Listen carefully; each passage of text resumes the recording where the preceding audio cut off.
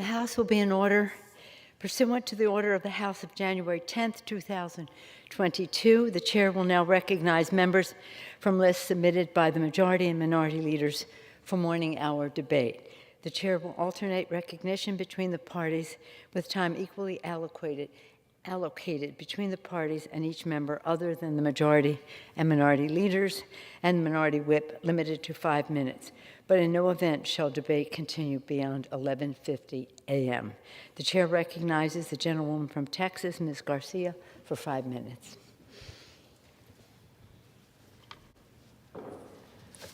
Thank you, Madam Speaker. I rise today in support of House Democrats and their efforts to protect women and their reproductive rights. In 2020, more than 930,000 women had an abortion nationwide, exercising their fundamental human right. These are women who made one of the most intimate and personal decisions for their family and their futures. However, with the decision to overturn Roe, the Republican-controlled Supreme Court has achieved the dark and extreme goal of stripping away a woman's right to choose. And in doing so, they erased nearly 5 decades of progress. And for the first time in Americans' history, our daughters have less freedom than their mothers. This is plain, simply shameful. But to make matters worse, now MAGA Republicans are determined to take it a step further and strip women of their right to contraception. I repeat, extreme right-wing Republicans want to strip women of their right to birth control. But House Democrats won't stand for this. We are fighting for you. We trust you. We always have, and we always will. And today, we will act. We will continue the fight, and tomorrow, we will pass the Right to Contraception Act to protect women's access to birth control. We're doing this to protect the more than 60% of U.S. women within reproductive age who use contraception. This bill will guarantee the right to obtain and use oral contraception, emergency contraception, and IUDs. Because no one, and I mean no one, should have the right to take away a woman's right to choose their own health care. While Republicans seek to control a woman's body for their political base, Democrats remain the party who put people over politics and protect women and their reproductive rights. It's simple. Democrats trust women. We trust women to make their own health care decisions without any questions. And to everyone listening, you have my promise that I will never stop fighting for women and their reproductive rights. I trust you, and I will never stop fighting. With that, Madam Speaker, I yield back. Thank you. The chair now recognizes the gentlewoman from North Carolina, Ms. Fox, for 5 minutes. Thank you, Madam Speaker. Madam Speaker, you don't need to be an economics guru to understand that President Biden's inflation catastrophe continues to kneecap our country. But if you ask the President, the White House press secretary, or anyone in the administration for that matter, they would tell you that the United States is, quote, stronger economically, end quote, than ever. How dense does one have to be to claim that? Unless this administration is trying to cover up its ultimate end goal of turning the United States into Venezuela by taking on so much debt that we implode. That doesn't seem far-fetched in the slightest. Madam Speaker, inflation is the pickpocket that Americans run into every day, from the gas pump to the grocery store, and it's only growing worse. Since the administration and the president haven't figured this out yet,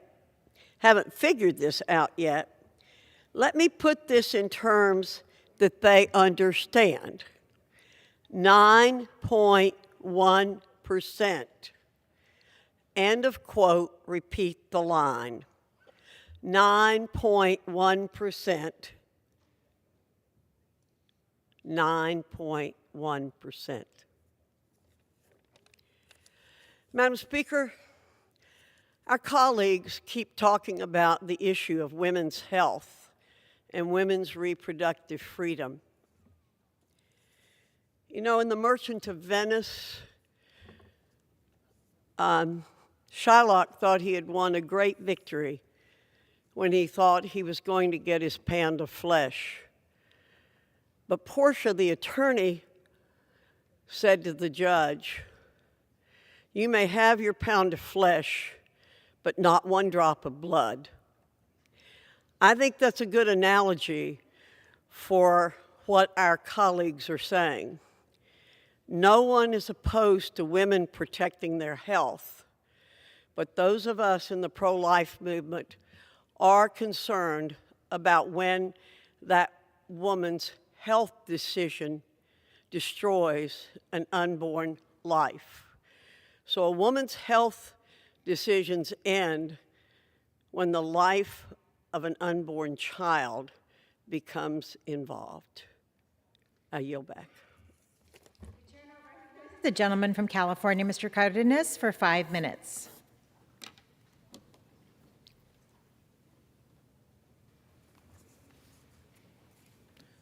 Thank you, Madam Speaker. I rise today to honor and congratulate a tremendous community leader and friend of mine and friend of the community of Los Angeles and beyond, Irene Tovar, for being conferred an honorary doctorate from California State University Northridge, otherwise known as CSUN, for her decades of public service as an advocate for education in the San Fernando Valley throughout the state of California and across the country. I think of a quote from St. Francis of Assisi: "Start by doing what's necessary, then do what's possible, and suddenly you are doing the impossible." That's Irene Tovar. Irene's story begins, like many of ours, in search of the American dream. Her mother is from Salamanca, Guanajuato, Mexico. Her father is from Jerez, Zacatecas, Mexico. Her parents met in Southern California, where later they married. The family first settled in East Los Angeles, where Irene, her sister, and brother were born, and then they moved to Pacoima and lived on Pinney Street. Irene was a dedicated student and attended Pacoima Elementary School, San Fernando High School, and San Fernando Valley State College, which is now known as Cal State University Northridge. While attending CSUN, Irene, who earned a bachelor's degree in social science from the university in 1969, noticed that the dropout rate for Latino students was disproportionately high, so she helped create an organization to address that issue. It grew into the Latin American Civic Association, known as LACA, which administered the first Head Start program in the San Fernando Valley. This organization helps thousands of working families access quality childcare and education. Alongside leaders such as Dr. Rudy Acuna, Irene began to advocate and organize for the creation of the Equal Opportunity Program and the Chicano Studies Department at Cal State University Northridge. The Chicano Studies Department was established in 1969 with only 100 students. Now it is one of the largest Chicano Studies departments in the country. Her advocacy caught the attention of then Governor Jerry Brown, who during his first tenure appointed Irene to the State Personnel Board. She was the first Mexican-American, first person of color to sit on the board. She was instrumental in implementing policies and procedures that removed artificial barriers in California's civil service system, including differential pay and affirmative action. She also served as a full-time member of the California Public Employment Relations Board, a quasi-judicial body she joined it in 1974. Irene's passion for education and public service continues. She currently serves as the CEO of LACA, which now focuses on providing multifamily services and affordable housing. Irene has played a key role in the history of the San Fernando Valley as a founding member of LA Mission College, board member of United Way, board member of LA Urban Coalition, board member of CSUN Alumni Association, and many other organizations. She currently serves as a commissioner on the City of Los Angeles Human Relations Commission, whose mission is to promote intergroup peace building, equity, and human rights. Irene, your service is unparalleled, and this doctorate is a symbol of your sacrifices and hard work for the families of the San Fernando Valley and our great state of California and our country. Congratulations, Irene, and I am proud to call you Dr. Irene Tovar.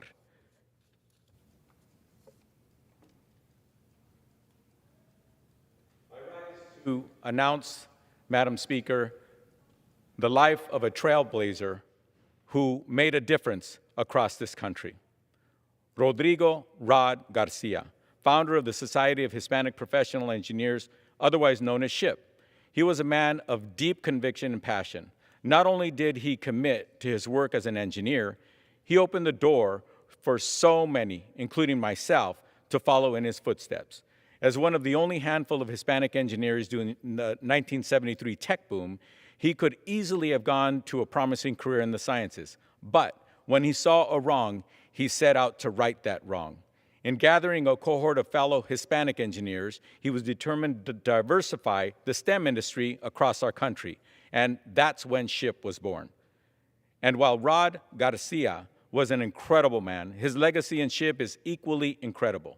Now the organization has grown into the largest Hispanic STEM association nationwide, with 13,000 members, 286 chapters across the country. An engineer to his core, Mr. Garcia attributed the success of SHIP as such, and I quote, "We were engineers. We drew up the plan to see it take off the way it has. It's really special," end quote. And special it is. SHIP's impact is only growing. In the 2021-2022 academic year, SHIP awarded scholarships to over 200 students across the country, distributing over $1.3 million. Rod has passed on, and he'll be sorely missed, but his reputation and his memory will live on forever. And if I can, please, Madam Chair, if we can have just a few seconds and a moment of silence. The gentleman's time has expired. I yield back. I now recognize the gentleman from Virginia, Mr. Klein, for 5 minutes. Thank you, Madam Speaker. I rise today to recognize an incredible achievement in youth sports. The Amherst All-Star Darlings, a girls' youth softball team of 7- and 8-year-olds, just finished their season undefeated. After winning both the district and state championships, they have set their eyes on Cochran-Beckley, Georgia, where the Girls Softball World Series will be played later this month. These young ladies worked hard and enjoyed the competition, and their determination to win throughout the length of their season has been unmatched. Now they're planning and working towards making their trip to Georgia possible to get the chance to make this Cinderella story a reality. Their efforts are a story of camaraderie, hard work, and laying the foundation for a bright future, not only in sports, but in all of their future endeavors. Amherst has been a special part of the 6th District for decades, and it's been an honor to represent the people of Amherst, first in Richmond and now in Washington. The 6th District and all of the entire Commonwealth of Virginia will be cheering you on when you compete on July 31st in the Dixie Youth Softball League World Series. Congratulations to the Amherst All-Star Darlings for representing friends, family, the Amherst community, and the entire Commonwealth of Virginia so well. I yield back. I now recognize the gentleman from Florida, Mr. Deutsch, for 5 minutes.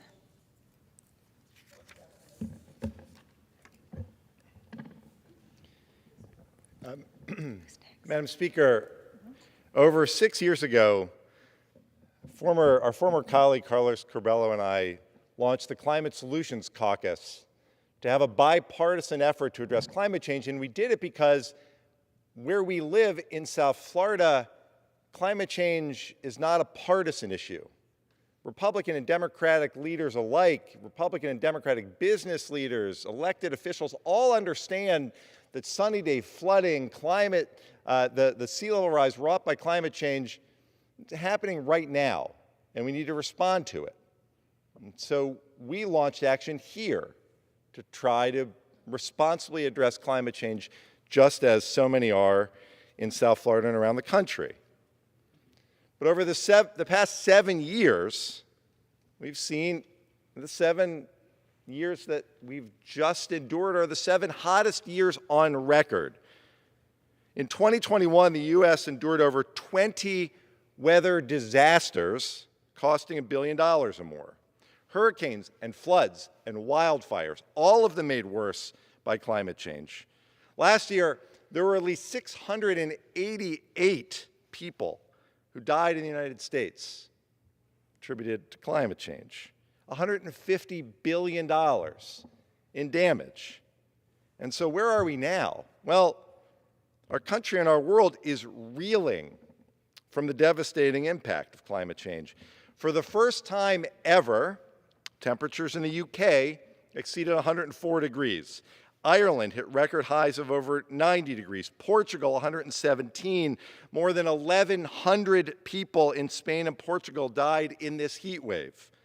Wildfires are scorching Europe. More than 100 million people in the US have been under heat alert. A mega drought is gripping our west and southwest, drying up critical sources of fresh water and addressing our demands for electrical power. And deep drought has much of North Africa on the edge of famine. This has happened in 1 week. Yet these heat waves will become more frequent and intense for decades to come. We will continue to see the intense heat waves that have been scorching Europe and the US put immense pressure on our infrastructure and continue to put lives at risk. Madam Speaker, we need innovators and entrepreneurs in climate tech.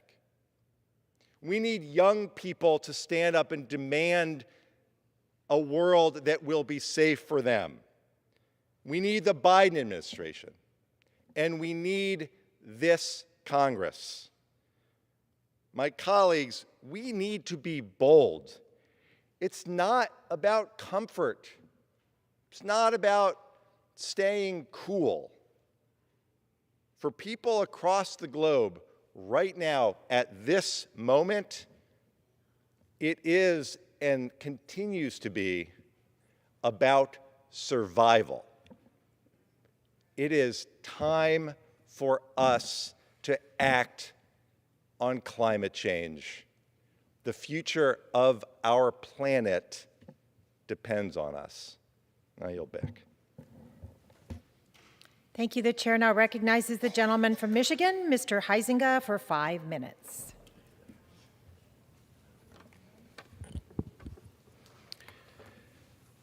Thank you, Madam Chair. I rise today to say thank you. To say thank you to a chief of staff, a colleague, a confidant, and a special friend.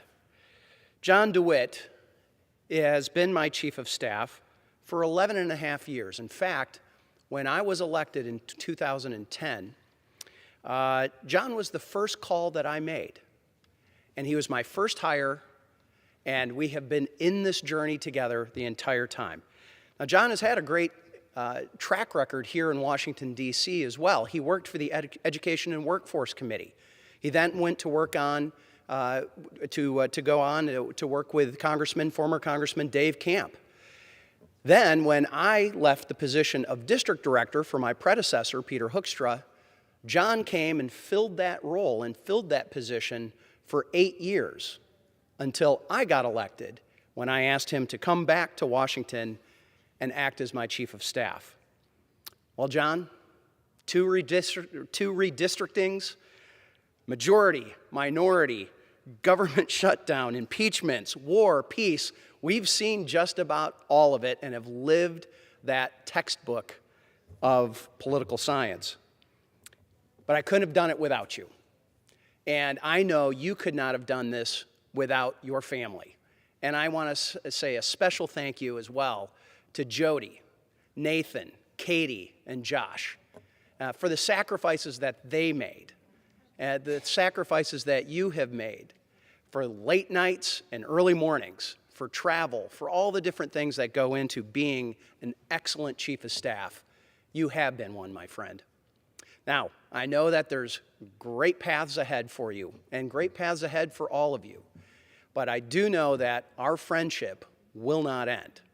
Team Huizenga is always Team Huizenga, and you are a vital part of that. So once again, John, thank you for your service, not only to me, but more importantly to the constituents of the 2nd Congressional District back in Michigan, and service to your country. A job well done, and thank you. I yield back. The chair now recognizes the gentlewoman from California, Ms. Torres, for 5 minutes.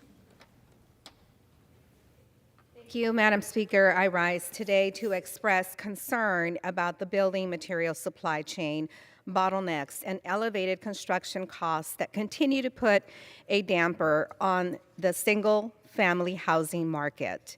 For the first time since June 2020, both single-family starts and permits fell below 1 million annual pace.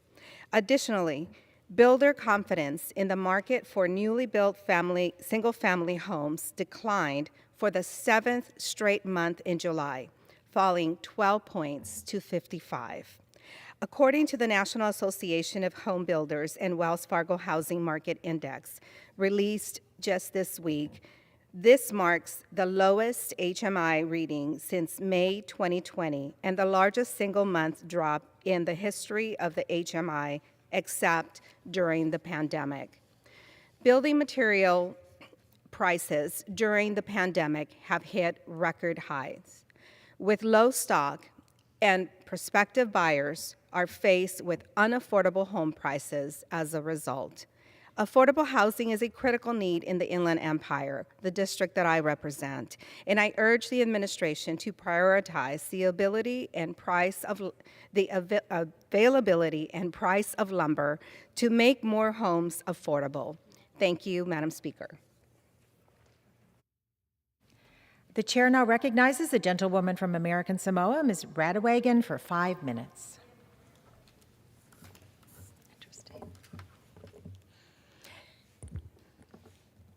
Madam Speaker, I ask consent to address the House and to revise and extend my remarks.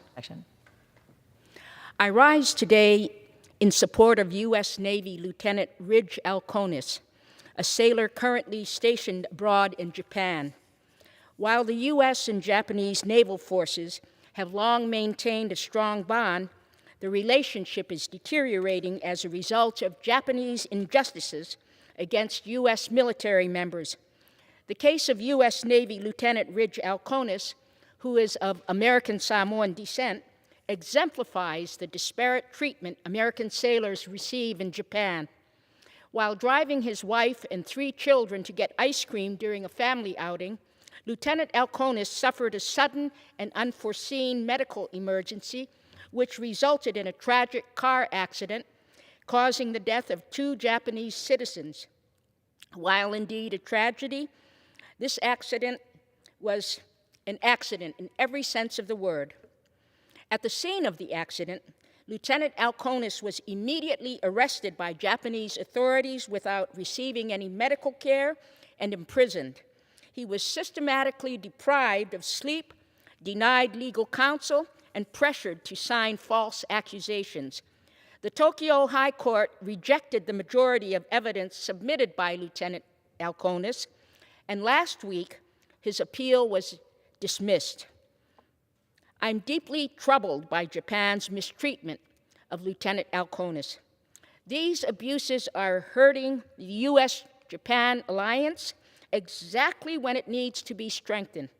I call on President Biden and Ambassador Rahm Emanuel to bring Lieutenant Alconis home. I yield back.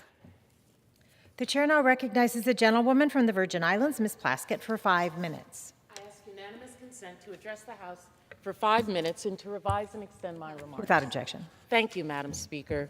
The United States Supreme Court decision in Dobbs versus Jackson, Women's Health Organization, to uphold the Mississippi Gestational Age Act and overrule the court's prior decision in Roe v. Wade and Planned Parenthood of Southeastern Pennsylvania versus Casey, declaring that the constitutional right to abortion upheld for nearly half a century no longer exists, ripped away women's right to make their own reproductive health care decisions.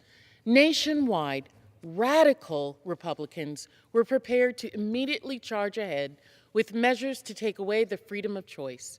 In Congress, Republicans are plotting a nationwide ban to criminalize abortion, and state legislatures are advancing the extremist agenda to criminalize reproductive health decisions, including new laws to arrest doctors and punish women and those who provide aid. far-right politicians are actively working to dismantle the legal protections afforded to women and invading their bodily autonomy rights. For centuries, women have fought tenaciously for their fundamental human rights, and we will not stop. On July 18, 1848, 164 years ago, 2 days ago, the first Women's Rights Convention in the United States was held in Seneca Falls, New York. The Seneca Falls Convention in 1848 was the first platform for women to discuss their civil, social, and religious rights and challenge their inferior status. Feminist leaders and women across the country courageously voiced their collective struggles and petitioned for change. Elizabeth Cady Stanton, an ardent activist and leader, presented the Declaration of Sentiments, demanding the same rights and freedoms that the Declaration of Independence granted to men at that time. The Seneca Falls Convention was a cornerstone of the women's suffragette movement and paved the path for women's rights movements. Today, women's freedoms are under attack, and the consequences will reverberate as radical Republicans continue to push their political agenda and curtail basic rights.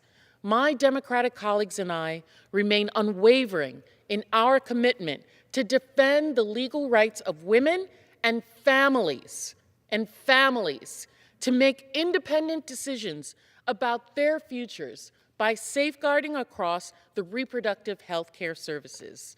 This week, House Democrats will vote to pass H.R. 8373, the Right to Contraception Act, guaranteeing the right to obtain and use contraception as established in Griswold versus Connecticut.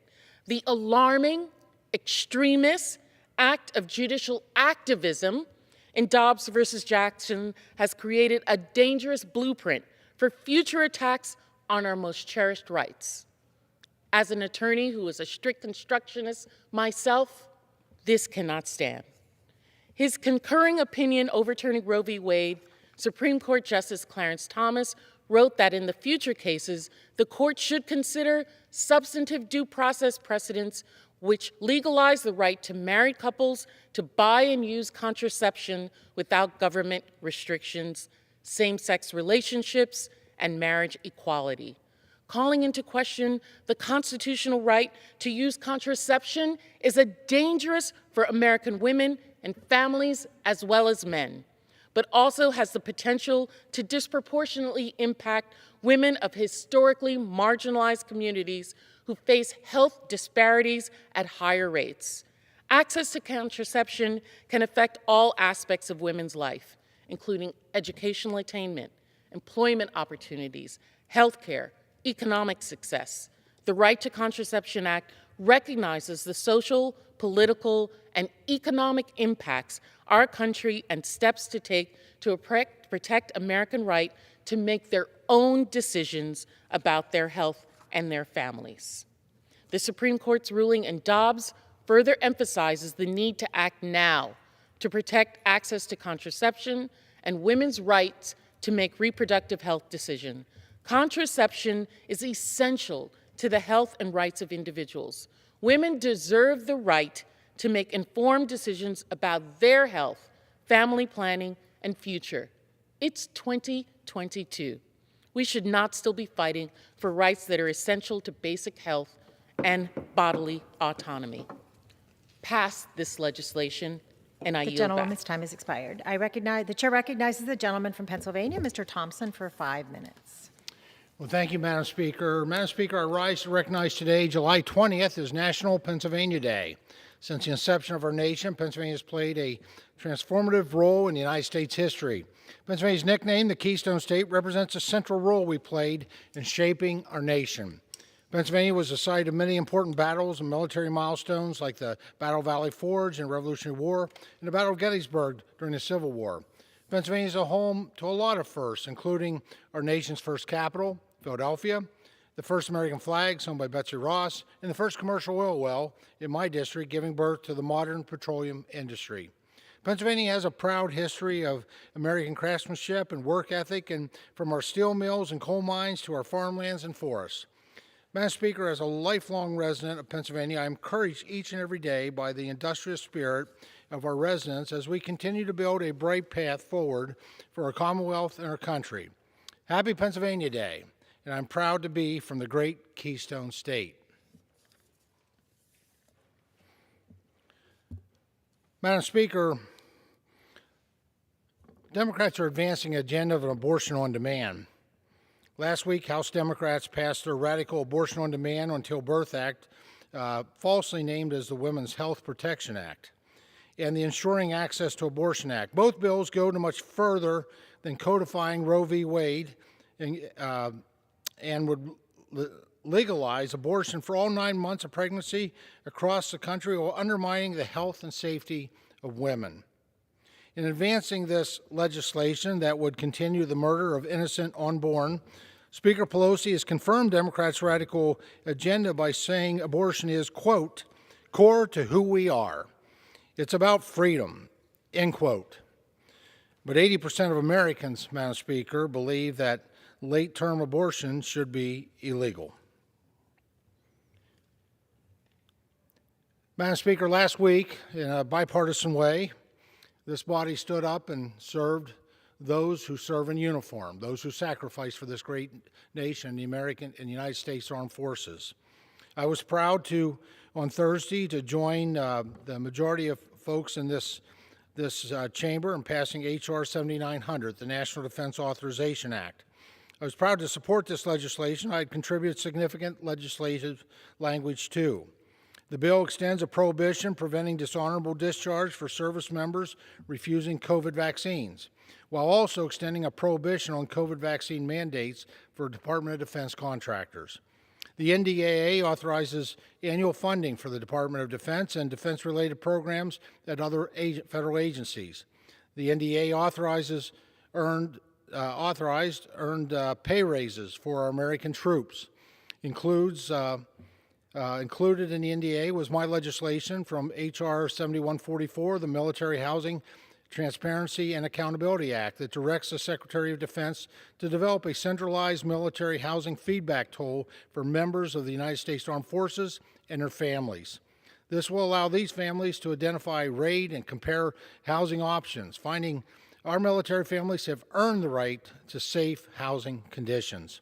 Additionally, successful included provisions requiring the Department of Defense to report the dollar amount spent on foreign fuel that is used, report on the impact on low recruitment and retention, and the impact on service members' physical and mental health as a result of that. And finally, to report the impact of inflation, which is impacting every American family today. But this report specifically is asking the question, what is the impact of inflation, which is out of control, record high, on our military families? Thank you, Madam Speaker, and I yield back the balance of my time. The chair now recognizes the gentlewoman from Nevada, Ms. Lee, for 5 minutes. Thank you, Madam Speaker. In the wake of the Supreme Court's destructive decision overturning Roe v. Wade, women across this country have shared their stories, from Facebook to the dinner table to streets and protest. Women have shared the details of a deeply personal and often difficult moments in which they exercised their right to choose. And I rise today to share the story of a constituent of mine named Misty. His name was Miles. I knew something was wrong at 12 to 16 weeks. At 20 weeks, it was too late. I spent a terrible night in the ER hemorrhaging. Miles survived that incident, and there was still a heartbeat. But the next day was traumatic at an ultrasound. I had lost so much fluid, and Miles was being smashed. They said that he wasn't getting the blood he needed to his kidneys and other places. They literally sent me home to wait for him to die. There was still a heartbeat at 20 weeks, but I was informed that Miles could not live to full term and that I would have to deliver conventionally if I had made it to 24 weeks. The news continued to get worse, and I waited. That was the longest week of my life. I waited through fear, depression, anxiety, and immense sadness. And at the end of that week, I decided with my fetal medicine specialist to terminate the pregnancy. It was one of the toughest decisions I have ever faced. The trauma that I would have experienced delivering a dead baby Miles would have been more than I could handle. Going to the doctor every other day and seeing him dying was enough to make me realize this. And Misty closes by saying, "We are not careless, immoral, or monsters." I stand with Misty, and I stand with her right to make her decision. The trauma and pain that women like Misty face in these moments should be met with care, compassion, and the right to privacy. But instead, my colleagues on the right would rather inflict more trauma during what can be an extremely challenging moment in a woman's life, forcing them to cross state lines to access abortion, forcing them to give birth when it threatens their health, their mental health, and their financial well-being, forcing them to defend miscarriages in front of a court of law, forcing young girls to carry a pregnancy to term that is the result of a sexual assault or rape. We cannot become complicit in the destructiveness of these extreme policies. Behind each pro-life policy are the very real, very personal stories of women whose lives will be forever turned upside down. I thank Misty for her story, but she shouldn't have to share it. For 50 years, the law of our land respected individual choice and privacy. And in Nevada, our law still reflects that today, but tomorrow may look different. National Republicans stand ready to ban and restrict abortion nationwide, even in states like Nevada, where the right to choose is protected by law. Just last week, on this very same House floor, they lined up in droves to talk about it. The reality of a nationwide abortion ban is far more likely than you may think. But I'm not going to stand by and watch, and that is why I was so proud to vote for the Women's Health Protection Act and equally to vote in the next few days on the Right to Contraception Act. And I will continue to do everything in my power to protect your right to choose. And with that, I yield the balance of my time. The chair now recognizes the gentleman from Tennessee, Mr. Rose, for 5 minutes.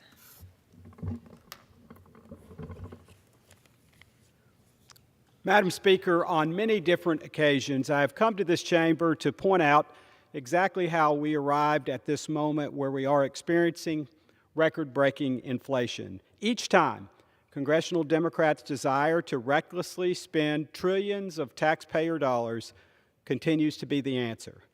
Here I am again, as the House prepares to vote on yet another spending bill costing hundreds of billions of dollars filled with socialist wish list items that increases federal spending by double-digit and triple-digit percentage increases in some cases.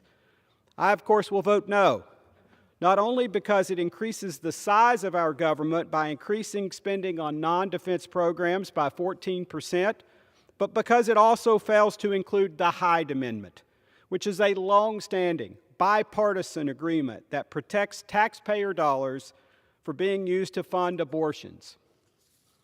Overall, the bill would increase the budget for the Environmental Protection Agency by 20%, increase the budget for general government activities by 17%, and include a 10% increase for the Food and Drug Administration, the very same department that botched the baby formula shortage.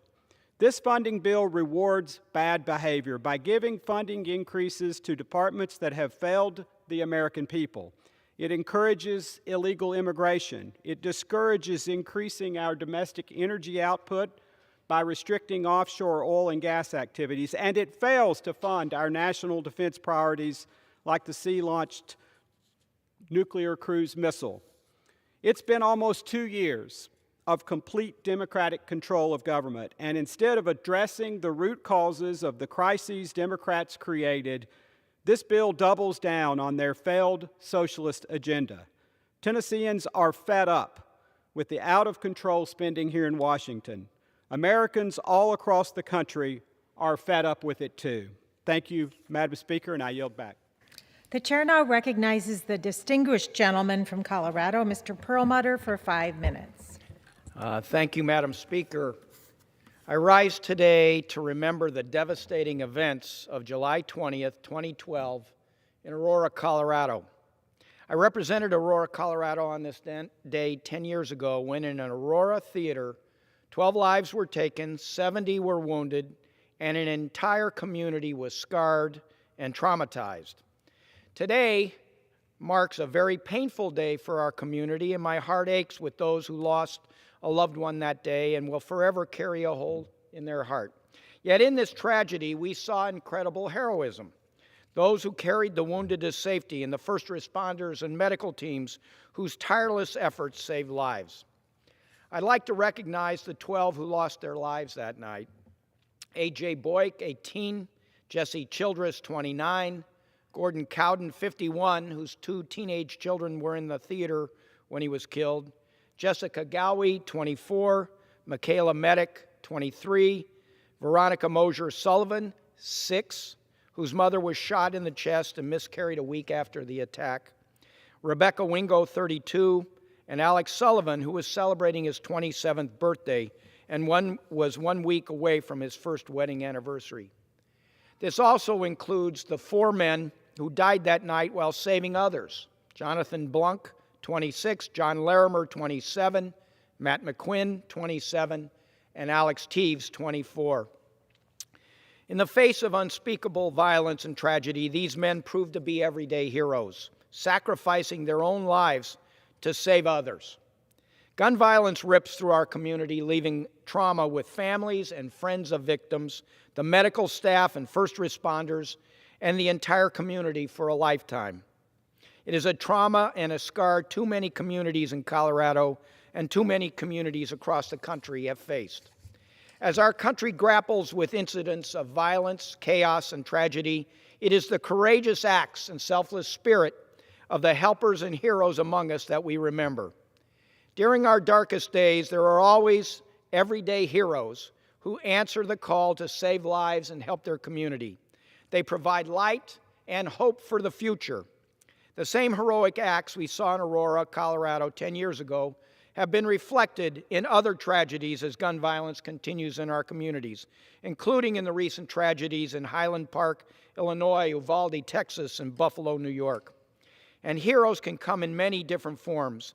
During the COVID-19 pandemic, we saw heroes in medical professionals, frontline workers, and essential personnel such as truck drivers and letter carriers, food and grocery workers, teachers, small business owners, and researchers. That's why I'm once again introducing a resolution alongside my friend and colleague, Congressman Jason Crow, to designate today, July 20th, as National Heroes Day. As Mr. Rogers famously said, you'll always find people who are helping. In the midst of our dark days, let's focus on lifting up and recognizing the helpers and the heroes whose actions, big and small, make a difference in the lives of friends, coworkers, neighbors, and the larger community. With that, I yield back, Madam Speaker. The chair now recognizes the gentlewoman from Ohio, Ms. Brown, for 5 minutes. Without objection. Madam Speaker, since the Supreme Court overturned Roe v. Wade last month, I have been overwhelmed with powerful testimonies from my colleagues, family, and friends about their reproductive health journeys. They have shared their fears and concerns for their daughters, granddaughters, and nieces now living in a post-Roe America. They offered firsthand intimate accounts detailing some of their personal and sometimes painful experiences wanting me to know how critical it is for Congress to make Roe the law of the land. These moving shared memories spoke of very private life situations, from sexual assault to personal family planning decisions. Yet they still told me in hopes of uniting in our fight against attacks by far-right extremists. Extremists who are determined to strip women of their reproductive rights and criminalize abortion care in all 50 states. To these women, I say, thank you. Thank you for your bravery, your honesty, and your courage. Your stories were not told in vain and will serve as inspiration to continue our fight to protect, defend, and restore the right to decide. A woman's fundamental health care decisions are hers alone to make and should never be mandated by politicians. This week, I stand proudly with my fellow House Democrats to reaffirm my support, and I will vote for the Right to Contraception Act. Reproductive health care should be available to everyone, regardless of where they live. And this week, we are another step closer to restoring critical access for all. And with that, Madam Speaker, I yield back. The chair now recognizes the gentlewoman from Alabama, Ms. Sewell, for 5 minutes. Madam Speaker, I rise today to celebrate the passage of H.R. 3222, the Alabama Black Belt National Heritage Act, which passed this House by a vote of 365 to 57. As a daughter of Alabama's historic Black Belt, I am proud to be the lead sponsor of this legislation to ensure that this region's meaningful history is preserved for generations to come. As the birthplace of the civil rights and voting rights movement, the Black Belt represents the tireless efforts of the foot soldiers to end discrimination against African Americans and the continued struggle for full racial equality in our nation. This new designation will not only bring about national attention to the rich history and culture of Alabama's Black Belt, but it will also increase tourism, investment, and economic opportunities to many of the rural communities that I so proudly represent. I would like to thank Senator Shelby for leading this bipartisan legislation in the Senate, and I would also like to thank the University of West Alabama and the National Parks Conservation Association for their tireless work to promote this legislation. Thank you, Madam Speaker, and I urge the Senate to pass H.R. 3222 as soon as possible. I yield back the balance of my time.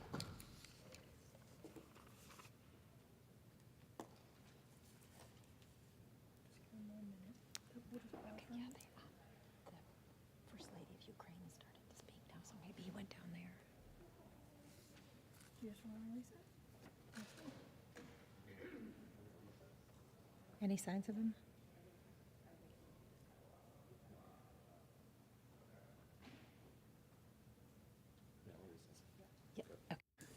Pursuant to Clause 12A of Rule 1, the chair declares the House in recess until noon today.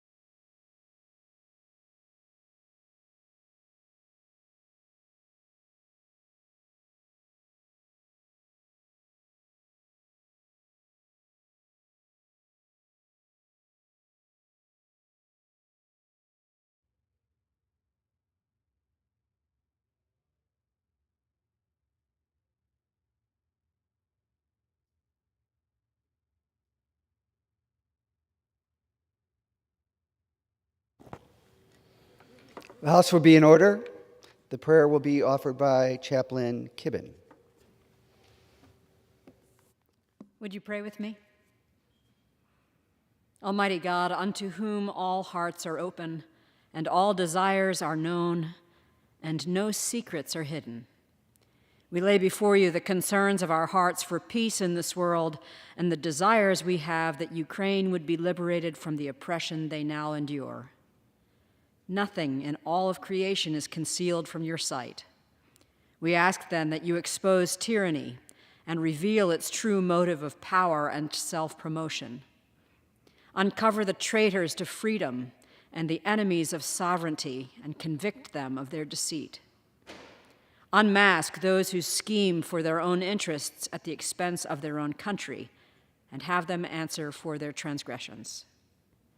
May all who fail to contribute to the common good, all those who thwart the ideals of freedom and democracy in Ukraine, be laid bare before you, and may your judgment be swift. Call us all to account for our deeds, things done and left undone, the overt and the contrived, the noble and the malicious, and align our lives, our nations, and our world to your perfect will for your creation. In your omnipotence, be merciful to us, and in your holy name we pray. Amen.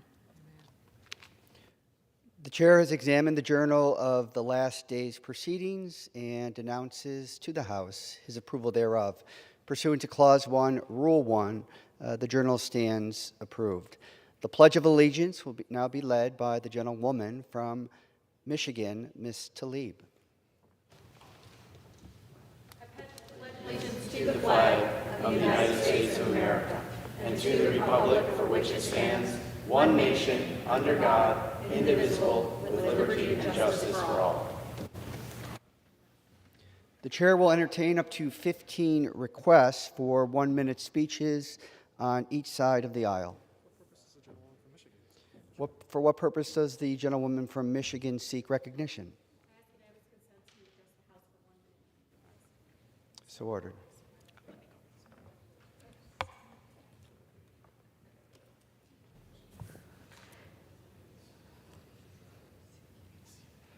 Today, I want to celebrate the exceptional leadership and commitment to service by Phyllis J. Edwards, who I warmly refer to as Director Edwards.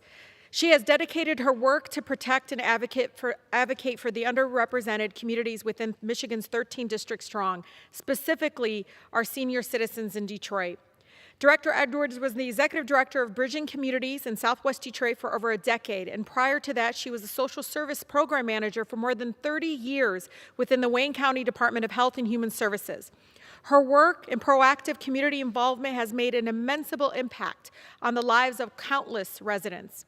As a longtime Detroit resident, her efforts to improve the quality of life for our seniors demonstrated her love and commitment and passion for community-based work.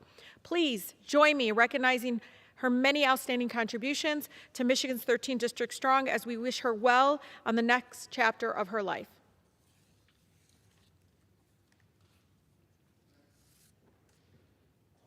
For what purpose does the gentleman from California seek recognition? Without objection, the gentleman is recognized for 1 minute.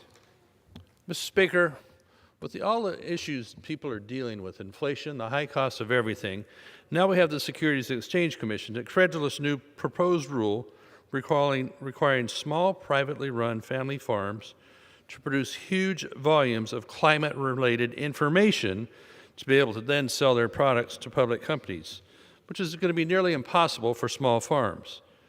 Inflation being driven by SEC new regs. Farmers are facing an assault of repeated increases in regulations and rises in input costs. When world leaders are warning of coming food shortages, don't make it harder for farmers to do their jobs and grow food for people to use. Small family farms are struggling financially to keep their operations up and running. They don't have the funds to hire a full-scale environmental compliance department to meet the SEC's ridiculous proposed demands. Farmers are producing more food and fiber with less inputs like water, land, and labor than ever before. The SEC needs to think about the unintended catastrophic consequences this new rule will have on our nation's farmers and, in turn, on our food supply, which is already going to be short.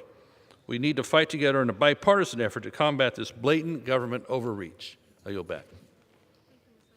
For what purposes does the gentleman from New York seek recognition?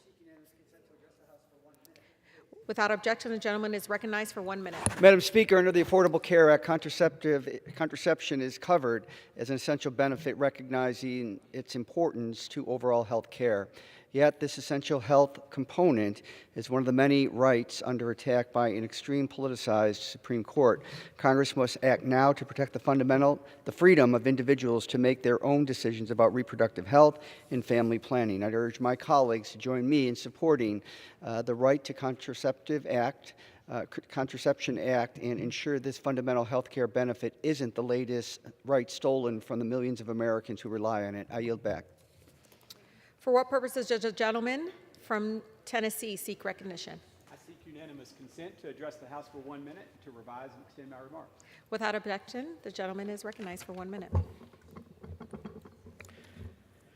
Madam Speaker, inflation is at the highest rate it has been since 1981. Meanwhile, congressional Democrats are spending this week passing a funding bill full of liberal initiatives that will fan the flames of the already red-hot inflation Tennesseans are facing due to Democrats' reckless spending.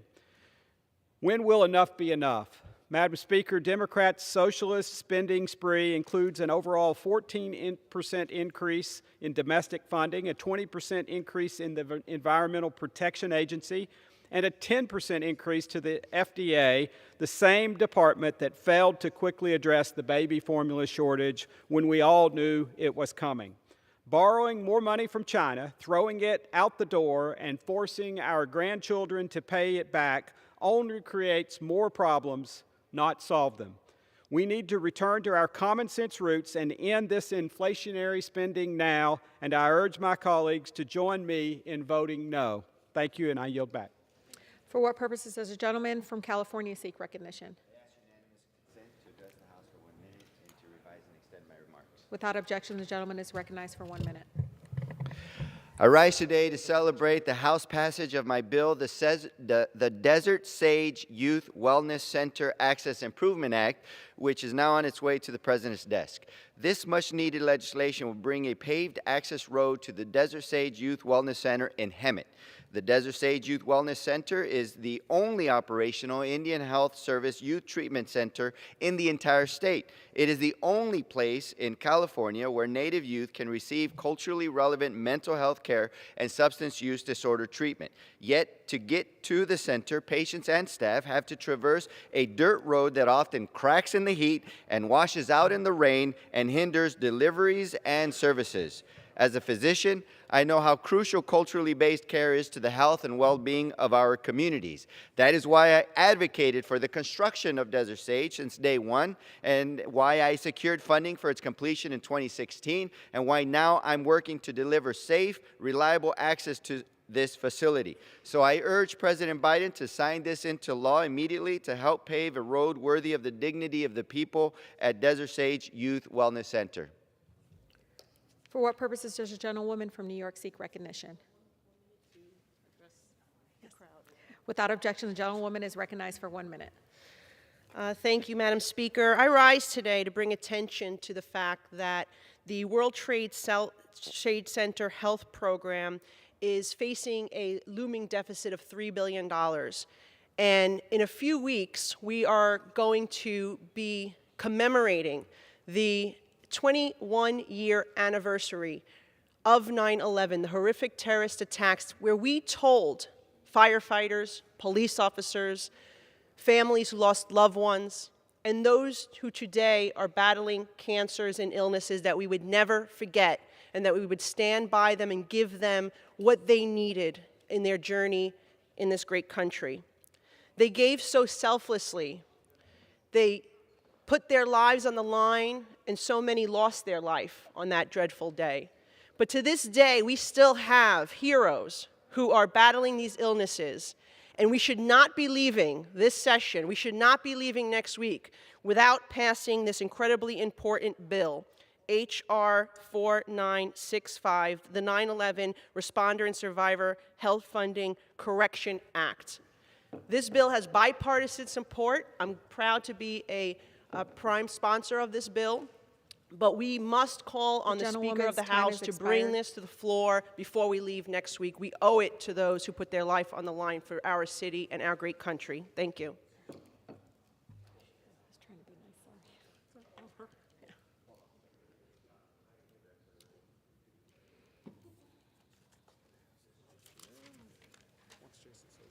Yep.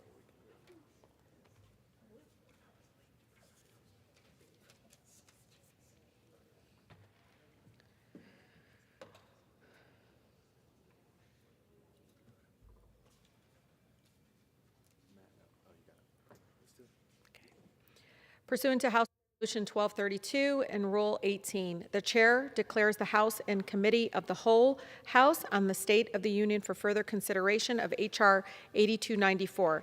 Will the gentleman from Michigan, Mr. Levin, kindly take the chair?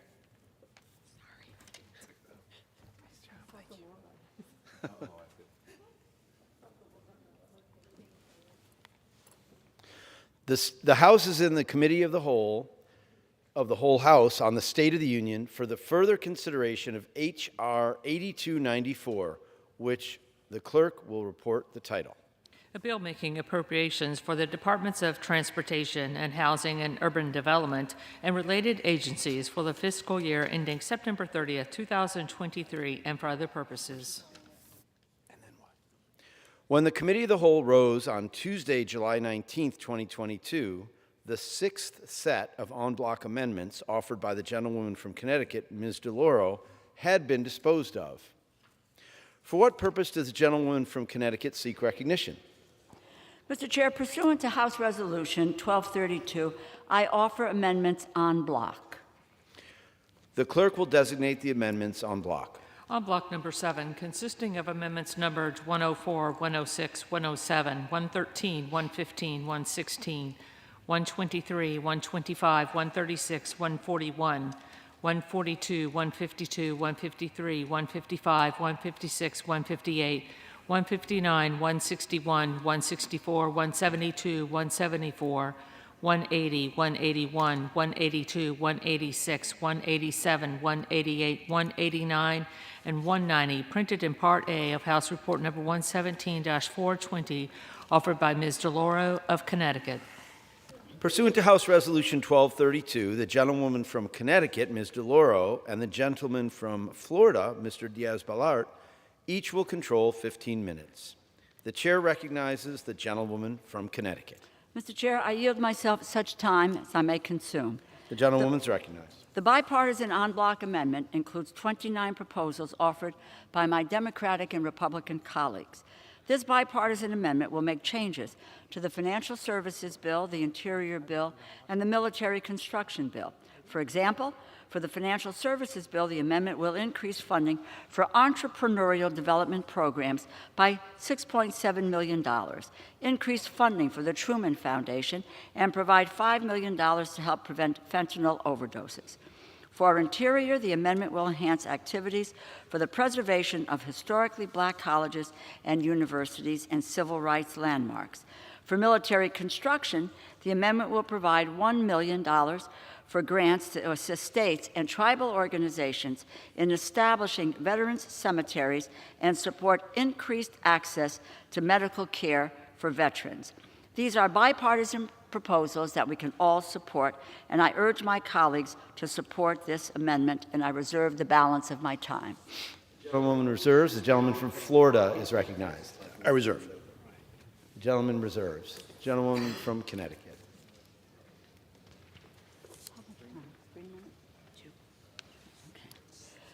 Mr. Chair, I yield 2 minutes to the gentlewoman from Virginia, Ms. Spanberger.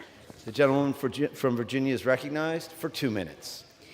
Mr. Speaker, I stand in support of my amendment to increase funding for suicide prevention coordinators at the VA, and I thank the chairwoman for her advocacy and good work on the larger bill. Last Saturday, the new 988 National Suicide Prevention Lifeline launched. Now, veterans in crisis can reach the Veterans Crisis Line by calling 988 and pressing 1. This new number will allow more individuals to access help when they need it the most, and it will save lives. Due to this transition, the VA anticipates an increase in call volume, as much as 2.5 times higher than last year. And we need to make sure that there are enough professionals in place at the VA to handle the uptick in caseload, starting with suicide prevention coordinators. Suicide prevention coordinators receive referrals from Veteran Crisis Line callers and remain in contact with high-risk veterans, providing follow-up care and connecting them with resources within their communities. The 988 number is an important step in providing mental health care to veterans in crisis. But it is our duty to ensure that there are suicide prevention coordinators in place to care for those who've borne the battle.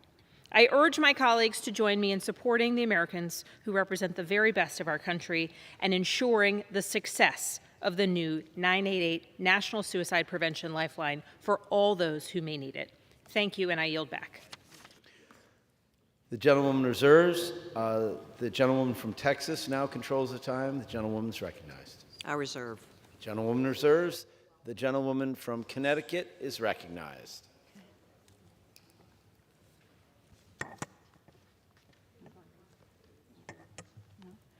We are prepared to close. I don't know if the gentlewoman from Texas is. I yield back. Okay. Okay, the gentlewoman from Connecticut.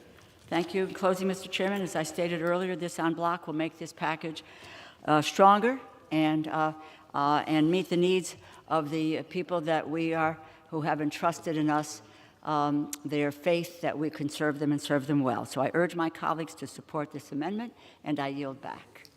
The question is on the amendments en bloc offered by the gentlewoman from Connecticut. Those in favor, say aye. Those opposed, say nay. In the opinion of the chair, the ayes have it. The en bloc amendments are agreed to. Mr. Chair, I ask The for a gentlewoman from recorded Texas. vote. Pursuant to Clause 6 of Rule 18, further proceedings on the amendments en bloc offered by the gentlewoman from Connecticut will be postponed.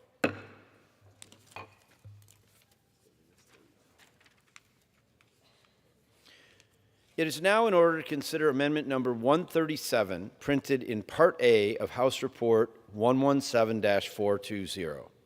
For what purpose does the gentlewoman from Michigan seek recognition? Mr. Chair, I have an amendment at the desk.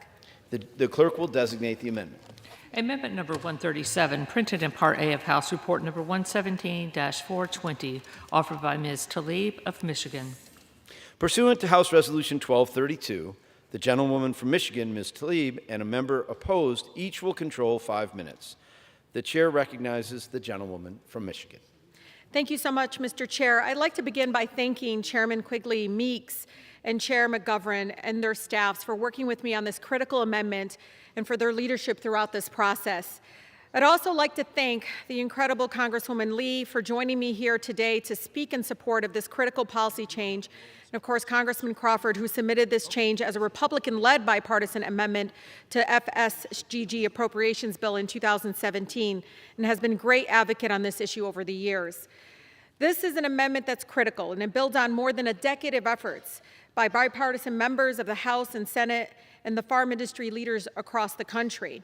As Cubans face one of the most painful economic crises in 3 decades, forcing tens of thousands of Cubans to spend long hours each day waiting in lines in hopes of finding food, my amendment, our amendment, would provide temporary relief to them as well as U.S. farm exporters by suspending enforcement for 1 year of the prohibiting and extending credit to Cuban food buyers. This amendment makes sense for 2 reasons. First, the Cuban people are currently contending with significant food shortages, as I mentioned. By allowing Cuban importers to buy U.S. food products on credit, we can help ease the suffering of everyday Cubans and build goodwill between our peoples. Simply put, it is the most humane thing we can do right now and the right thing to do. Second, the amendment would also help American ag producers as well by removing trade barriers that put them at a competitive disadvantage with countries thousands of miles away like China and Vietnam. For my home state of Michigan and many others across the country, this amendment effectively opens up a new market of about 11 million people for our farmers and for their exports.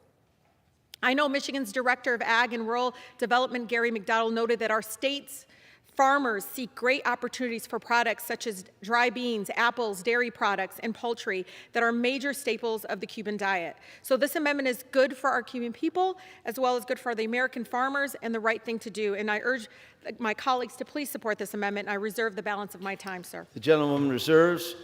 For purposes, the gentleman from Florida seek recognition. Thank you. I rise to claim time in opposition. The gentleman's recognized. Thank you. Look, let's be clear. This is not the time to provide unilateral concessions to a designated state sponsor of terrorism. This amendment is simply a bailout for the anti-American terrorist regime of Cuba, a regime that brutally oppresses the Cuban people and continuously undermines U.S. national security interests. It aids adversaries such as Russia and the Maduro regime in Venezuela, and terrorist groups such as FARC and ELN, just to mention a couple. Remember, the law allows for unlimited quantities of food and medicine and other basic necessities. That's already allowed to be sent and to be sold to Cuba. What we must not do is allow the American taxpayers, have them on the hook to subsidize the Cuban terrorist regime.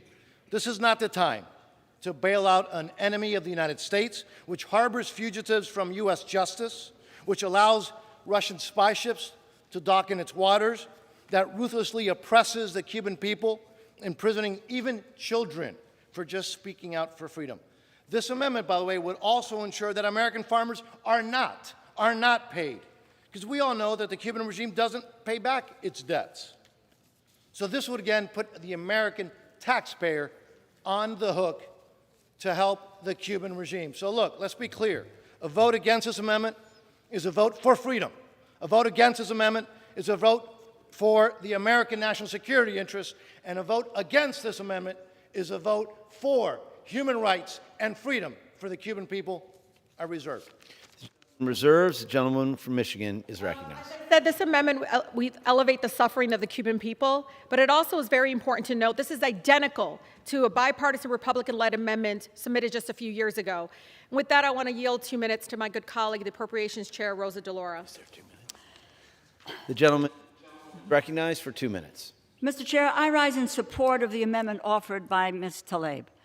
Our nation's policy towards Cuba over the past 6 decades has proven to be ineffective and counterproductive. The Biden administration has started to peel back some of these restrictive policies in a manner that will both empower the Cuban people and safeguard U.S. national security interests. And this amendment would further these efforts. This amendment would lift the long-standing restrictions on the private financing of agricultural exports to Cuba, which harm U.S. farmers and ranchers and their competitiveness. Cuba imports more than $2 billion in agricultural exports per year. Eliminating this long-standing prohibition would increase business for our nation's ranchers and farmers, and we would create jobs for hard-working American families. Let me give you an example. In 2021, the U.S. rice imports from Vietnam were $12.6 million, Malaysia, $16 million, Thailand, $51 million, Pakistan, $34 million.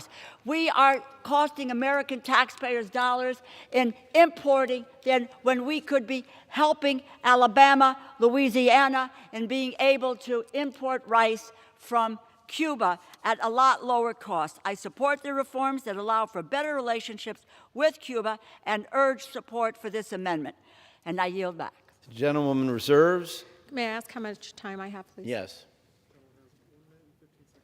The gentlewoman has 1 minute and 15 seconds remaining. So while I understand and share some of the concerns, the reality is the embargoes aren't working and has failed to achieve any of its aims for over half a century. And I think my colleagues, all of us, at least agree that there is no more principled reason to engage than to ease the suffering of the Cuban people who are currently, again, suffering from huge amounts of food shortages. I think it's critically important to understand there is trade happening now, but in cash. And this would, again, allow the access to credit to be able to do it in a way that allows, again, farmers not only in Michigan but across the country who are asking us to help them do more in export and allow them to address some of the food shortages that, again, help the Cuban people so much more. For those reasons, again, I urge my colleagues to please vote yes on this amendment. And do I close? And The gentlewoman reserves. Yes, sir. The gentleman from Florida is recognized. I would yield 1 minute to my colleague from South Florida, Mr. Jimenez. Gentleman's recognized for 1 minute. Thank you, Mr. Speaker. Thank you to my dear friend Mario Diaz-Balart from Florida. Pardon me if I get a little emotional. This is actually personal for me since I was actually born in Cuba. I rise to oppose Congresswoman Tlaib's FSGG amendment to exempt current prohibitions against U.S. assistance to Cuba.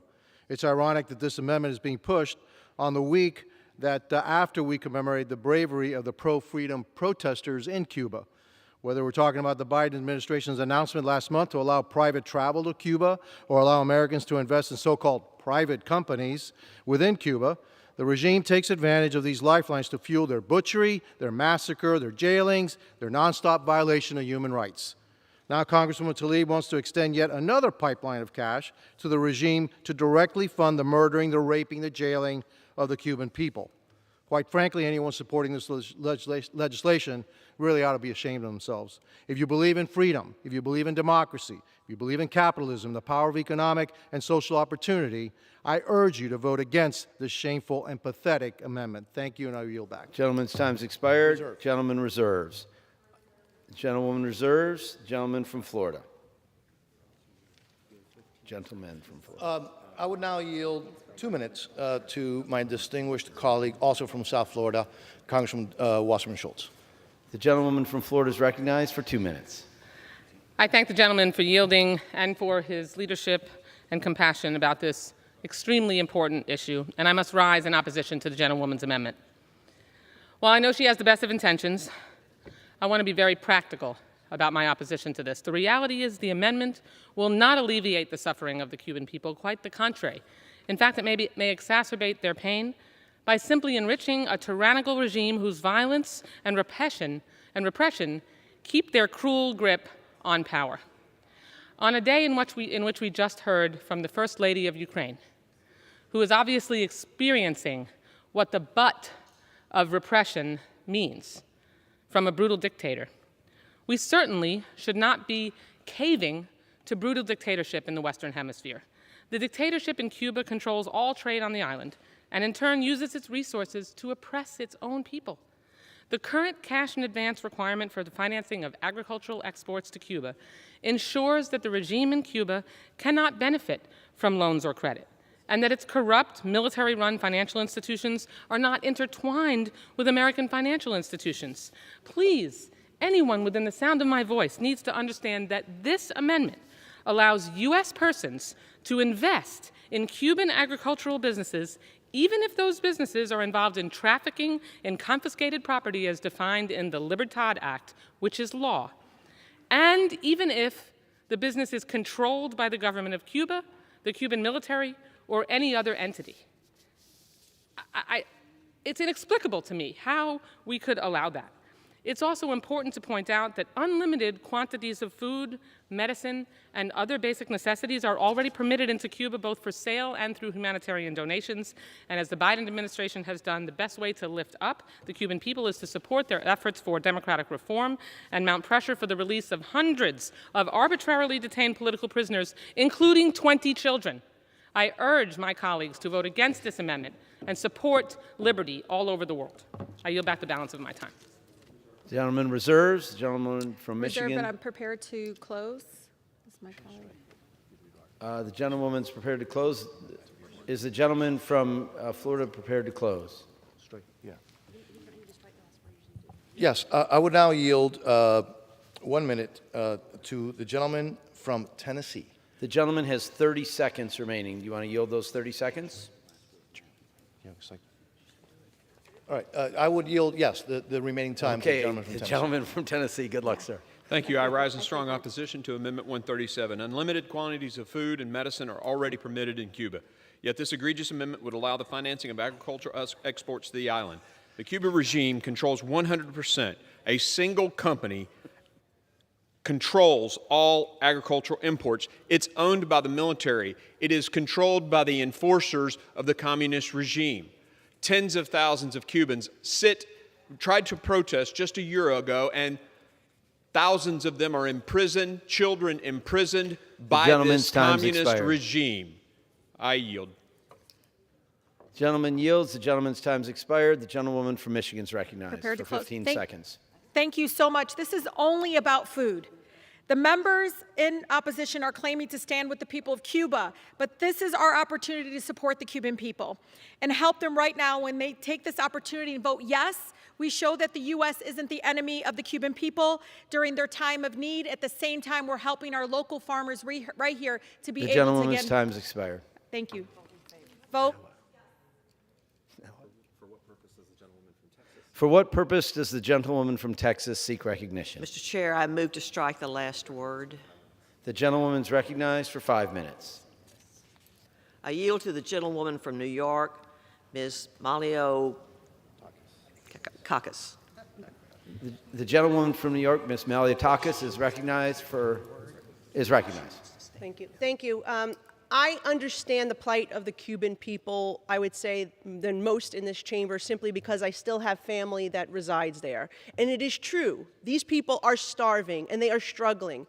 But the reality is it is because of their own government. Whatever you do, any business that you conduct with Cuba, it will go to the regime. It never gets to the actual people. And we know this because that is the way they have acted in the course of history, doing business with every other country in the world, and then taking it all for themselves while the people suffer. The people who want the fight for 15 on the other side of the aisle know that the people of Cuba make $15 a day, know that they are being treated inhumanely, that young children are put in jail. So if you want to help the Cuban people, side with them in their quest for freedom. Side with them when they say they want to be liberated. They want what we have in the United States. So stop appeasing the regime. Stop empowering the regime. And stand on the side of freedom, and let's try to change this form of government for the better so those people can have true human rights and have freedoms that they deserve, and that they are not put in political prisoners simply for peacefully protesting like we are so privileged to do here in the United States. The gentlelady from Texas. I yield to the gentleman from Tennessee, Mr. Green, for 1 minute. The gentlelady can't yield blocks of time, but the gentleman is recognized. Thank you. Look, the current regime controls all of the imports. If you give money to the regime, they keep the money. They don't trickle it down to the people. They're a current state sponsor of terrorism, a close ally of Putin's Russia, the Maduro regime in Venezuela, the terrorist state of Iran, and the terrorist groups such as FARC and ELN. They are currently participating in a military exercise in Venezuela led by the Russians. Again, just 1 year ago, thousands of Cubans protested in the streets in every province in Cuba, demanding libertad, freedom. Hundreds of them remain in prison, including children, as I said, for daring to speak freely. And yet today, Congress is debating whether to provide financing to their captors. A vote against this amendment is a pro-freedom, pro-America, and pro-human rights vote, and I urge my colleagues to vote no on this amendment. Thank you, and I yield. The gentleman from Texas. I yield back.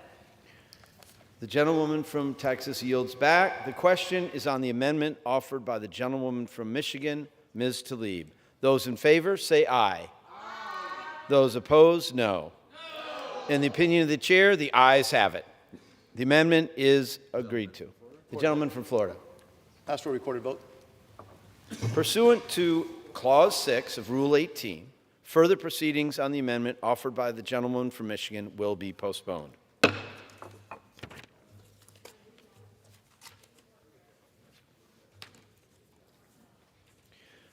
For what purpose does the gentlewoman from Connecticut seek recognition? Mr. Chair, pursuant to House Resolution 1232, I offer amendments en bloc. The clerk will designate the amendments en bloc. On block number 8, consisting of amendments numbered 183 and 184, printed in Part A of House Report number 117-420, offered by Ms. DeLauro of Connecticut. Pursuant to House Resolution 1232, the gentlewoman from Connecticut, Ms. DeLauro, and the gentleman from Florida, Mr. Diaz-Balart, each will control 15 minutes. The chair recognizes the gentlewoman from Connecticut. Mr. Chair, I yield to the gentleman from Massachusetts, Mr. McGovern, Chair of the Rules Committee, 5 minutes. The gentleman from Massachusetts is recognized for 5 minutes. I thank Chairwoman DeLauro for yielding me the time. Mr. Chair, I rise in strong support of this bipartisan en bloc, which would eliminate funding for the VA Asset and Infrastructure Review, or AIR Commission, and transfer that $5 million to Health Care for Homeless Veterans Program. Now, let me be clear. The recommendations advanced so far as part of the VA's Asset and Infrastructure Review process will lead to the closure or downsizing of nearly 1/3 of this country's VA medical facilities and community-based outpatient clinics.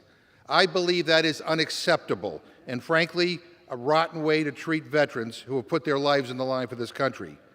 This entire process is a backdoor way to cut services for veterans, and I strongly urge my colleagues to support our veterans and vote yes on this amendment, which has the support of a wide range of veterans advocacy organizations from across the political spectrum. This bipartisan amendment eliminates funding for a commission that would make it harder for veterans across America to get the care they deserve. The decision to recommend shutting down these VA healthcare facilities was based on totally flawed, years-old information. There are huge and unacceptable and inexcusable gaps in the data that was used to determine which facilities to shut down. The VA did not consider cases where hundreds of millions of dollars in new investments were made in facilities that were recommended for closure. It makes absolutely no sense. Let me give you an example.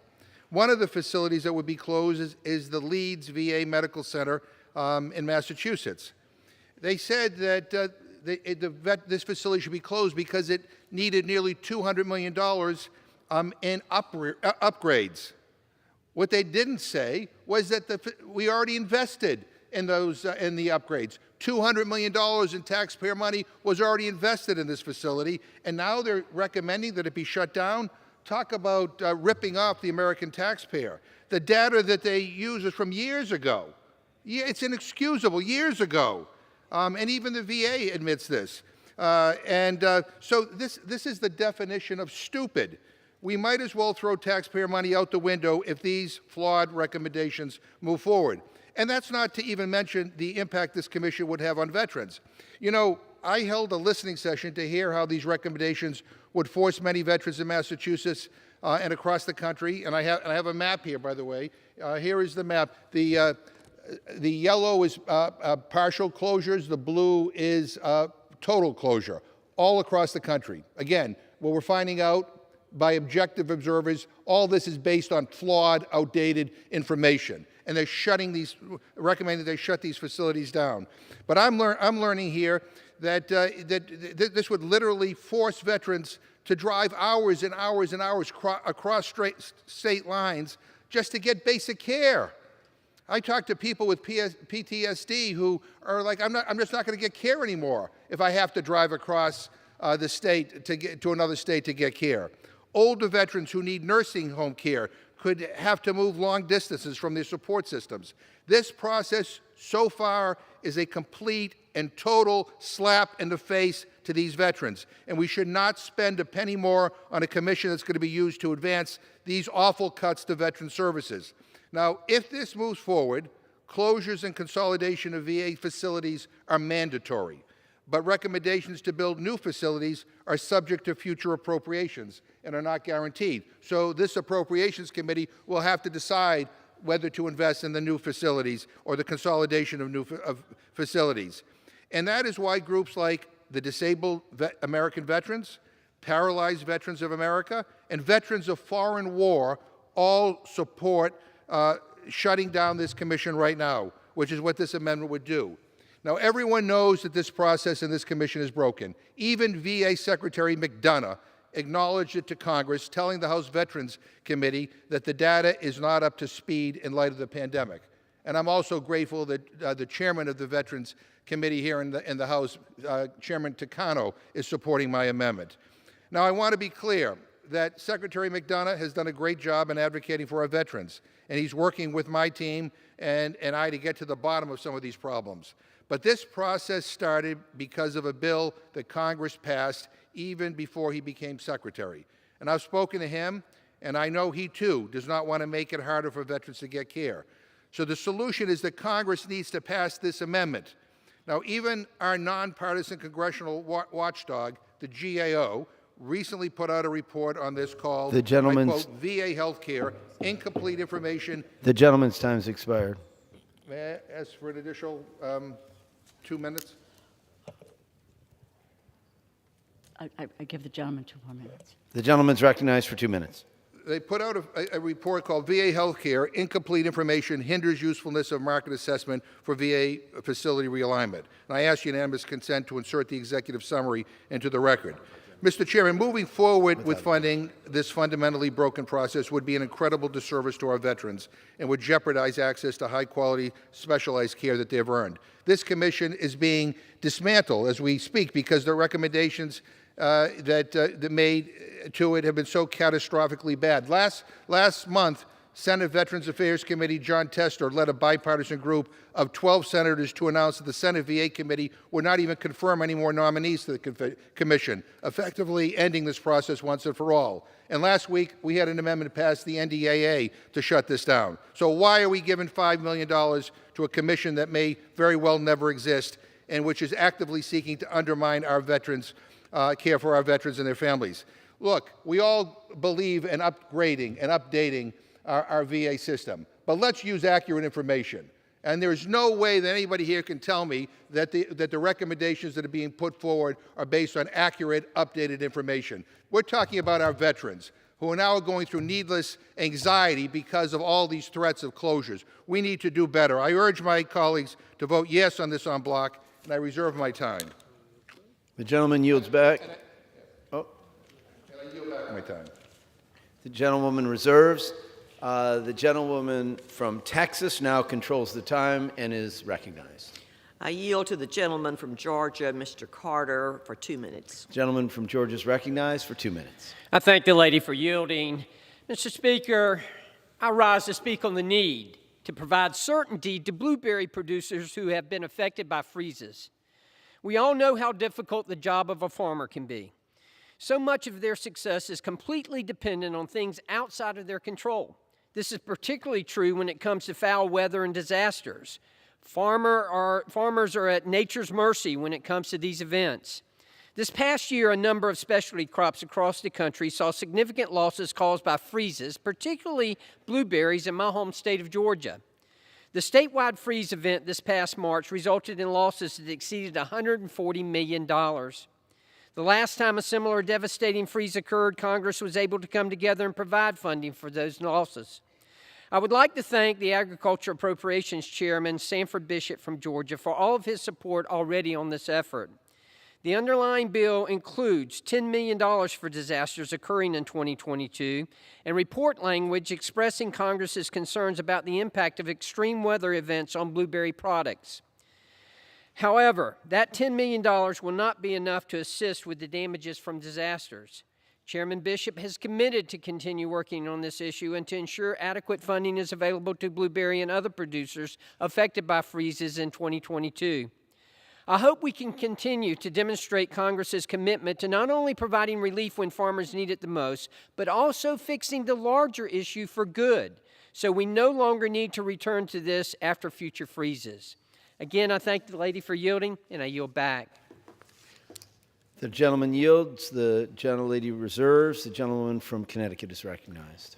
Chair, I yield 5 minutes to the gentlewoman from Florida, the chair of the Military Construction and Veterans Affairs Subcommittee, Ms. Wasserman Schultz. The gentlewoman from Florida is recognized for 5 minutes. Thank you, Mr. Chairman, and I thank the gentlelady for yielding. With great respect for my friend from Massachusetts, I rise in strong opposition to these amendments. I spend every day in my work as chair of the Military Construction and VA Appropriations Subcommittee protecting and improving the lives of our nation's veterans. I vigorously oppose privatization, so much so that I voted against the Mission Act, in which the Air Commission appeared as part of that law, because of my concern about sending veterans who might end up remaining permanently in community care. This en bloc contains 2 amendments to the Milcon VA division that would eliminate funding for the Air Commission at the Department of Veterans Affairs. This independent commission was established by the Mission Act to develop recommendations to modernize and realign VA health facilities so we can best meet the needs of our nation's veterans. The reality is that the VA has different infrastructure needs today than it did decades ago. Not only are most VA facilities over 60 years old, but the veteran population has also shifted geographically over time. The draft market assessments VA has developed and will continue to fine-tune are essential to ensure that VA's facility footprint meets veterans' needs where they are physically located today, not where most veterans were over 60 years ago. We can't ignore these changes and also effectively meet the current needs of our veterans. We cannot just cancel the commission and pretend the problem doesn't exist or need to be addressed. We all care about veterans, and since we do, we should be focused together on making sure they have state-of-the-art facilities that are designed to modern standards and are best positioned to serve them. The point of VA's market assessments is to identify the current true needs of our veterans in each market, and the Air Commission will then review those assessments and make final recommendations to the President and to Congress. They come back to Congress after these market assessments and recommendations are made. The funding in this bill does not implement the recommendations.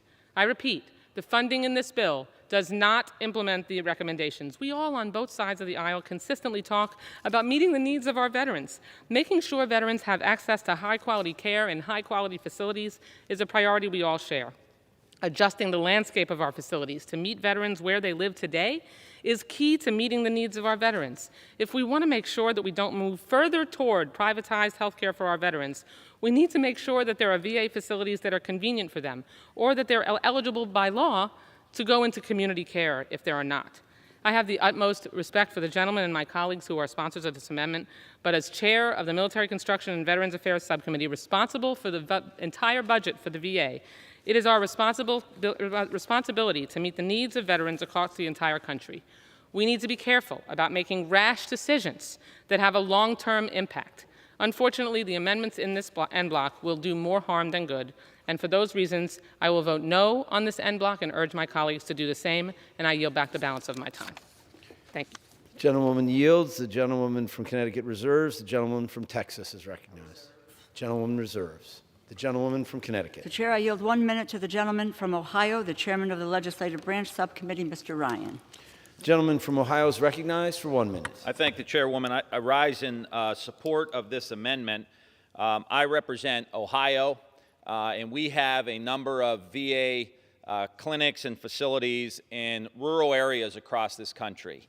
And one of ours is in Chillicothe, the Chillicothe VA Medical Center, that this commission recommended for closure. They were saying it was not optimally located. This is in the southern part of the state by the Ohio River, serving all of the veterans in the southern part of Ohio. 1,400 Ohioans are employed. The facility is over 100 years old. It serves 20,000 veterans in 17 counties.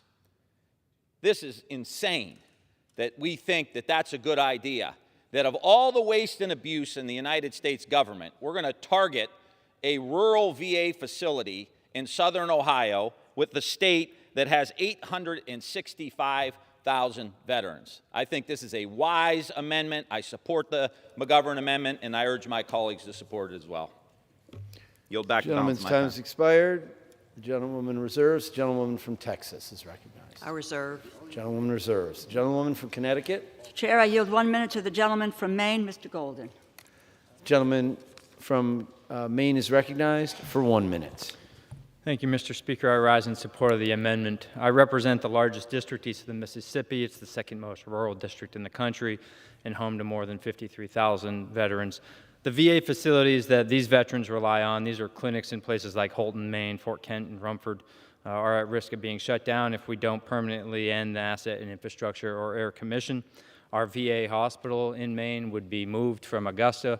It would be downsized to an urgent care facility, then be moved to Portland, Maine, which is a long distance away from most of the rural communities that I represent.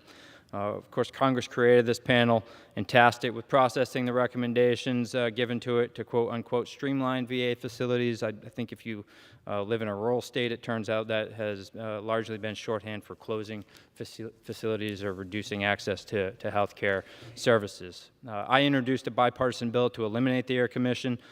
Just about a month ago, I helped secure the language referred to earlier in the National Defense Authorization Act of that bill. And of course, I now support this amendment to defund the commission, transfer the money to the VA's Healthcare for Homeless Veterans program. It's a far better use of the money. I thank Mr. McGovern for his support of our nation's veterans, and I yield back. Thank you. Gentlewoman from Connecticut reserves. Gentlewoman from Texas. I reserve. Gentlewoman reserves. The gentlewoman from Connecticut. Mr. Chair, I yield 1 minute to the gentlewoman from New Jersey, Ms. Sherrill. The gentlewoman from New Jersey is recognized for 1 minute. Thank you, Mr. Speaker. I rise today in support of Chairman McGovern's amendment to increase funding for the Health Care for Homeless Veterans program. Like many, I recognize the original intent for the Air Commission. The VA's infrastructure is aging, and we need to ensure its facilities optimize care for veterans. I know that the chairman shares my determination to ensure our vets receive the best possible care. Unfortunately, the AIR process was flawed from the beginning. In a report issued earlier this year, the GAO found that the data AIR recommendations relied on was outdated and riddled with gaps. The moment the AIR recommendations were released, I received calls from veterans and VSOs in my district concerned about proposals to close the CBOC in Paterson, New Jersey. Veterans in my community are already asked to travel too far and wait too long for care. Closing a central CBOC would only exacerbate this. So while we must improve our VA facilities, the AIR's recommendations are the wrong way to go about this. I urge my colleagues to support the amendment, and I yield back. Gentlewoman yields. Gentlewoman from Connecticut reserves. Gentlewoman from Texas. I yield back. Gentlewoman from Texas yields back. The gentleman from Connecticut. Mr. Chair, I yield back. I'm sorry. I yield back. Okay. The gentlewoman yields. The question is on the amendments en bloc offered by the gentlewoman from Connecticut. Those in favor say aye. Those opposed say no. In opinion of the chair, the ayes have it. The en bloc amendments are agreed to. Gentleman from Florida. Request yeas and nays, please. Does the gentleman request a recorded vote? Yes, yeas and nays. Pursuant to Clause 6 of Rule 18, further proceedings on the amendments en bloc offered by the gentlewoman from Connecticut will be postponed.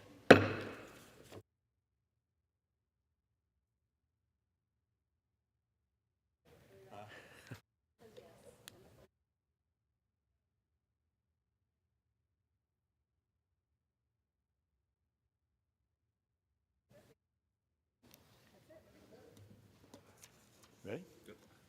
Pursuant to Clause 6 of Rule 18, proceedings will now resume on those amendments printed in Part A of House Report 117-420, on which further proceedings were postponed, in the following order. Amendments en bloc number 7 by Ms. DeLauro of Connecticut, Amendment number 137 by Ms. Tlaib of Michigan, Amendments en bloc number 8 by Ms. DeLauro of Connecticut.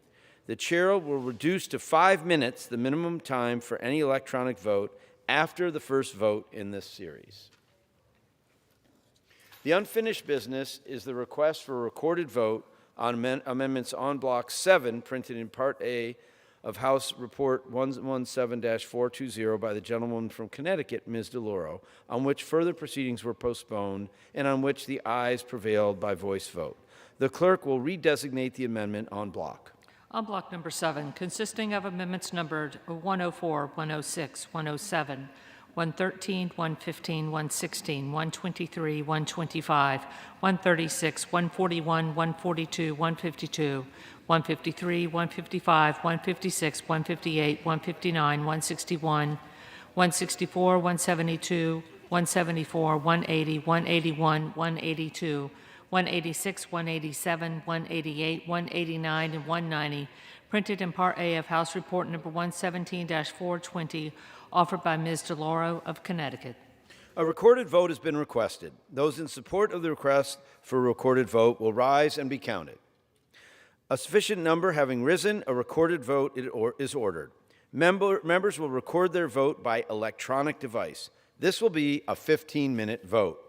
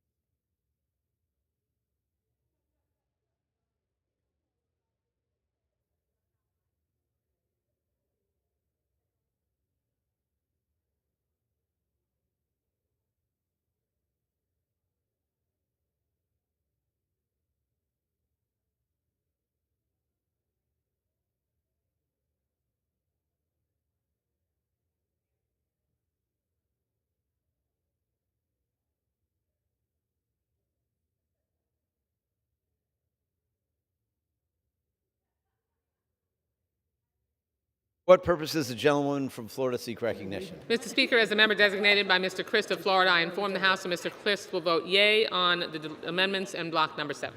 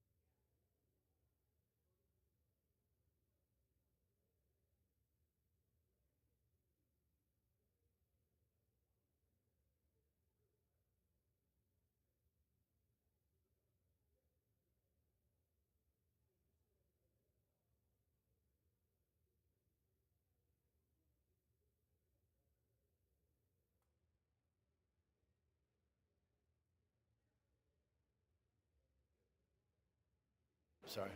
For what purpose does the gentleman from South Carolina seek recognition? Mr. Chair, as a member designated by Mr. Joe Wilson from South Carolina, I inform the House that Mr. Wilson will vote yea on block 7.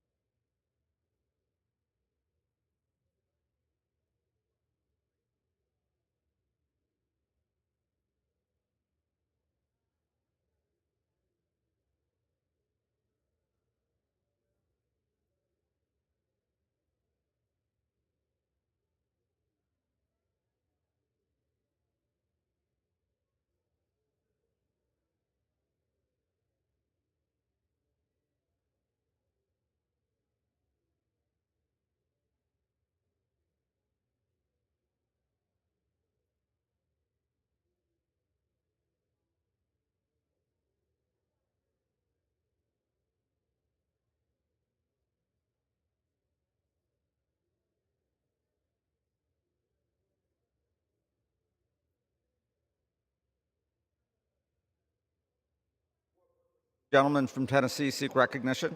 Mr. Speaker, as the member designated by Mr. Palazzo of Mississippi and Ms. Walorski of Indiana, I inform the House that Mr. Palazzo and Ms. Walorski will vote yea on en bloc number 7. Thank you.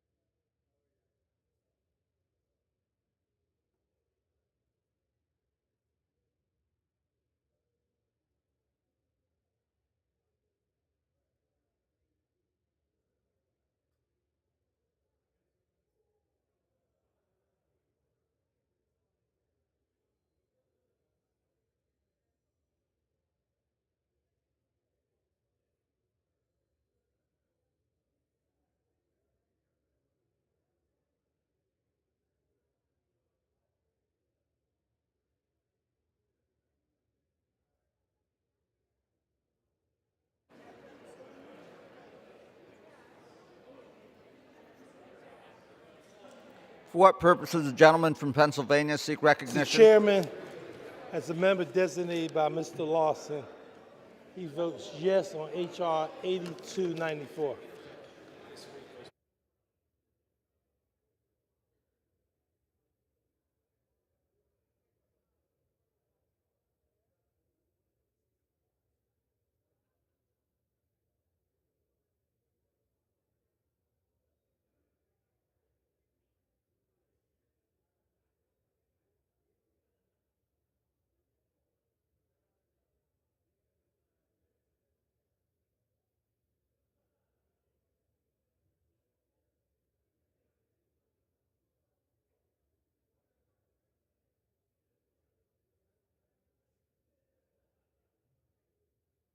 Does the gentleman from California seek recognition?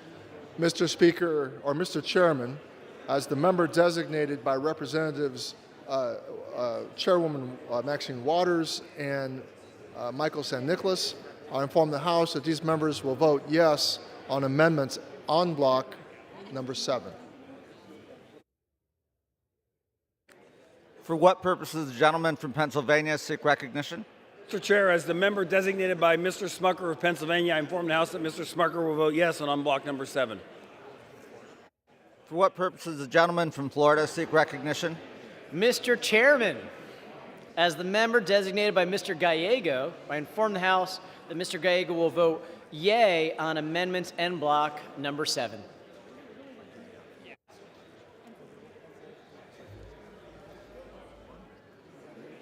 For what purpose does the gentleman from Georgia seek recognition? Mr. Chair, as the member designated by Mr. Benny Thompson of Mississippi pursuant to H.Res. 8, I inform the House that Mr. Thompson will vote yes on en bloc number 7.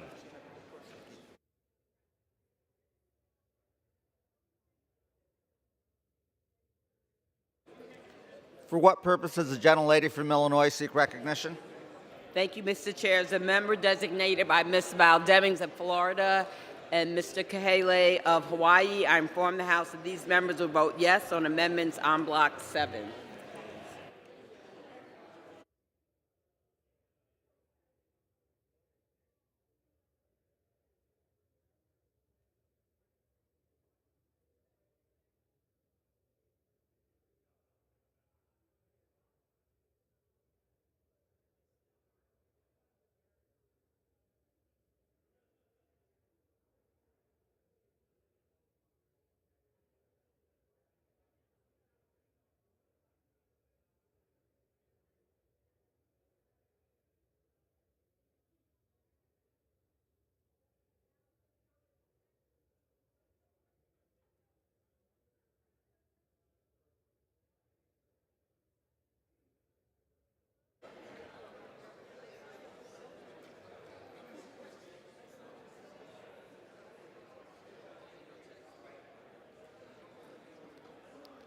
For what purposes the gentleman from New Jersey seek recognition? Mr. Chair, as the member designated by Mr. Albio Series and Ms. Ann Kirkpatrick, I inform the House that these members will vote yes on amendments on block number 7.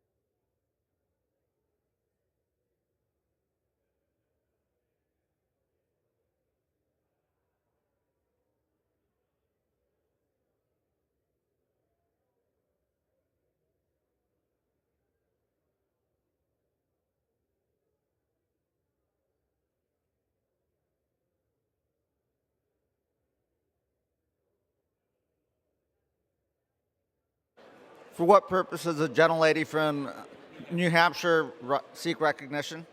Mr. Chairman, as the member designated by Ms. Pingree, Ms. Mang, Ms. Stevens, and Ms. Leger Fernandez, I inform the House that these members will vote yes on amendments en bloc number 7.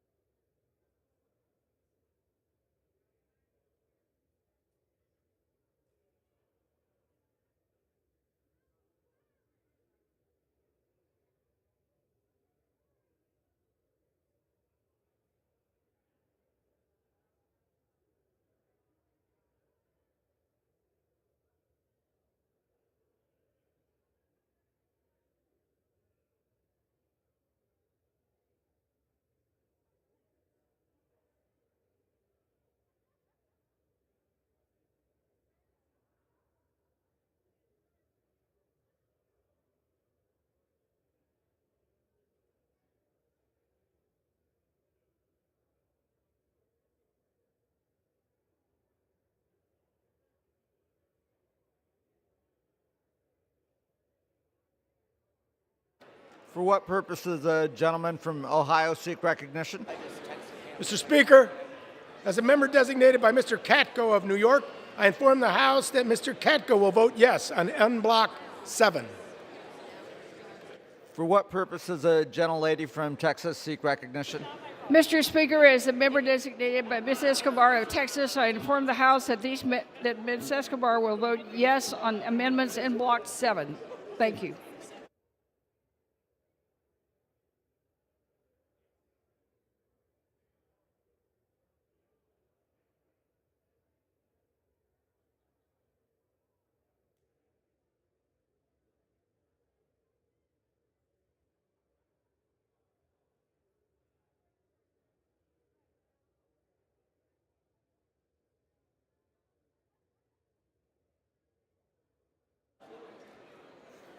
For what purpose does the gentleman from Texas seek recognition? Speaker Barra, as the member designated by the great state of Texas for Louis Gohmert and John Carter, they inform the House they both vote yes. And as the representative designated by Van Taylor and Paul of Texas and Paul Goes of Arizona, I inform the House they will vote no on en bloc number 7.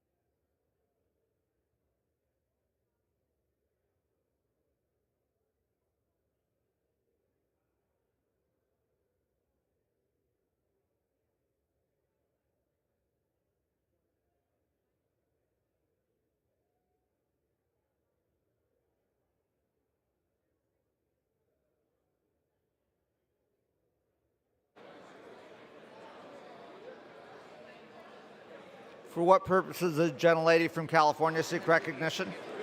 As the member designated by Ms. Salazar of Florida, I inform the House that Ms. Salazar will vote yea on unblock number 7.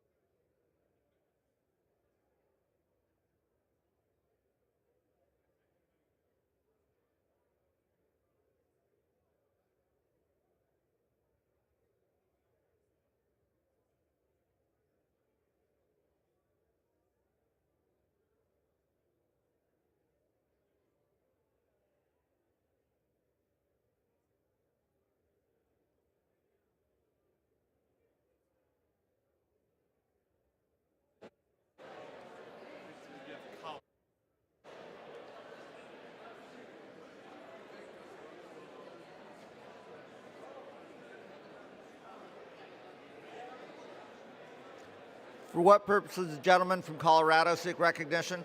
Mr. Chair, as the member designated by Mr. Bowman, Ms. Porter, and Ms. Williams, I inform the House that those 3 members will vote yes on amendments on block number 7.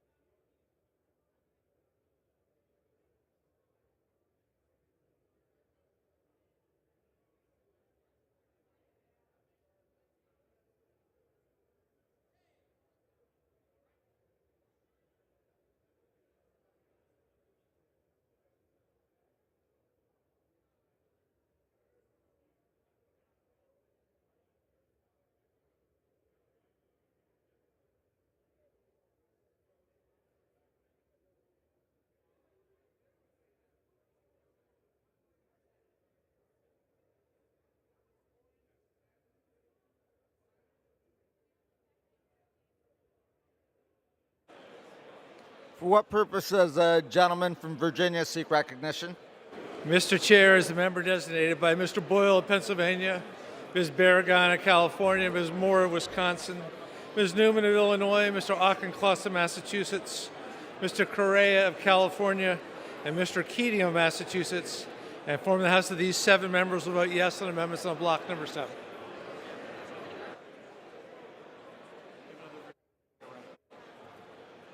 For what purpose does the gentlelady from Virginia seek recognition? Mr. Chair, as a member designated by Mr. Foster and Ms. Houlihan, I inform the House that these members will vote yes on amendments in en bloc 7.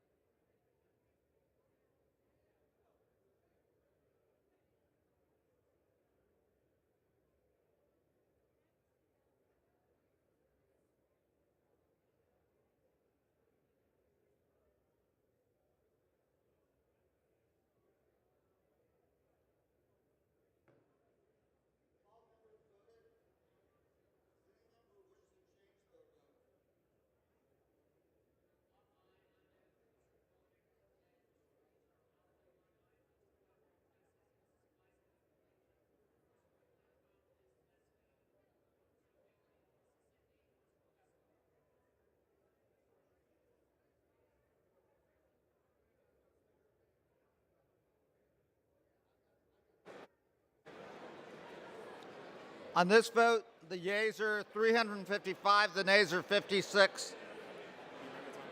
The amendments on block are adopted.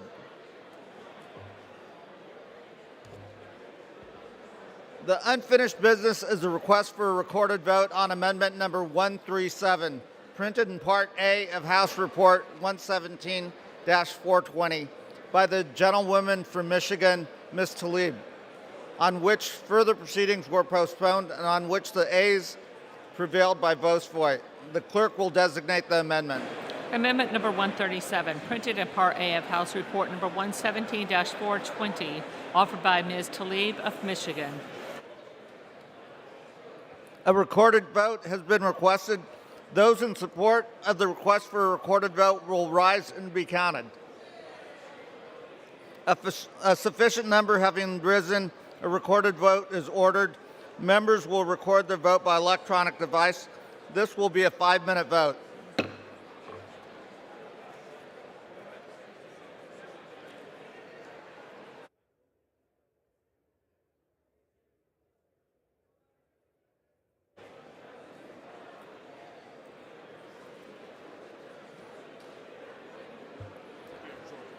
For what purpose does the gentleman from Georgia seek recognition? Mr. Chair, as a member designated by Mr. Benny Thompson of Mississippi pursuant to H.Res. 8, I inform the House that Mr. Thompson will vote yes on Amendment 137. For what purpose does the gentlelady from California seek recognition? As a member designated by Ms. Salazar of Florida, I inform the House that Ms. Salazar will vote no on amendment number 137. For what purpose does the gentlelady from Texas seek recognition? Mr. Speaker, as a member designated by Ms. Escobar of Texas, to inform the House that Ms. Escobar will vote yes on the Talib amendment. Thank you, Mr. Speaker. For what purpose does the gentleman from Pennsylvania seek recognition? Mr. Chair, as a member designated by Mr. Smucker of Pennsylvania, I inform the House that Mr. Smucker will vote no on H.R. 8294. For what purpose does the gentleman from California seek recognition? Mr. Chairman, as the member designated by Representative Michael San Nicolas, I inform the House that Mr. San Nicolas will vote yes on the Talib amendment. For what purpose does the gentleman from South Carolina seek recognition? Mr. Speaker, as a member designated by Mr. Joe Wilson of South Carolina, I inform the House that Mr. Wilson will vote nay on Amendment 137. For what purpose does the gentlelady from Illinois seek recognition? Mr. Chair, as a member designated by Ms. Val Demings of Florida, I inform the House that Ms. Demings will vote no on the Talib amendment. As a member designated by Mr. Kahele of Hawaii, I inform the House that Mr. Kahele will vote yes on the Talib amendment. For what purpose does the gentleman from Ohio seek recognition? Mr. Speaker, as a member designated by Mr. Katko from New York, I inform the House that Mr. Katko will vote nay on Amendment 137. For what purpose does the gentleman from Pennsylvania seek recognition? Mr. Chairman, as a member designated by Mr. Lawson, I inform the House that Mr. Lawson will vote no on H.R. 8294. For what purpose does the gentleman from Texas seek recognition? Speaker Barra, I'm the designated member by Mr. John Carter of the great state of Texas and Mr. Van Taylor of the great state of Texas and Mr. Paul Goes of the great state of Arizona here to inform them that they will vote no on Amendment 137. For what purpose does the gentleman from New Jersey seek recognition? Mr. Chairman, as the member designated by Mr. Albio Series, I inform the House that Mr. Series will vote no on the Talib amendment. And Mr. Chairman, as the member designated by Ms. Ann Kirkpatrick, I inform the House that Ms. Kirkpatrick will vote yes on the Talib amendment. For what purpose does the gentleman from Tennessee seek recognition? Mr. Speaker, as a member designated by Mr. Palazzo of Mississippi and Ms. Walorski of Indiana, I inform the House that Mr. Palazzo and Ms. Walorski will vote nay on Amendment 137. Thank you. For what purpose does the gentlelady from Virginia seek recognition? Mr. Chair, as the member designated by Mr. Foster and Ms. Houlihan, I inform the House that these members will vote yes on the Talib amendment.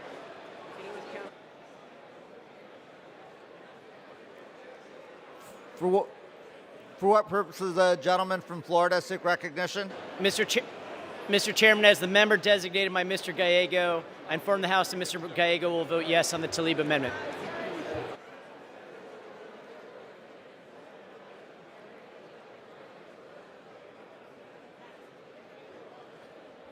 For what purpose does the gentlelady from New Hampshire seek recognition? Mr. Chairman, as the member designated by Ms. Pingree, Ms. Mang, Ms. Stevens, and Ms. Leger Fernandez, I inform the House that these members will vote yes on the Talib amendment.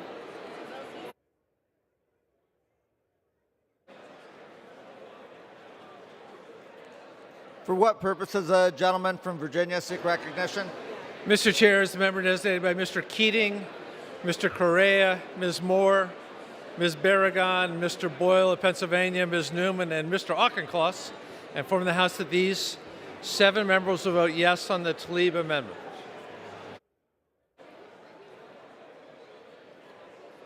For what purpose does the gentleman from Colorado seek recognition? Mr. Chair, as the member designated by Ms. Porter, Ms. Williams, and Mr. Bowman, I inform the House that those 3 members will vote yes on the Talib amendment.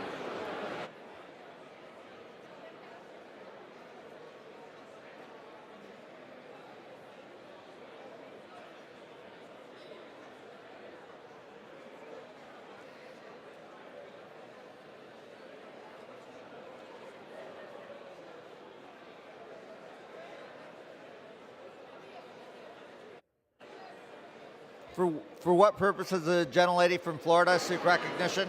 Mr. Speaker, as the member designated by Mr. Christ of Florida, I inform the House that Mr. Christ will vote nay on the Tlaib amendment.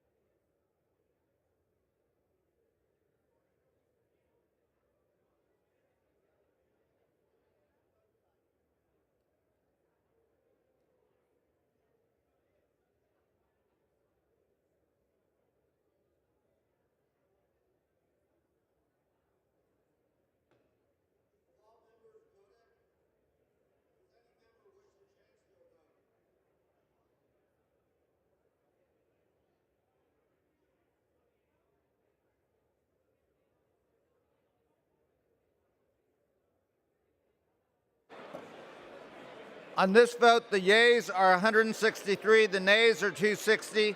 The amendment is not adopted. The unfinished business is the request for a recorded vote on amendments on Block 8, printed in Part A of House Report 117-420 by the gentlewoman from Connecticut, Ms. DeLauro, on which further proceedings were postponed and on which the ayes prevailed by voice vote. The clerk will redesignate the amendments en bloc. On block number 8, consisting of amendments numbered 183 and 184, printed in Part A of House Report number 117-420, offered by Ms. DeLauro of Connecticut. A recorded vote has been requested. Those in support of the request for a recorded vote will rise and be counted. A sufficient number having risen, a recorded vote is ordered. Members will record their votes by electronic device. This will be a 5-minute vote.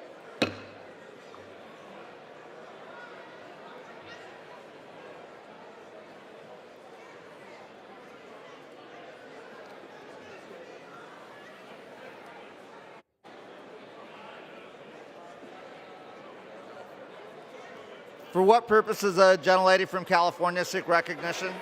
As a member designated by Ms. Salazar of Florida, I inform the House that Ms. Salazar will vote no on en bloc number 8. For what purpose does a gentleman from New Jersey seek recognition? Mr. Chairman, as the member designated by Ms. Ann Kirkpatrick and Mr. Albios Series, I inform the House that these members will vote yes on amendments on block number 8. For what purpose does the gentleman from South Carolina seek recognition? Mr. Speaker, as member designated by Mr. Joe Wilson of South Carolina, I inform the House that Mr. Wilson will vote nay on en bloc number 8. For what purpose does the gentleman from California seek recognition? Mr. Chair, as the member designated by Representative Michael San Nicolas, I inform the House that Mr. San Nicolas will vote yes on amendments en bloc number 8. For what purpose does the gentleman from Pennsylvania seek recognition? Mr. Chair, as the member designated by Mr. Smucker of Pennsylvania, I inform the House that Mr. Smucker will vote no on unblock number 8. For what purposes the gentlelady from New Hampshire seek recognition? Mr. Speaker, as the member designated by Ms. Pingree, Ms. Mang, Ms. Stevens, and Ms. Legere Fernandez, I inform the House that these members will vote yes on amendments on block number 8. For what purposes the gentleman from Tennessee seek recognition? Mr. Speaker, as the member designated by Ms. Walorski of Indiana and Mr. Palazzo of Mississippi, I inform the House that Ms. Walorski and Mr. Palazzo will both vote nay on in block number 8. Thank you. For what purposes the gentlelady from Texas seek recognition? Mr. Speaker, as the member designated by Ms. Escobar of Texas, I inform the House that Ms. Escobar will vote yes on amendments in Block 8. Thank you, Mr. Speaker.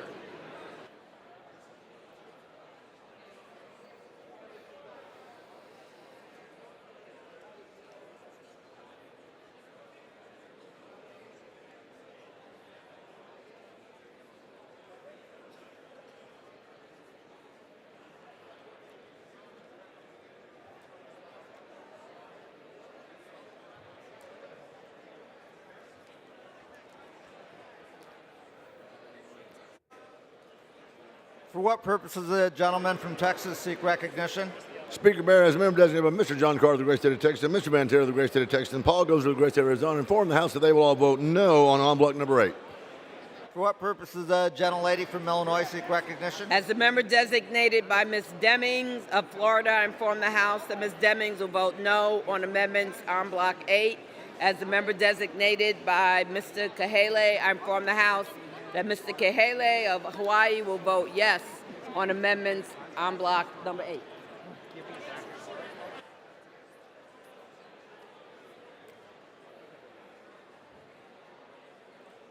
For what purposes the gentlelady from Virginia seek recognition? Mr. Chair, as a member designated by Mr. Foster and Ms. Houlihan, I inform the House that these members will vote yes on amendments on block 8. For what purposes the gentleman from Georgia seek recognition? As a member designated by Mr. Benny Thompson of Mississippi pursuant to H.Res. 8, I inform the House that Mr. Thompson will vote yes on unblock 8.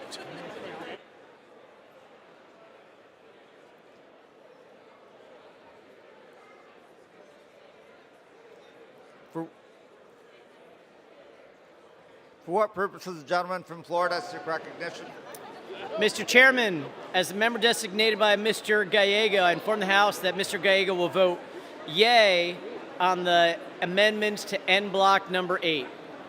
For what purpose the gentleman from Ohio seek recognition? As a member designated by Mr. Katko from New York, I inform the House that Mr. Katko will vote yay on unblock number 8. For what purposes the gentleman from Colorado seek recognition? Mr. Chair, as the member designated by Ms. Porter, Ms. Williams, and Mr. Bowman, I inform the House that these 3 members will vote yes on amendments on block number 8. For what purposes the gentlelady from Florida seek recognition? Mr. Speaker, as the member designated by Mr. Christ of Florida, I inform the House that Mr. Christ will vote nay on the amendments and block number 8.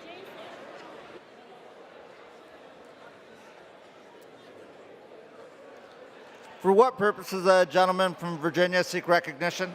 Mr. Speaker, as the member designated by Ms. Newman, Ms. Moore, Mr. Boyle of Pennsylvania, Mr. Keating, Mr. Correa, Ms. Barragan, and Mr. Auchincloss, I inform the House that these 7 members will vote yes on amendments on block number 8.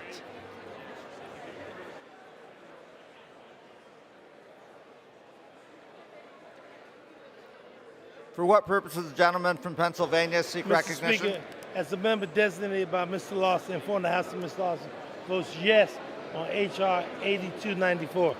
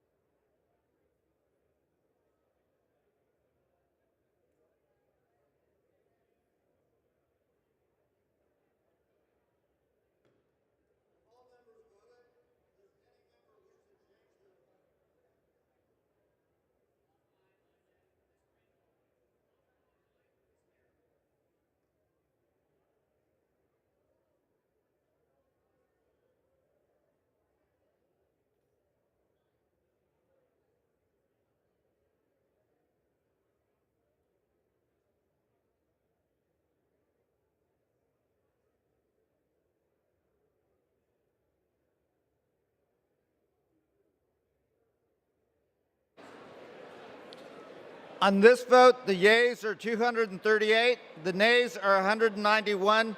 The amendments en bloc are adopted. There being no further amendment, under the rule, the committee rises.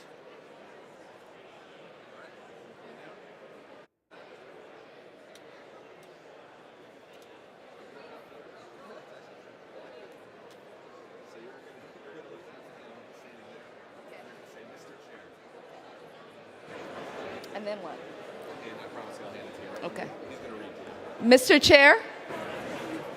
Madam Speaker, the Committee of the Whole House on the State of the Union has under consideration H.R. 8294 pursuant to House Resolution 1232. I report the bill as amended by the resolution back to the House with sundry further amendments adopted in the Committee of the Whole. The Chair of the Committee of the Whole House on the State of the Union reports that the committee has had under consideration the bill H.R. 8294 and pursuant to House Resolution 1232 reports the bill as amended pursuant to that resolution back to the House with sundry further amendments adopted in the Committee of the Whole. Under the rule, the previous question is ordered. Pursuant to House Resolution 1232, the question on adoption of the further amendments will be put to engross. Keep reading. The question is on adoption of the amendments. Those in favor say aye. Those opposed say no.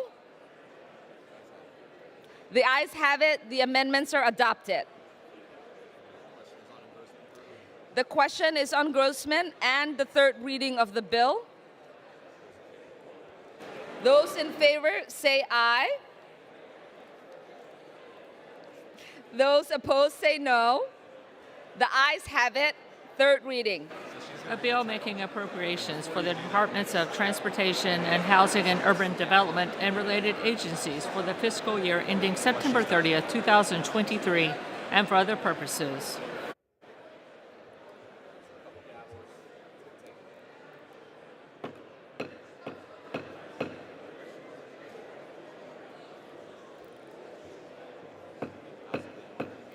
House will be in order.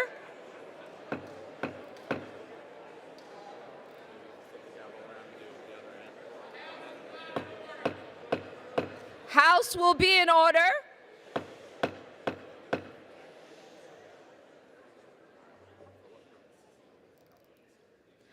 For what purpose does the gentleman from California stand? Madam Speaker, I have a motion to recommit at the desk. The clerk will report the motion. Mr. Valadeo of California moves to recommit the bill H.R. 8294 to the Committee on Appropriations. Pursuant to Clause 2B of Rule 19, the previous question is ordered on the motion to recommit. The question is on the motion to recommit. Those in favor, please say aye. Those opposed, please say no. The noes have it. The motion is not adopted. The gentleman from California. Madam Speaker, I request the yeas and nays. The yeas and nays are requested. Those favoring a vote by the yeas and the nays will rise. A sufficient number have risen. The yeas and the nays are ordered. The member will record their votes by electronic devices. Keep going. Pursuant to Clause 9 of Rule 20, the chair will reduce to 5 minutes the minimum time for any electronic vote on the question of the passage. This is a 5-minute vote.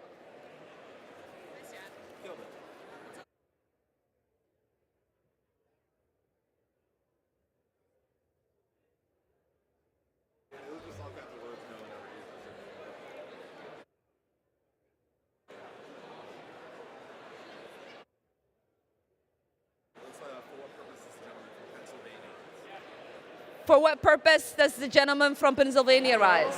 Madam Speaker, as the member designated by Mr. Smucker of Pennsylvania, I inform the House that Mr. Smucker will vote yes on the motion to recommit.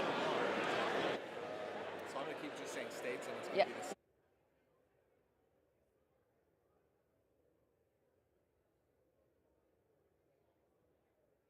For what purpose does the gentleman from Pennsylvania rise?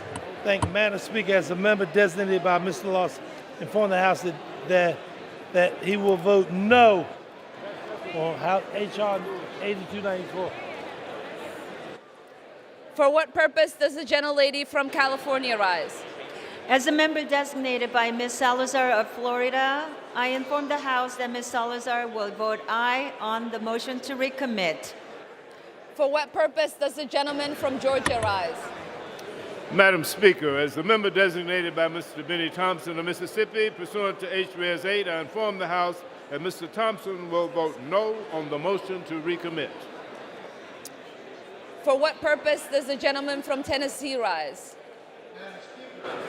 As the member designated by Mr. Palazzo of Mississippi and Ms. Walorski of Indiana, I inform the House that Mr. Palazzo and Ms. Walorski will vote yea on the motion to recommit. Thank you. For what purpose does the gentleman from New Jersey rise? Madam Speaker, as the member designated by Mr. Albios Series and Ms. Ann Kirkpatrick, I inform the House that these members will vote no on the motion to recommit. For what purpose does the gentleman from South Carolina rise? Speaker-person, as a member designated by Mr. Joe Wilson from South Carolina, I inform the House that Mr. Wilson will vote yea on the motion to recommit. For what purpose does the gentlelady from New Hampshire rise? Madam Speaker, as the member designated by Ms. Pingree, Ms. Mang, Ms. Stevens, and Ms. Leger Fernandez, I inform the House that these members will vote no on the motion to recommit. For what purpose does the gentleman from Texas rise? Speaker-person, as a member decided by Mr. John Carter of the great state of Texas, Mr. Ann Taylor of the great state of Texas, and Mr. Paul Gozer of Arizona, inform the House that they will vote yea on the motion to recommit. For what purpose does the gentleman from Virginia rise? Madam Speaker, as a member designated by Mr. Keating, Mr. Auchincloss, Ms. Newman and Ms. Moore, Mr. Correa, Ms. Barragan, and Mr. Boyle of Pennsylvania, I inform the House that these 7 members will vote no on the motion to recommit. For what purpose does the gentlewoman from Texas rise? Madam Speaker, as a member designated by Ms. Escobar of Texas, I inform the House that Ms. Escobar will vote no on the motion to recommit. Thank you, Madam Speaker. For what purpose?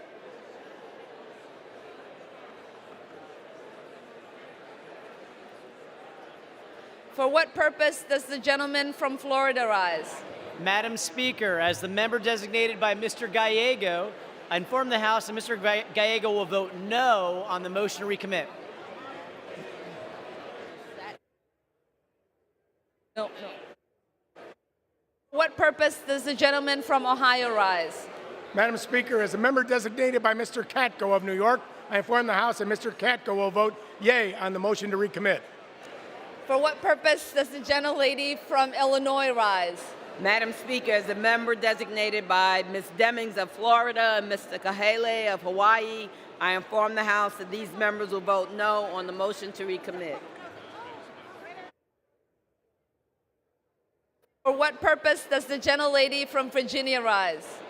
Madam Speaker, as the member designated by Mr. Foster and Ms. Houlihan, I inform the House that these members will vote no on the motion to recommit.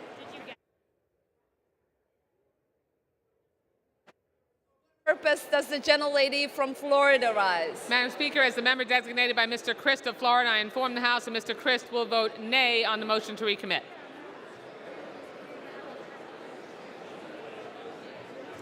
For what purpose does the gentleman from Colorado rise? Madam Speaker, as the member designated by Mr. Bowman, Ms. Porter, and Ms. Williams, I inform the House that those 3 members will vote no on the motion to recommit.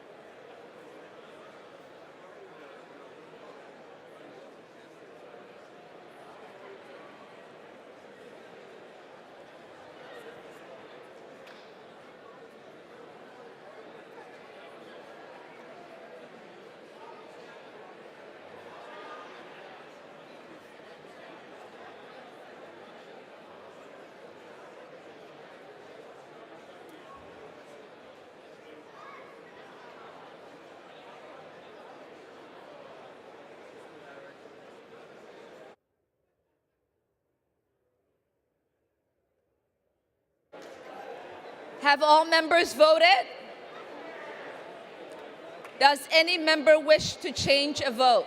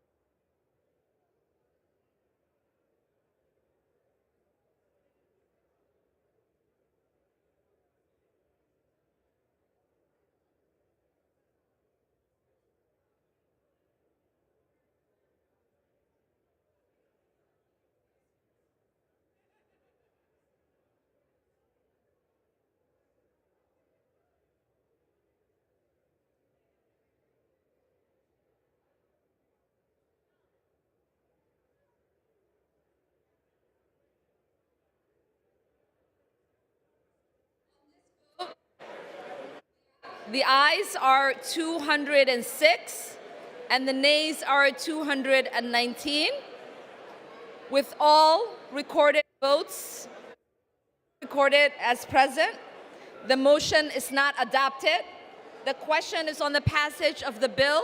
Pursuant to Clause 10 of Rule 20, the ayes and the nays are ordered. Members will record their vote by electronic device. This is a 5-minute vote.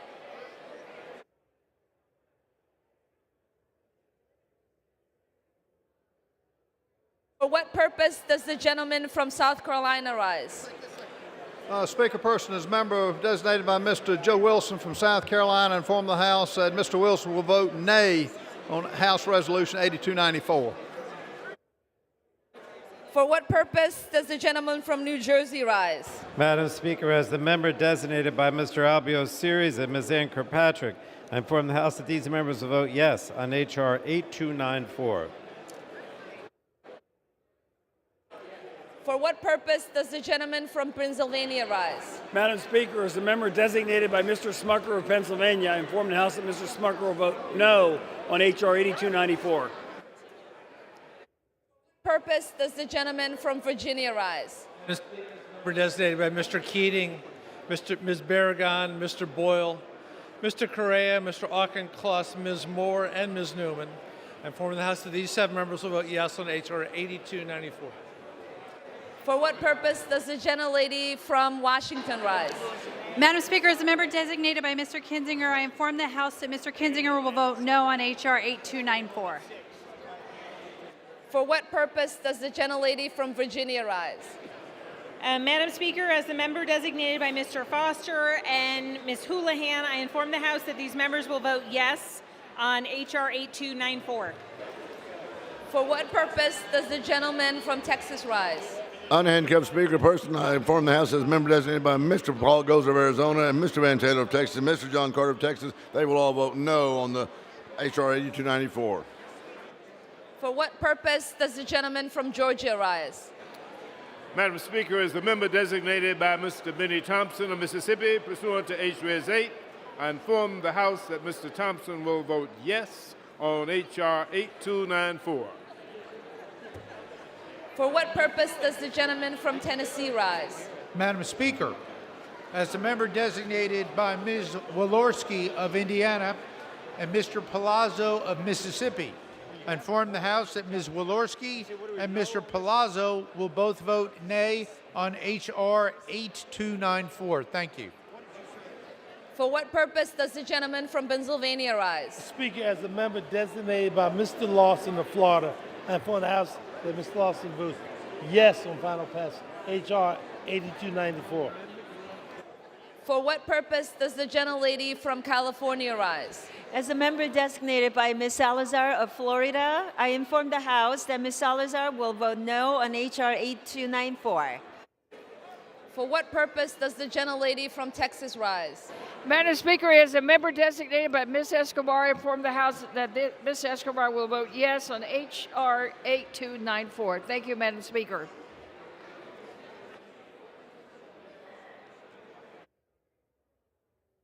For what purpose does the gentleman from Florida rise? Madam Speaker, as the member designated by Mr. Gallego, I inform the House that Mr. Gallego will vote yay on H.R. 8294.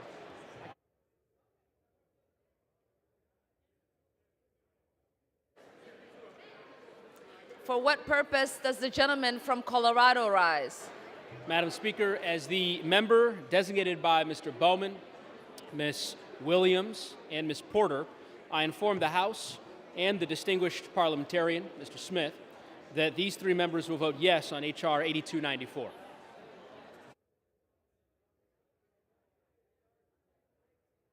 For what purpose does the gentlelady from New Hampshire rise? Madam Speaker, as the member designated by Ms. Pingree, Ms. Mang, Ms. Stevens, and Ms. Leger Fernandez, I inform the House that these members will vote yes on H.R. 8294. For what purpose does the gentlelady from Illinois rise? Madam Speaker, as a member designated by Ms. Demings of Florida and Mr. Kahele of Hawaii, I inform the House that these members will vote yes on H.R. 8294. For what purpose does the gentleman from Ohio rise? Madam Speaker, as a member designated by Mr. Katko from New York, I inform the House that Mr. Katko will vote nay on H.R. 8294. For what purpose does the gentlelady from Florida rise? Madam Speaker, as the member designated by Mr. Christ of Florida, I inform the House that Mr. Christ will vote yay on H.R. 8294.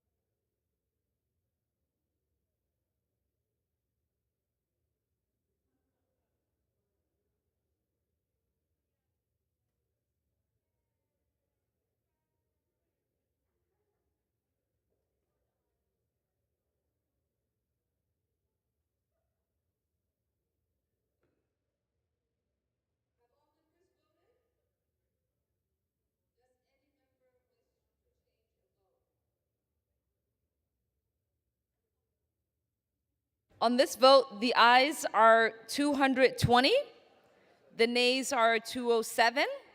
The bill is passed. Without objection, a motion to reconsider is laid on the table.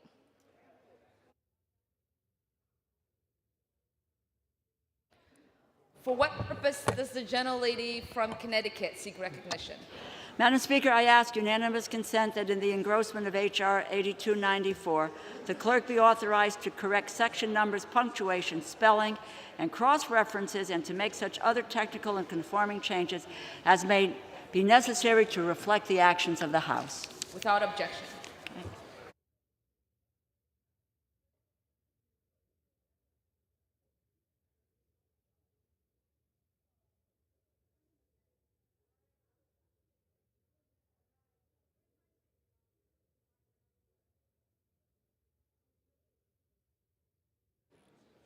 For what purpose does the gentleman from Minnesota seek recognition?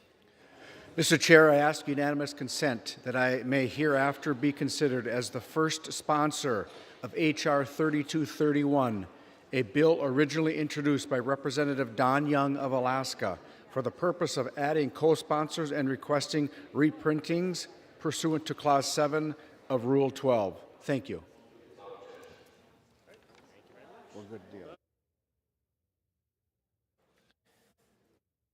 The chair will now entertain requests for 1-minute speeches.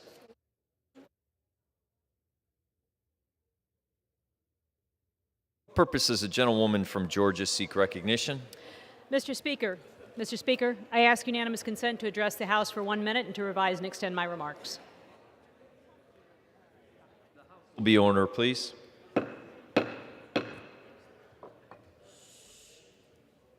Mr. Speaker, Without objection, the gentlewoman is recognized. Mr. Speaker, I rise in support of the minibus appropriations bill the House passed earlier today. This legislation includes my bill to support the revitalization of vacant shopping malls like Gwinnett Place in my district. This provision would catalyze additional investment in these projects and enhance economic activity, access to housing, and mobility for local residents. The minibus also includes 6 of my community project funding requests, including funding for the acquisition of African American books and historical artifacts at the Hooper Renwick Memorial Library, as well as projects to increase wraparound services for Latino families and youth through Ser Familia, provide outreach to low-income students through Corners Outreach, and enhance access to transit and clean drinking water for many communities in Georgia's 7th District. Altogether, the T-HUD bill and minibus include important investments that will make our communities stronger. Thank you, and I yield back.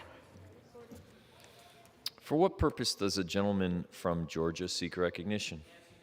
Consent to address the House for 1 minute to revise and extend my remarks. Without objection, the gentleman is recognized for 1 minute. Mr. Speaker, I rise today in honor of the inspiring career of Mr. Bill Edwards, a native resident of Savannah, Georgia. After graduating from Groves High School, Bill went on to attend both the University of Mississippi and Armstrong Atlantic State University, completing his education with a master's in the arts and communication. After serving in his high school JROTC, he furthered his interest in the Army by serving in the Army ROTC at Ole Miss and eventually joining the U.S. Army Signal Corps. He continued this career until he reached the rank of captain in a military intelligence unit in Savannah. Aside from his military career, Bill was blessed with a loving wife and 7 grandchildren that he adores. Once he left the service, he focused his energy into a successful career in radio broadcasting, eventually becoming host of what is now AM Savannah on News Radio. Bill's commitment was rewarded when he was recognized by the Associated Press for sportscasting excellence and when he won the honor of Savannah's favorite talk station for 3 years in a row. I'm so grateful for Bill Edwards and his tireless commitment to improving his community. Bill is an outstanding Georgian, and I thank him for all he has done for his community. Thank you, Mr. Speaker, and I yield back. For what purpose does a gentlewoman from Ohio seek recognition? Mr. Speaker, I ask unanimous consent to address the House for 1 minute and to revise and extend my remarks. Without objection, the gentlewoman is recognized for 1 minute. Mr. Speaker, life, liberty, and the pursuit of happiness. These unalienable rights have served as a compass in guiding us as we strive to create a more perfect union. Yet more recently, these rights have been the target of relentless political attacks, attacks by a Supreme Court that has seemingly abandoned the promise of our Constitution, and by far-right extremists with a radical agenda to dismantle decades of progress to take us back to a time when people were shamed and murdered because the person they chose to love didn't have a certain skin color or was of the same gender. Back to a time when women could not access legal and safe reproductive health care measures. Today, I stand in solidarity with the millions of Americans who have been angered by these disgraceful acts to say, I refuse to be taken back because we have come much too far. And with that, Mr. Speaker, I yield back. For what purpose does a gentlewoman from Colorado seek recognition? Unanimous consent to address the House for 1 minute and to revise and extend my remarks. Without objection, the gentlewoman is recognized for 1 minute. Mr. Speaker, fake handcuffs won't close the southern border. Fake handcuffs won't lower gas prices, curb inflation, harden the supply chain, put baby formula on our shelves, deter Russia, or fix our broken, weak reputation across the globe. Mr. Speaker, fake handcuffs won't fix our education system, protect our students from CRT and grooming, or create opportunities to lift communities out of poverty. Fake handcuffs won't increase domestic energy, increase recruitment for our military. Ooh, go woke, go broke, huh? Or solve a single problem of that the American people actually care about. Mr. Speaker, fake handcuffs make for a good photo op, but they don't benefit the American people.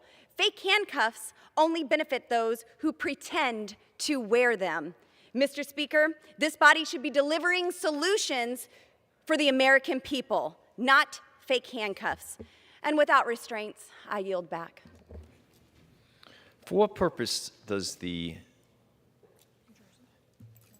gentleman from New Jersey seek recognition? Without objection, the gentleman is recognized for 1 minute.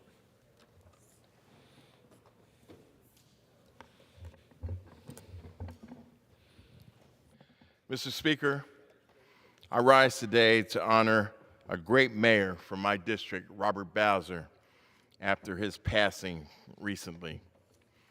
Mayor Bowser served as mayor of East Orange, New Jersey from 1998 to 2014. He was the first African American to win a third and fourth term in his office in the history of East Orange. And he founded the New Jersey Conference of Black Mayors and served on the board of the National Black Conference of Mayors. But his legacy in East Orange is more than his time as mayor. He started a small engineering firm that became one of the largest minority firms on the East Coast. He was a board member for the local Girl Scouts organization and was active with the Lions Club and the Kiwanis. Turn the page. He even founded a local touch football league. As we mourn his passing, we remember Mayor Bowser as a dedicated public servant, great businessman, and strong community leader. And with that, Mr. Speaker, I yield back.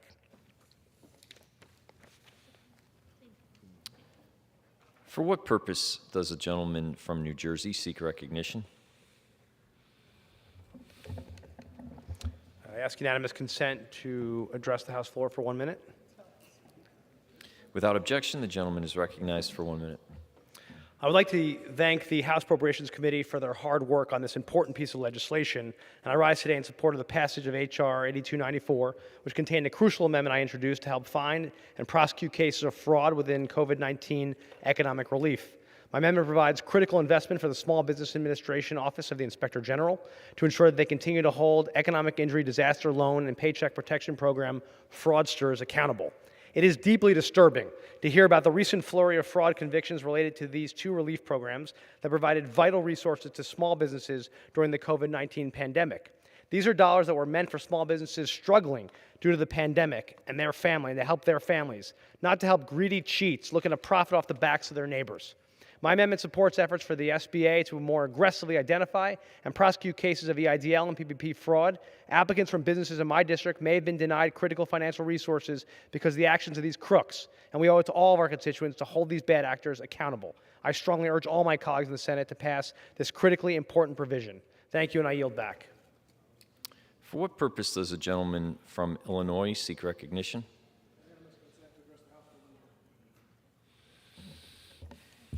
Without objection, the gentleman is recognized for 1 minute. The West is burning, and we can't get the fire to put it out thanks to a 1,200-year drought. Louisiana insurance companies are failing due to rising sea levels. Families are paying more than ever to cool their home and fill up their tank with ever more expensive fossil fuels. And this week, we learned that a majority of the Senate thinks that's fine. I think they're fine with Americans paying too much for energy. They're fine with Americans keeping our economy coupled to Putin's war machine. They're fine with stealing from consumers and stealing from our future to subsidize fossil energy producers today. If you have a solar panel on your roof, if you have an electric vehicle in your driveway or an energy-efficient home, you are helping your planet and you are helping your wallet. In the House, we are making that opportunity available to all Americans, and yet the Senate has failed us. Their failure is not only a failure to do their job, it's not only a failure of leadership. The U.S. Senate is increasingly an embarrassment, and I'm sick of apologizing for them. I yield back. For what purpose does the gentleman from Louisiana seek recognition? Mr. Speaker, I request unanimous consent to address the House for 1 minute and to revise or extend my remarks. Without objection, the gentleman is recognized for 1 minute. 988. These 3 digits represent an important first step towards a transformed crisis care system in America. Congress passed legislation to formally authorize 988 as a new number for suicide and mental health crisis. This 24/7 hotline and text line is available for people in mental health-related distress, including thoughts of suicide, mental health crisis, or substance use crisis. Additionally, family and friends can use this service to support loved ones who are struggling. By calling or texting 988, people will immediately be connected with the trained crisis counselors who will do everything they can to help. Mental health care is health care. An enactment of 988 is a long overdue example of government finally prioritizing mental health and putting crisis care in reach of more Americans. But there's much more to do. I'll continue to work in Congress and in the community to help fight the stigma and increase mental health support for all. I yield back. For what purpose does the gentleman from California seek recognition? I request to speak to the House for 1 minute, unanimous consent to do so. Without objection, the gentleman is recognized for 1 minute. Thank you, Mr. Speaker. Donald Trump lost the 2020 presidential election by over 7 million votes. Trump lost Arizona by over 10,000 votes. Trump lost Georgia by over 11,000 votes. Trump lost Wisconsin by over 20,000 votes.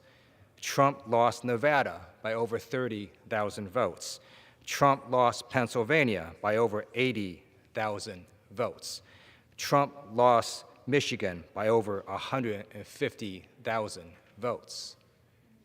Trump lost the Electoral College 232 to 306. Donald Trump lost the 2020 presidential election. Are there any other further requests for 1 minute speeches?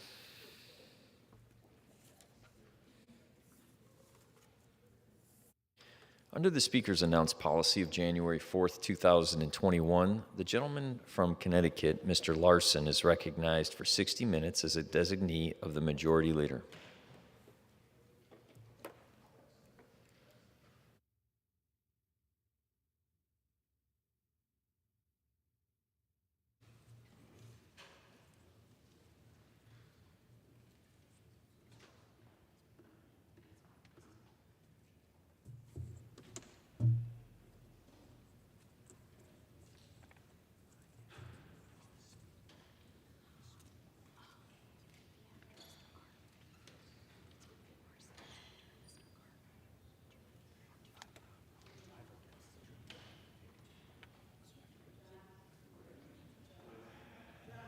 Is recognized. The gentleman is recognized. Thank you, Mr. Speaker. I rise today to address the body to talk about Social Security.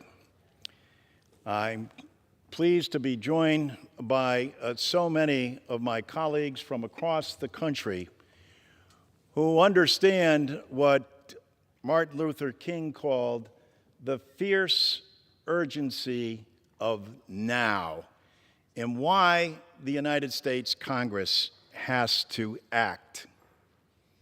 It's been more than 51 years since the United States Congress has enhanced the benefits of Social Security.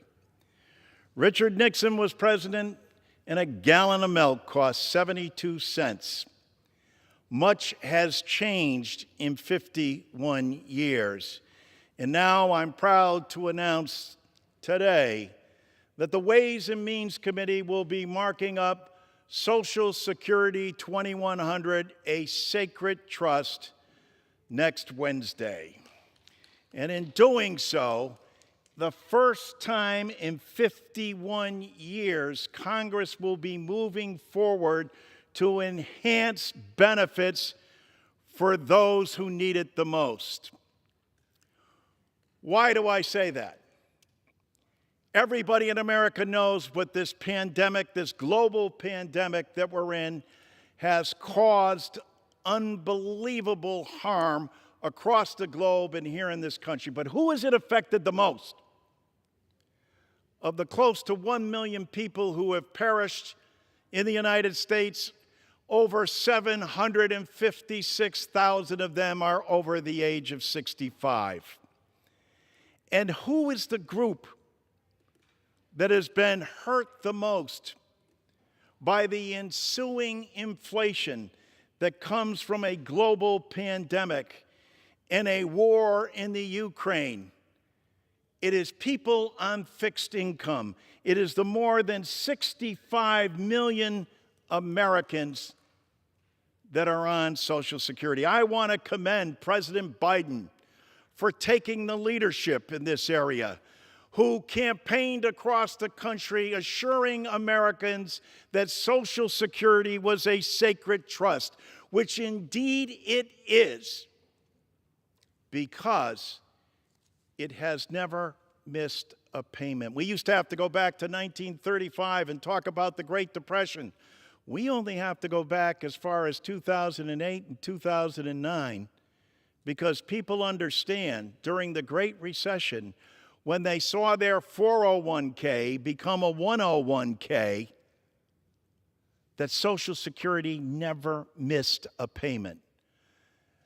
Not a pension payment, not a spousal payment, not a dependent payment, not a disability payment. It is America's #1 insurance program.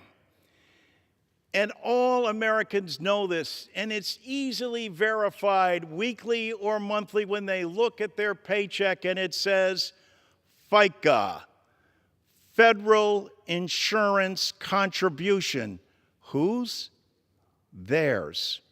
Because it's an earned benefit that they have paid into throughout their lives, and yet Congress has not acted in 51 years until now, under the leadership of President Biden, Speaker Pelosi, and Chairman Richard Neal. We are moving forward with legislation that will provide much needed relief to people struggling in this pandemic in dealing with inflation. I'm pleased that I'm joined today by so many of my colleagues who have told their stories over and over again about the citizens that they are interacting with and what an enormous burden this pandemic and inflation has caused for them. And now, finally, for Congress to act. And how so? Improving benefits across the board by more than 2% for everyone, making sure that nobody who worked all their lives and paid into a system can retire into poverty, making sure that we have a COLA that actually reflects the cost that people incur, making sure that we repeal WEP and GPO so that teachers and firefighters, something that Mr. Pascrell has championed his whole time here in Congress, understand that relief is on its way because Democrats care deeply about this. We are faced as well with an alternative from the other side. And here's the simple difference. Republicans have proposed to end Social Security. Republicans have proposed to cut Social Security across the board by more than 21%, and 20 different separate proposals in their Republican study plan.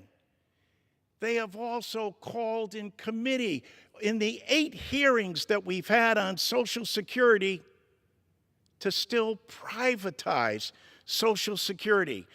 Democrats stand not to just protect Social Security, but to expand Social Security for those that need it the most. And those assembled here today understand how vitally important it is. And now I'd like to recognize the Dean S. of the House of Representatives from the great state of Ohio, and someone who understands intuitively, especially women who need this benefit the most. And it's women in this country. More than 3 million Americans receive below poverty level checks from Social Security, and the vast majority of them are women. I recognize Marcy Kaptur from Ohio.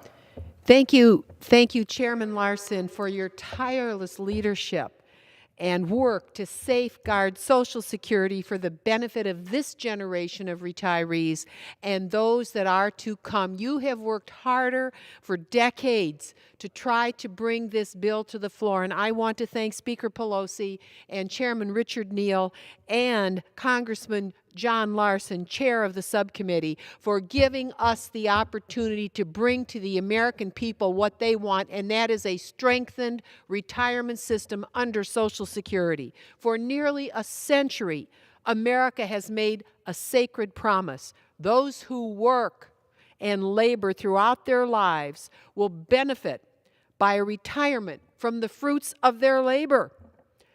It's an earned benefit for pension. It's an insurance program that they pay into, as the gentleman has said. It's also a survivorship benefit for workers who die who have young children. And it's a disability program for those who are harmed on the job. Social Security is an earned benefit. Yeah, it's a promise, but people earn it. And it assures a safe and secure retirement for tens of millions upon millions of Americans during their golden years. To those who become disabled, and of course, their family, the children, in fact, if something unfortunate happens. But without the action of Chairman Larson, the Social Security promise is deeply at risk. Democrats want to strengthen Social Security. Republicans want to end it and cripple it. With this legislation, soon to be moving through the House Ways and Means Committee, one of the most important bills that will ever come before this chamber, Democrats will push for a vote on the floor as soon as possible. I hear from thousands of Northern Ohioans and people across our great state to see a responsible solution to protect and improve Social Security. The wealthy must join with the vast majority of Americans in paying their fair share of social insurance at a percentage that equals what other people pay to secure Social Security into the future. By making that happen, the Social Security 2100 Act will increase benefits for current and new beneficiaries. It will protect retirees against inflation, which the gentleman has mentioned. It will continue to serve the disabled and the young children of workers who die at a far too young age. And it will repeal the windfall elimination provision that we have been trying to fix for how many decades? I think at least 4. The Social Security 2100 Act is one of the most important bills Congress will ever vote on. What a privilege it will be to be able to cast a yes vote. America made a promise to workers and to retirees and families, and Democrats are committed to making good on that promise. This is a Democratic program, and we are going to save it as Democrats and improve it. Thank you, Chairman Larson. I yield back any remaining time to you. Thank you, Marcy. I greatly appreciate the gentlelady from Ohio's comments.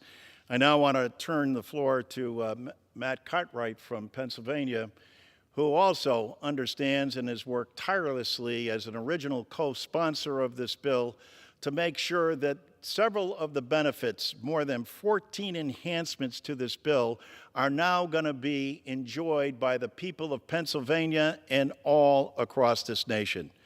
Matt. I thank Chairman Larson for yielding me the time, and it's an honor and a privilege for me to speak out in favor of this wonderful bill, Social Security 2100.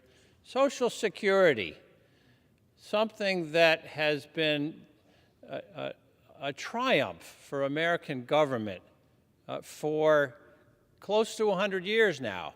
Social Security that has kept seniors out of poverty. It used to be that in this country, seniors died in poverty, died of starvation. That happened in America. Don't think it couldn't happen again. But under the Social Security Administration, it doesn't happen. Seniors who work their whole lives and pay into this insurance program reap the benefit of doing so and have money coming to them. It isn't a lot, but it's keeping people alive and out of poverty. And out of poverty through some of the most extreme downturns in our economy. It's something that protected seniors from starving to death during terrible moments of economic stress and distress in this country. Social Security is something that all of us Americans ought rightfully to be proud of, that it was enacted during the Roosevelt administration, that has been protected and defended for generation after generation, and that it has succeeded in keeping Americans out of poverty in the most dire circumstances. It is a legacy that the Democratic Party are very, very proud of, and all of us band together at a moment's notice to protect it when it is threatened by those who think ill of it. Those instances have not been few or far between. There was the time in the early 2000s when there was this push to privatize Social Security. Instead of paying into the system and having it protected, no, the idea was just give the money to the people so they could invest it in the stock market. Let's throw the money in the stock market. It was amazing that that was something that was brought up around 2004, 2005, in that time frame. What happened in 2008? The stock market cratered. And if people had put their Social Security investments into the stock market, they would have been destitute. That's what happens when you so-called privatize Social Security. The people that want to push that are the ones that want to push the stock market up for their own particular personal gain. But what it does at the same time is that it endangers and puts at risk the lifetime of earnings that people have put into Social Security to make their own retirements safe. We can't do that. What else? They came up with this wonderful concept. You know, the chairman talked about the COLA, the cost of living adjustments that come with Social Security. Certainly they haven't been anything to brag about over the years, but as meager and as minimal as they have been, something came up about 10 years ago called chain CPI. Now, that was a $50 economist expression that meant lower cost of living increases for seniors. That's what they wanted, lower cost of living increases than what you were already getting on Social Security. We stood foursquare, shoulder to shoulder, against that ridiculous provision, and we put an end to that kind of talk. What else? They wanted to raise the retirement age. They always talk about that. The right-wingers want to raise the retirement age. How fair is that, raising the retirement age? for people who have been lifting and carrying and climbing and working with their hands and putting their backs into their work a whole lifetime. You want to make them work into their 70s? Is that what we think Social Security is for? Is that what we think it's all about? Absolutely not. Democrats have stood foursquare and shoulder to shoulder against that, raising the retirement age. But it gets better. As the chairman mentioned, there are enemies to Social Security. And, you know, a lot of times they don't say it out loud. They like to get rid of Social Security. They like to privatize it. They like to cut back on the benefits. They wring their hands about how much it costs, while all the time ignoring all of the people that it saves and keeps out of poverty and away from starvation. No, they ignore all of that. They'd like to do away with it. And you know what? Just recently, these people came out from under the shadows and identified themselves. In fact, there's a senator by the name of Rick Scott from Florida who has said out loud that he wants federal legislation, including Social Security and Medicare, to sunset every 5 years and have to be reauthorized by a fresh vote. Sunset. Now, that's a euphemism for end. It's a euphemism for killing. It's a euphemism for doing away with one of the most successful programs in American legislation history. Sunset Social Security means do away with it, and that's all they're talking about. So that they have the temerity now to say out loud what many of them have been thinking in private: let's get rid of Social Security. I say enough.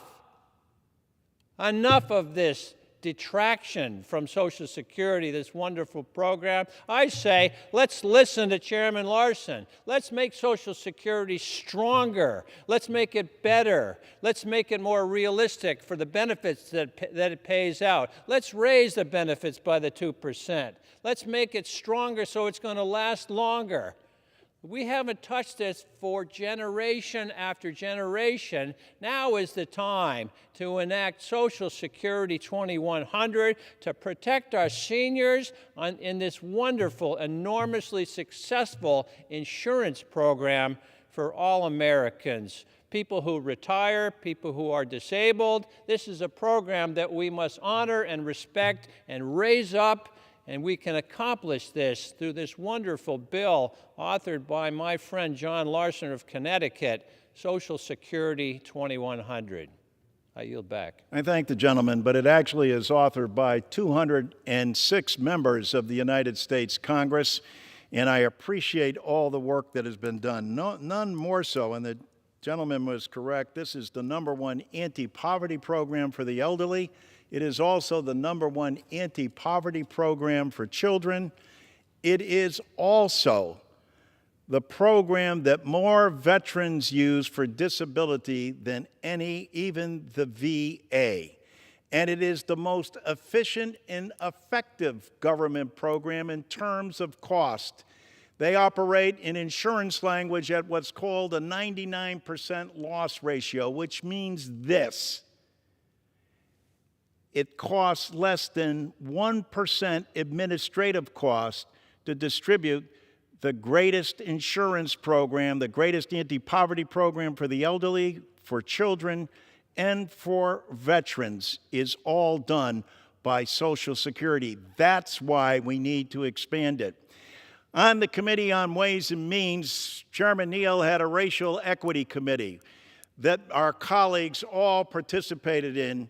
And one of the shining stars of that was none other than Stacey Plaskett from the Virgin Islands, who understands that if we want to focus on what John Lewis called the next great challenge for civil rights, it was to recognize how Social Security has treated women, and specifically women of color and black males. And with that, I recognize Stacey Plaskett from the Virgin Islands. Thank you. It's so good to be here with you to have this discussion about Social Security. the importance of this safety net to so many Americans, individuals throughout this country, but especially those who need it most. We have, I'm going to give you some numbers, 17,036 retirees, 1,331 children, spouses, widows, disabled workers. Those are the people in my district in the U.S. Virgin Islands who receive Social Security benefits. Almost 20% of our population. On average, these individuals receive $1,230 per month in benefits. That doesn't seem like a lot to so many Americans, yet for many recipients, they are dependent on those Social Security benefits to survive. Social Security payments put food on the table, keep roofs overhead, furnish medication. Indeed, for about half of senior beneficiaries, Social Security provides the majority of their income. Social Security is even more important, as you have stated, for marginalized communities, particularly women and Black Americans. Without Social Security, 43% of older women would be living in poverty, and in 2014, 45% of all Black senior beneficiaries relied on Social Security for all or nearly all of their income. Even in light of these details, we all know that Social Security system today is inadequate. The American people knew it, my constituents knew it, and I suspect my colleagues across the aisle are very much aware of that. But I'm grateful for you, Congressman Larson, members of the Democratic Party, and in particular, my colleagues on the Ways and Means Committee who are exerting leadership, who are deciding to step out and do something about it. We're not waiting around for the perfect. We are going to do some good. Benefits are insufficient. The Social Security Trust Fund will start running dry in 2035. That may be around the time that I need it. So we better get working on this. Waiting periods are unnecessarily long. It's long past time that we act to repair Social Security. So many things in this House we just take for granted that we're going to work on, we're going to fix, whether it's roads, infrastructure. My gosh, those are the things that oftentimes it's easy for all of us to get behind. But how do we not get behind our elders? How do we not get behind those disabled workers, widows? Many of my colleagues want to quote the Bible. If they're concerned with the widow, if they're concerned with those that are elders, they should be concerned with Social Security. I'm proud when I was approached by you, Mr. Larson, to act as a sponsor, a co-sponsor of this legislation. H.R. 5723, the Social Security 2100, a sacred trust. This legislation would increase benefits for all Social Security beneficiaries. It improves the cost of living adjustment, the COLA, to reflect inflation. My colleagues across the aisle want to talk about inflation all the time. But when we try to give them measures to combat it, there's nothing they want to do. They vote no each and every time. And I can almost suspect that when we get to committee and we're going to mark this up as a means to deal with inflation for our elders, they're going to say no to it as well. It enhances benefits for widows and widowers, repeals provisions that penalize public servants, and ensures that no one retires in poverty. H.R. 5723 promotes fairness in our Social Security system. It provides a tax cut for middle-income beneficiaries by raising taxation thresholds, while also ensuring millionaires and billionaires pay their fair share by applying the Social Security payroll tax to income above $400,000. Finally, this legislation makes practical improvements to Social Security services to reduce access to barriers. It ends the 5-month waiting period to receive benefits, enhances access to legal assistance, and prevents unwarranted closures of SSA field offices. By increasing benefits, promoting fairness, and improving access, Democrats are putting Social Security will not only help beneficiaries today, but will also help future beneficiaries by extending the trust fund's lifespan. This legislation may not solve every problem in our Social Security system and may not include provisions that every member desires, but it will make a tangible, positive impact on the lives of nearly 60 million Americans. I know that on the other side, we hear things such as an 11-point plan to rescue America.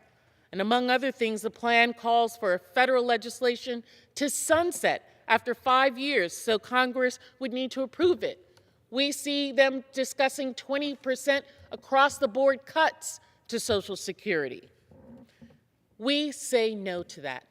We want to support our elders, support the system, give a helping hand, fight inflation. As President Franklin Roosevelt stated in 1935 when he signed the Social Security Act into law, this law, too, represents a cornerstone in a structure which is being built, but it by no means complete.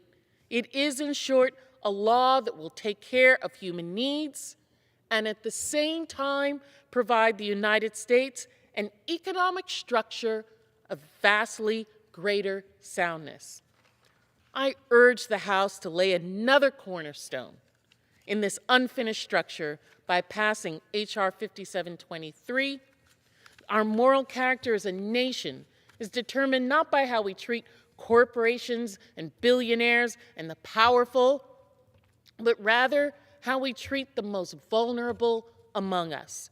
Hardworking seniors who have earned a peaceful retirement, people with disabilities who need support, veterans who courageously defended their country, widows and children who have lost a loved one. They are not asking for a handout or a free ride. Rather, they have worked hard to support their families and their countries and have paid into Social Security system. Now they are simply asking their government to maintain the promise of Social Security and extend a helping hand during hard times. I want to thank my colleagues for the work that's been done to bring this to the floor. And Mr. Larson, I want to thank our tremendous staff who have done so much of the yeoman's work in bringing information, making sure that we are doing the right thing with the numbers, that this is something that is sustainable and is going to support not just those people who are receiving the benefits, but there's a benefit to all Americans by us doing this in the long run. I thank you for the opportunity to speak, and I yield back. Lady for her comments, and especially as it relates to staff. Also for her comments about that this is this cornerstone, a key ground-laying cornerstone of the human infrastructure. Can I ask how much time we have remaining? The gentleman has 32 minutes remaining. Gentleman now recognizes the distinguished Vice Chair of the Committee on Social Security, the leader in Congress on making sure that firefighters and police officers and teachers are taken care of across the board, but specifically as it relates to Social Security and WEP and GPO. I recognize Mr. Pascrell from New Jersey. Thank you, Mr. Chairman. Will be followed by Ms. Frankel from Florida. Mr. Speaker, I rise today on behalf of the more than 124,000 of our neighbors in the 9th Congressional District who rely on Social Security each and every month. And I rise also, Mr. Speaker, because 26 years ago, when I first ran for Congress against an incumbent, I was fighting for Social Security because it was an issue in that election of '96. When you had choices, privatize, and that's the way to get to the goal line. And senior housing, senior development, one after the other. The first thing I heard when I walked in the door when I was campaigning in the first congressional campaign of my life was, what are you going to do about Social Security? The number of 124,000 is growing in every state every single day. Not getting smaller. We have more of an older community in the United States of America. I'm proud to have been part of that community for a few years. We'll leave it at that. Social Security is one of our nation's greatest success stories. And after 86 years, Social Security still stands as a monument for decency, for dignity, and hard-working Americans.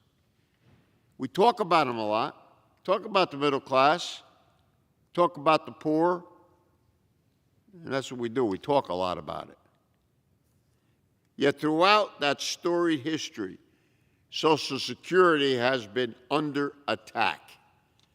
Going back to 1935 in FDR, on day one, has been the subject of scurrilous attacks and lies.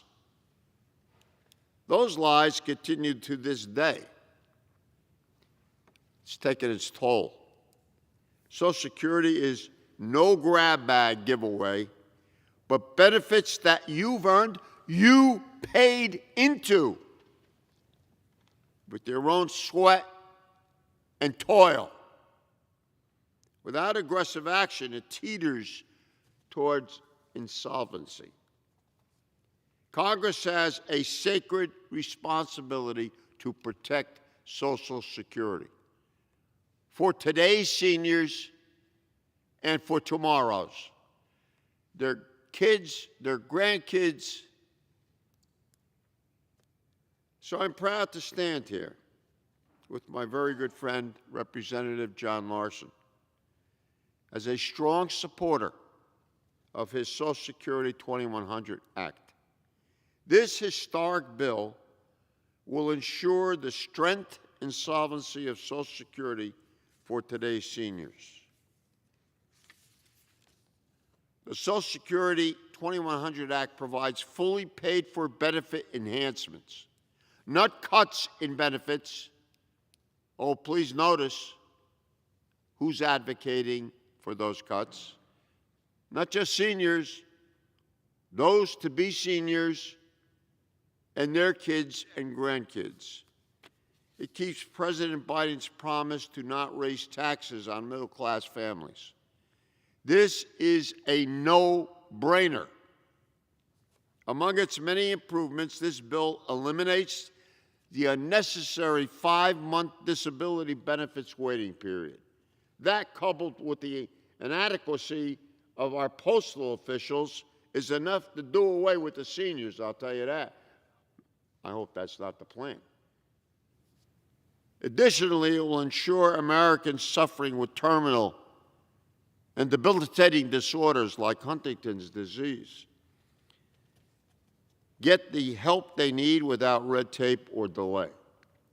Importantly, we've updated the legislation so that our firefighters, we're always putting our arms around our firefighters and our police and our teachers and other public servants, but now they'll receive the full Social Security benefits that they've earned. Social Security lifts more Americans out of poverty than any other federal program. 21 million each year. For over 40% of senior beneficiaries, it provides a majority of their income. Their lives literally depend on it. That's not an exaggeration, Mr. Speaker. That is the importance of Social Security to America. We're fighting for our seniors who've worked their entire lives. And we're fighting for working families so that no one who pays their whole lives should ever retire in poverty. That's a scourge. With unified control of government, we must get this done. There are no excuses. I thank you and I yield back. And congratulations to the committee and its chairman to get us this far. I want to thank the gentleman for New Jersey for his unwavering support and dedication, not only to the firefighters and police and teachers across this country who will benefit from this legislation, but all Americans, and especially those in Paterson, New Jersey, who he's dedicated his life to serving.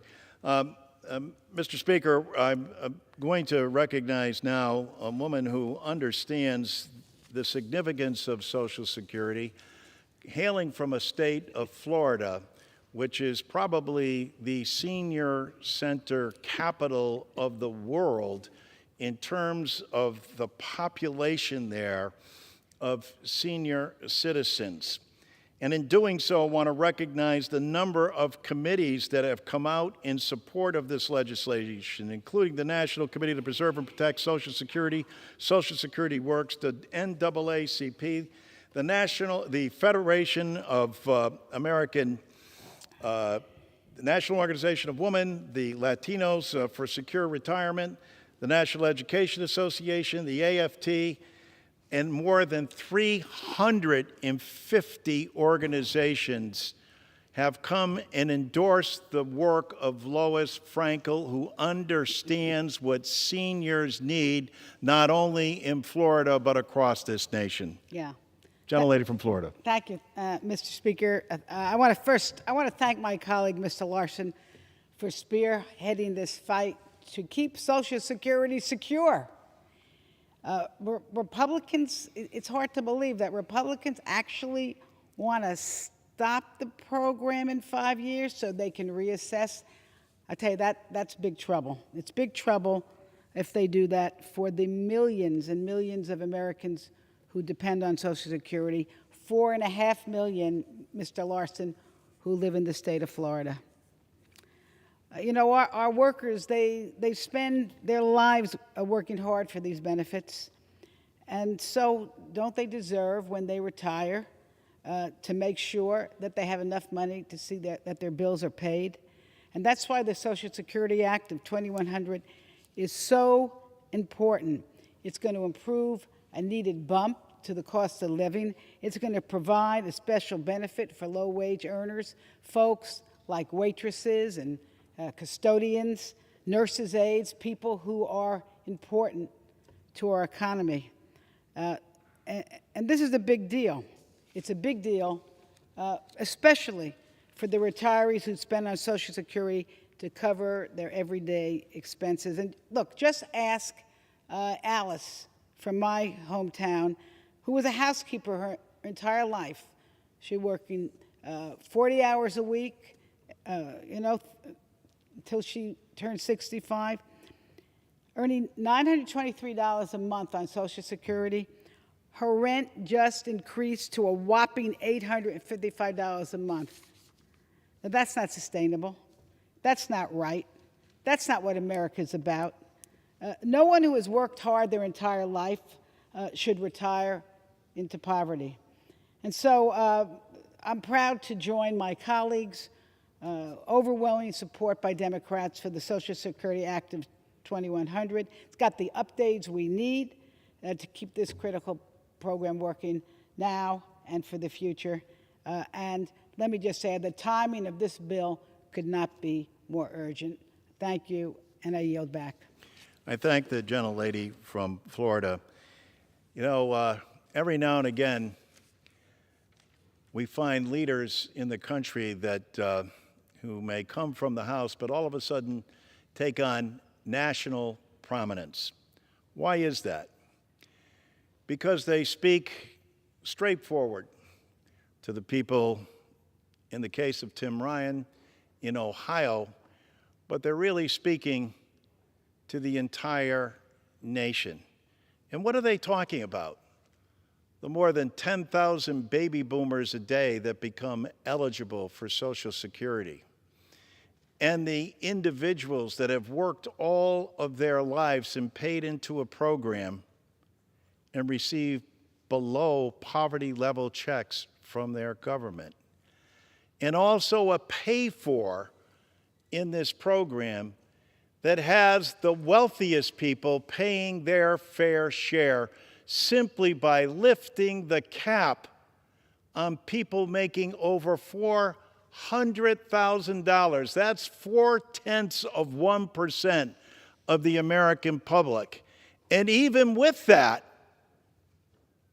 we'll be paying proportionately less than a person earning $35,000 to $50,000 a year, the person who speaks to that working class. And it resonates not only in Ohio, but across this great nation of ours, the next senator from the state of Ohio, Tim Ryan. I thank the gentleman from Connecticut. I appreciate the opportunity to speak here with you. And I just want to say I've been in Congress now 20 years and have known Mr. Larson for that long. And he has been an absolute bulldog on this issue. I think, John, you understand better than most the impact of this program, and to just consistently year in and year out get this on the radar screen. And now we're going to have a markup next week on this and really proposing this, I think, at a time of great need. The pandemic that we all have experienced over the last few years, the economic collapse global economic collapse that we saw in the last couple of years, I think pulled the veil back on a lot of problems that we've had in this country. And we could go through the entire list, but I think one of them that is most significant is how many people in this country, how many seniors in this country struggle to make ends meet. In the wealthiest country on God's green earth, the most significant, most dynamic economy, we have, a handful of people building their own space stations, going into space, and God bless, that's only, can only happen in America. But the reality is, the vast majority of people in this country are still struggling. And what we're talking about here is a group of people who did everything right, busted their rear ends their whole life. Single moms taking care of a couple kids, people working in factories, people waitressing, nurses, public servants, people who are out there every single day and have done everything right. And this is what the Social Security system is all about. I remember, when my grandparents passed away, I remember going through their drawers at their house. And, you got to clean everything up, and it's really a heartbreaking experience. And I found this little black book that was my great-grandfather's. Dominic Guerra came over from Italy with $17 in his pocket, and it was his little black book. And I opened it up, and it had on the left side, it had the names of the people who belonged to this group that was called the Volsini Club. He came from a little village in Italy, Volsini, in the southern part, in the Basilicata region. And it was the Volsini Club. And on the left-hand side were all the names of the Italians from Volsini in Niles, Ohio. And at the top of the book were the months of the year. And so it would say, like Dominic Guerra and all these names, a lot of vowels in this book. And in the names, they would say January, $1, February, $1, March, nothing. April, nothing. May, nothing. June, $1. And it was the same for all the different names that were there. It was a mutual aid book. It was an insurance. It was just a group of people kind of putting their own insurance, plan together, because one day I'm up and you're down, and the next day I'm down and you're up. And that was before Social Security. That was before Medicare. People coming together collectively to help each other, which is a basic American value. And so this system was put in place because that was probably happening all across the country with different ethnic groups.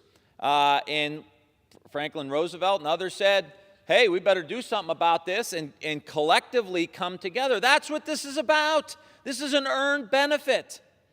And I will tell you the American value that undergirds this program is the same American value that has lit this country up since its inception. It is the idea and the value of freedom. right? Freedom has been the principle here in the United States. And so we're talking about economic freedom here. We talk about it with the workforce. We talk about it with the rebuilding the middle class. Why? So people could be free, economic freedom. You know, don't have to work 50 or 60 hours a week. You got time for the things that are important.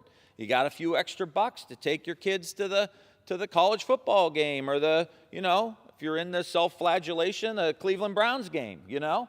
But go fishing, go hunting, you know, maybe have a little boat, economic freedom. And so when we're talking about our seniors, we're talking about freedom, economic freedom for them to live independent lives.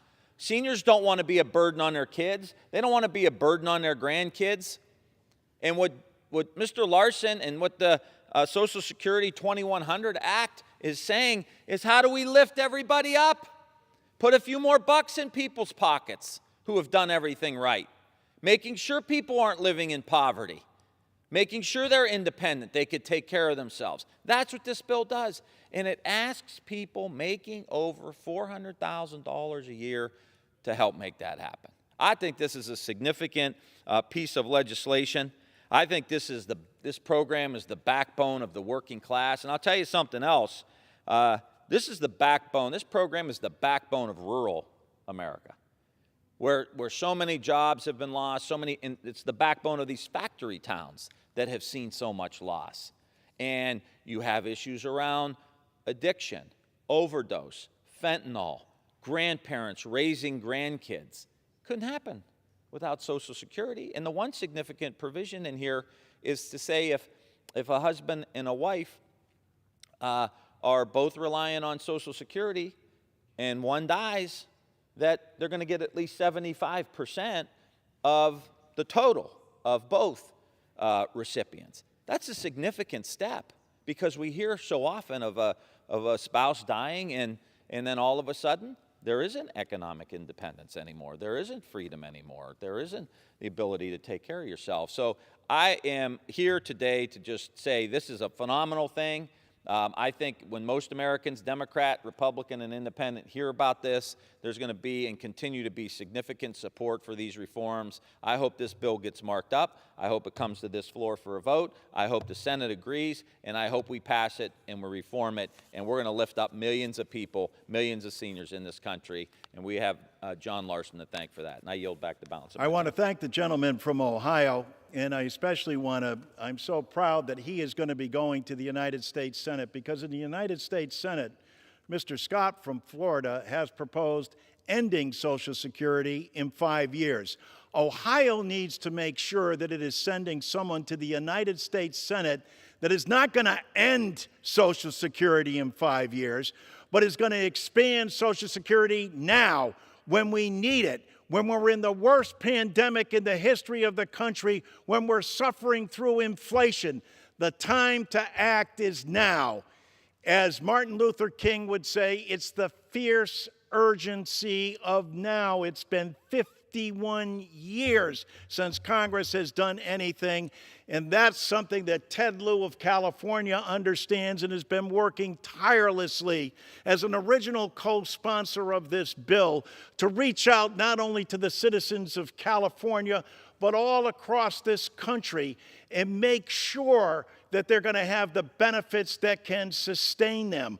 Our goal is to expand benefits, not to cut them. I recognize the gentleman from California. Thank you, Chairman Larson, and thank you, Mr. Speaker. Democrats are focused on putting people over politics by lowering costs, increasing American jobs, and having safe communities. What are Republicans focused on? Ending Social Security. How do we know that? They put it in writing. They want to end Social Security in 5 years. We need to not only end the Republicans' ability to end Social Security, we need to expand Social Security. And that's why I'm so proud to be here to support John Larson's Social Security 2100, a sacred trust. In my district alone, there are nearly 120,000 Social Security recipients who receive an average in total of $209 million in monthly benefits. This is a vital, critical program, life-saving for millions of Americans. And why is it called a sacred trust? It's called a sacred trust because our government promised over 85 years ago that if you contribute to Social Security with each and every paycheck, you can retire with dignity. President Biden has called that a sacred trust. Chairman Lawson's sacred trust bill is how we need to make Social Security stronger and even better. And I think it's important to just talk about how awesome this bill is. Let me just talk to you about some of the provisions. It has a benefit bump for current and new Social Security beneficiaries of 2%. In addition, it has protection against inflation, and it does that by improving the outdated COLA formula that currently is in Social Security. The bill also improves Social Security benefits for widows and widowers. This bill repeals the windfall elimination provision. It ends the 5-month waiting period to receive disability benefits. The bill also provides caregiver credits towards Social Security. It extends Social Security dependent benefits. It increases access to Social Security dependent benefits for children who live with grandparents or other relatives. The bill also requires the Social Security agency to mail annual statements to all workers, and it improves access to legal representation for people seeking long-term disability benefits. This is an awesome bill, and this is exactly the kind of legislation that we need to move off the floor, and it is in stark contrast to what Republicans are doing. Again, Republicans want to end Social Security in 5 years. And how do we know that? They put it in writing. Not just one Republican, but multiple Republicans. This is a severe danger to our nation if we wipe out this life-saving program.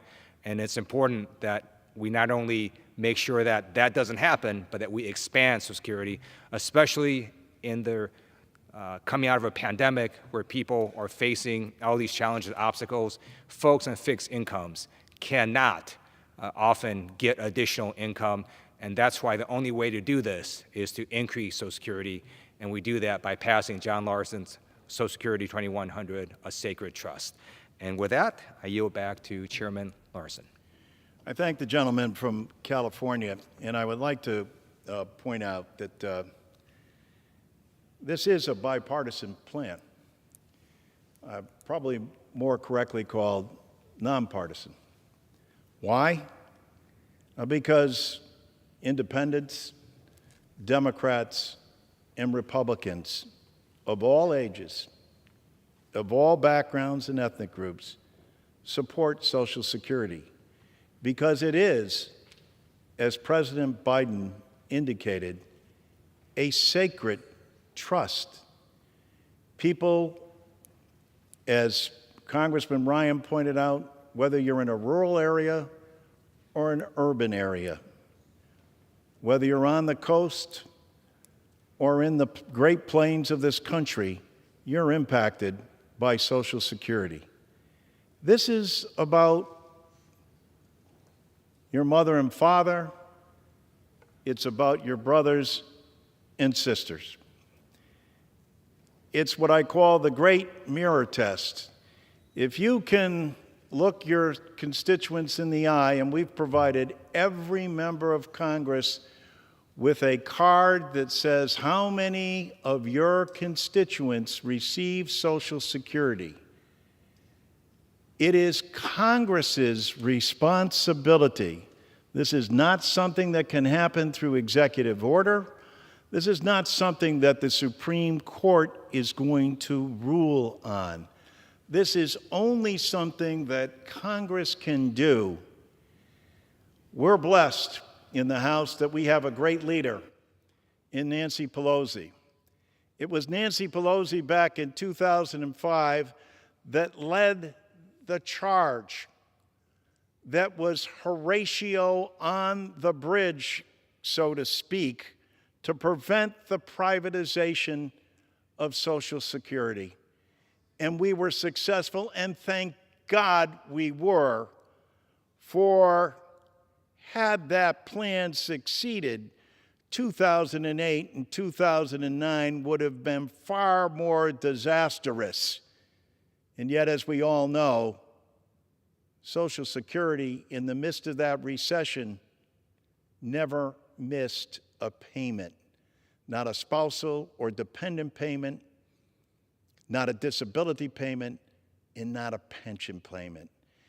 And now it's Nancy Pelosi as well, along with President Biden and Democrats, and frankly, a number of Republicans who know in their hearts, and know because when they give that mirror test and go home and look at their family members in the midst of this pandemic, in the midst of this inflation, the most successful and the most efficiently run governmental program that we have should be embraced by everyone to give the access and relief that our seniors need, that our disabled veterans need, that our children continue to need. Presidents Eisenhower and President Nixon, the last president under whom we expanded Social Security benefits, that was in 1971, and a gallon of milk cost 72 cents. What seniors have endured.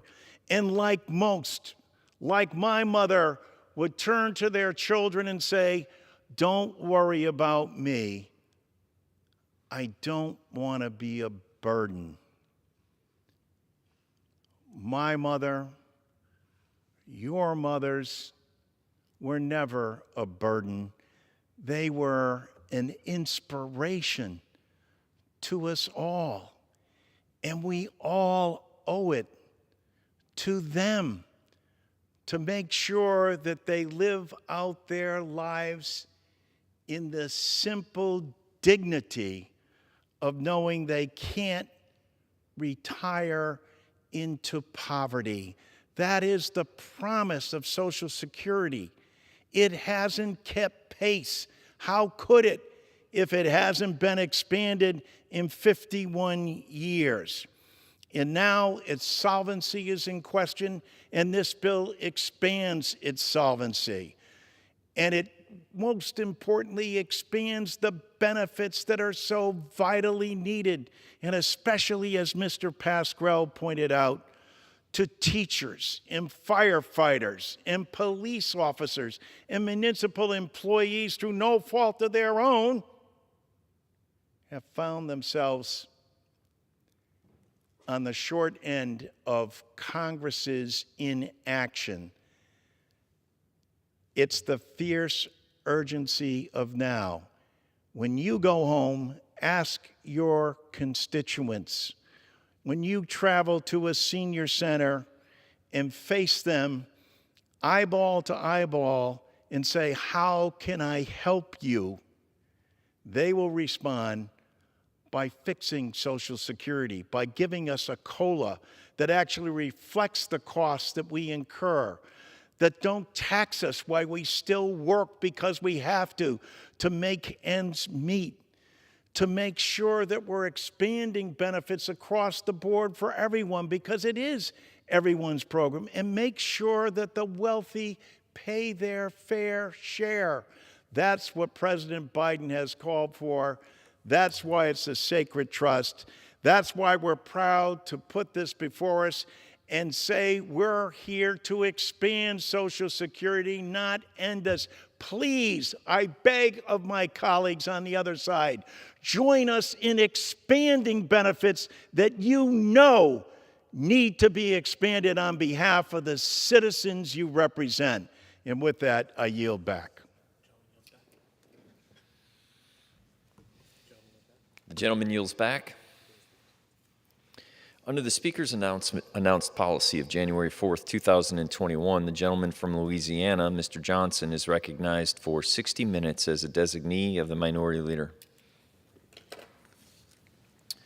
Well, thank you, Mr. Speaker, and I ask unanimous consent that all members have 5 legislative days to revise and extend their remarks and include extraneous material on the subject of my special order. Without objection. Thank you, Mr. Speaker. You know, the recent Supreme Court term has come to an end, and the court's decisions have sent Washington Democrats into a tailspin. members of this body have called to abolish the Supreme Court. And by the way, some of those very same members have also called to expand the Supreme Court, so we're not really sure which one they're committed to. Just yesterday, members of this body were pretending to be handcuffed over their support for taxpayer-funded abortion on demand until birth.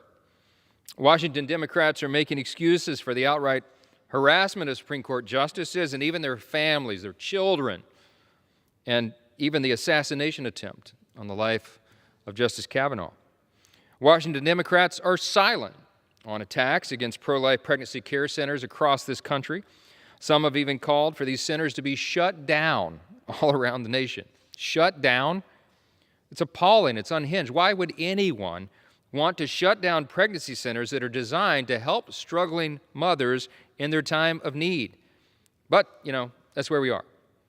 Why all the hysterics, though? I mean, my constituents really are curious about this. Why are they so animated right now? Why do they want to tear this institution to the ground? Well, here's the simple reason.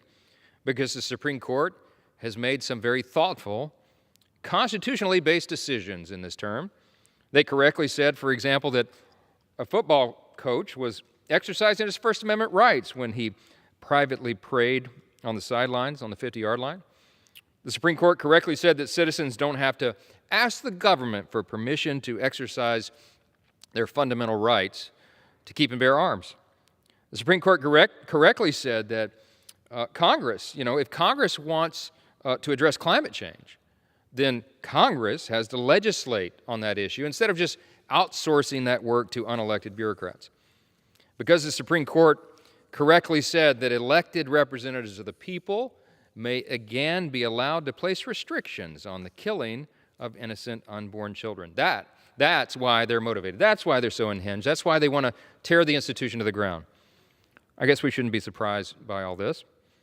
We are, after all, only a couple of months removed from Senator Schumer's infamous, dangerous, unhinged rant on the steps of the Supreme Court itself, where he said, he called out Justices Gorsuch and Kavanaugh by name, and he said, hey, we're going to release the whirlwind on you. Well, it happened, and it's clear what is happening here. Democrats are doing anything and everything they can to try to use these obvious and straightforward Supreme Court decisions to stoke fear and change the subject before the November election. But here we are today to say that this election will be about three things. It's going to be primarily about soaring inflation, uninhibited illegal immigration, and the general staggering incompetence that they see by the Democrats in charge of Washington. The three I's, I call it. It's inflation, immigration, and incompetence. I think it summarizes it pretty well. There was a very interesting story on CNN this week, caught my eye. It was entitled, "Vulnerable Democrats Sound the Alarm Over Inflation Crisis." Well, welcome to the party. It's a little late for that, I'd humbly suggest that those vulnerable Democrats should have thought about that before they voted to pass $5.4 trillion, with a T, trillion dollars in new partisan spending last year. We warned them.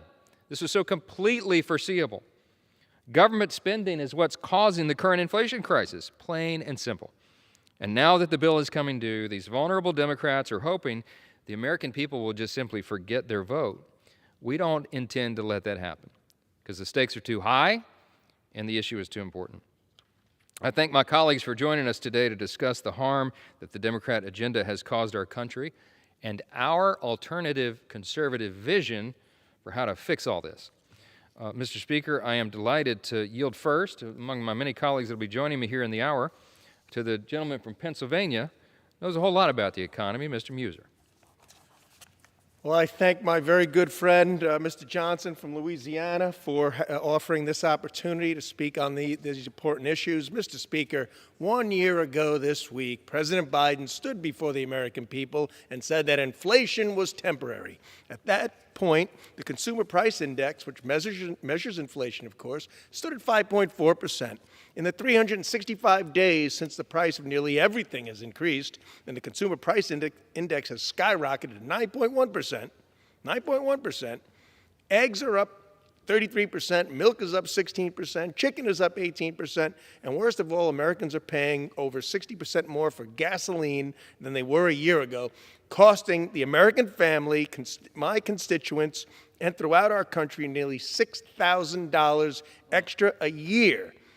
And now we have our transportation secretary telling us the truth that this pain, and I'm quoting, will lead to more purchases of electric cars. So that was the plan.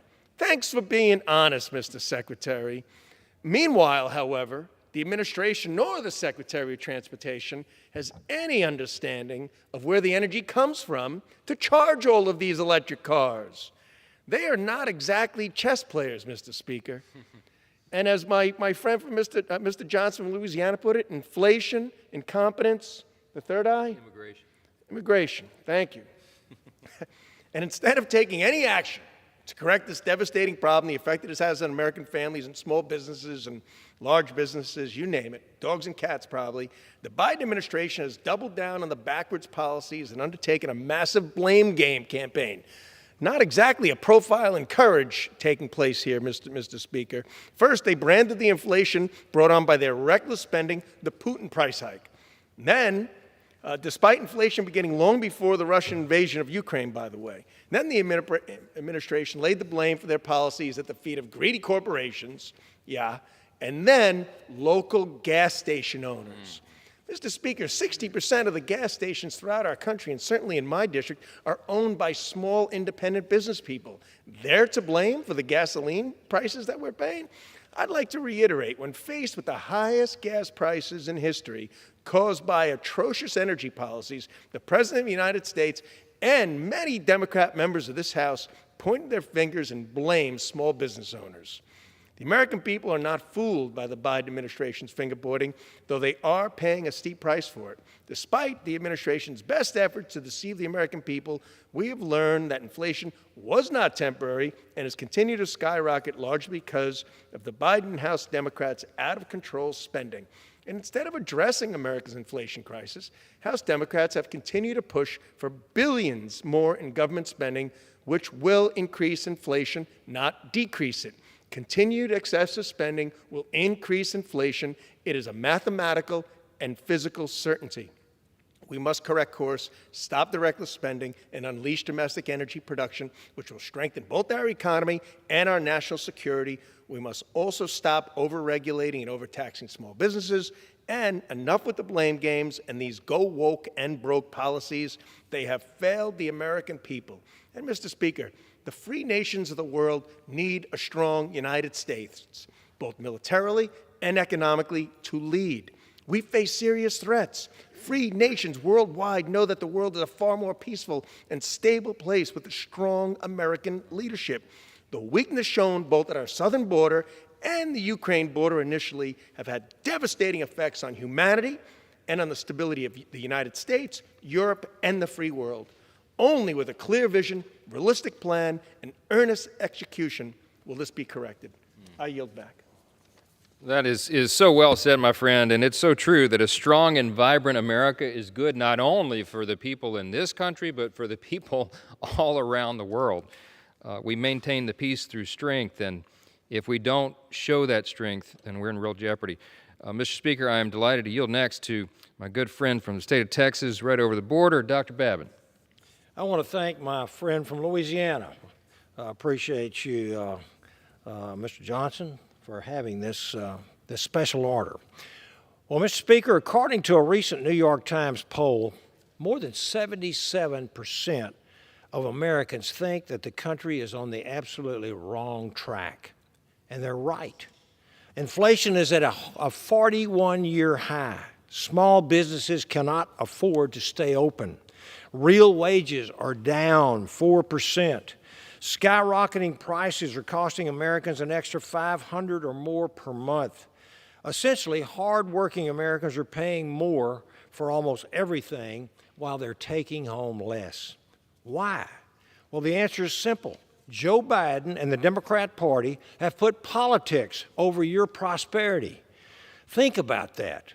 Over the last year and a half, they've repeatedly shown us that their green fantasy is more important than you being able to feed your family or fill up your car with gasoline.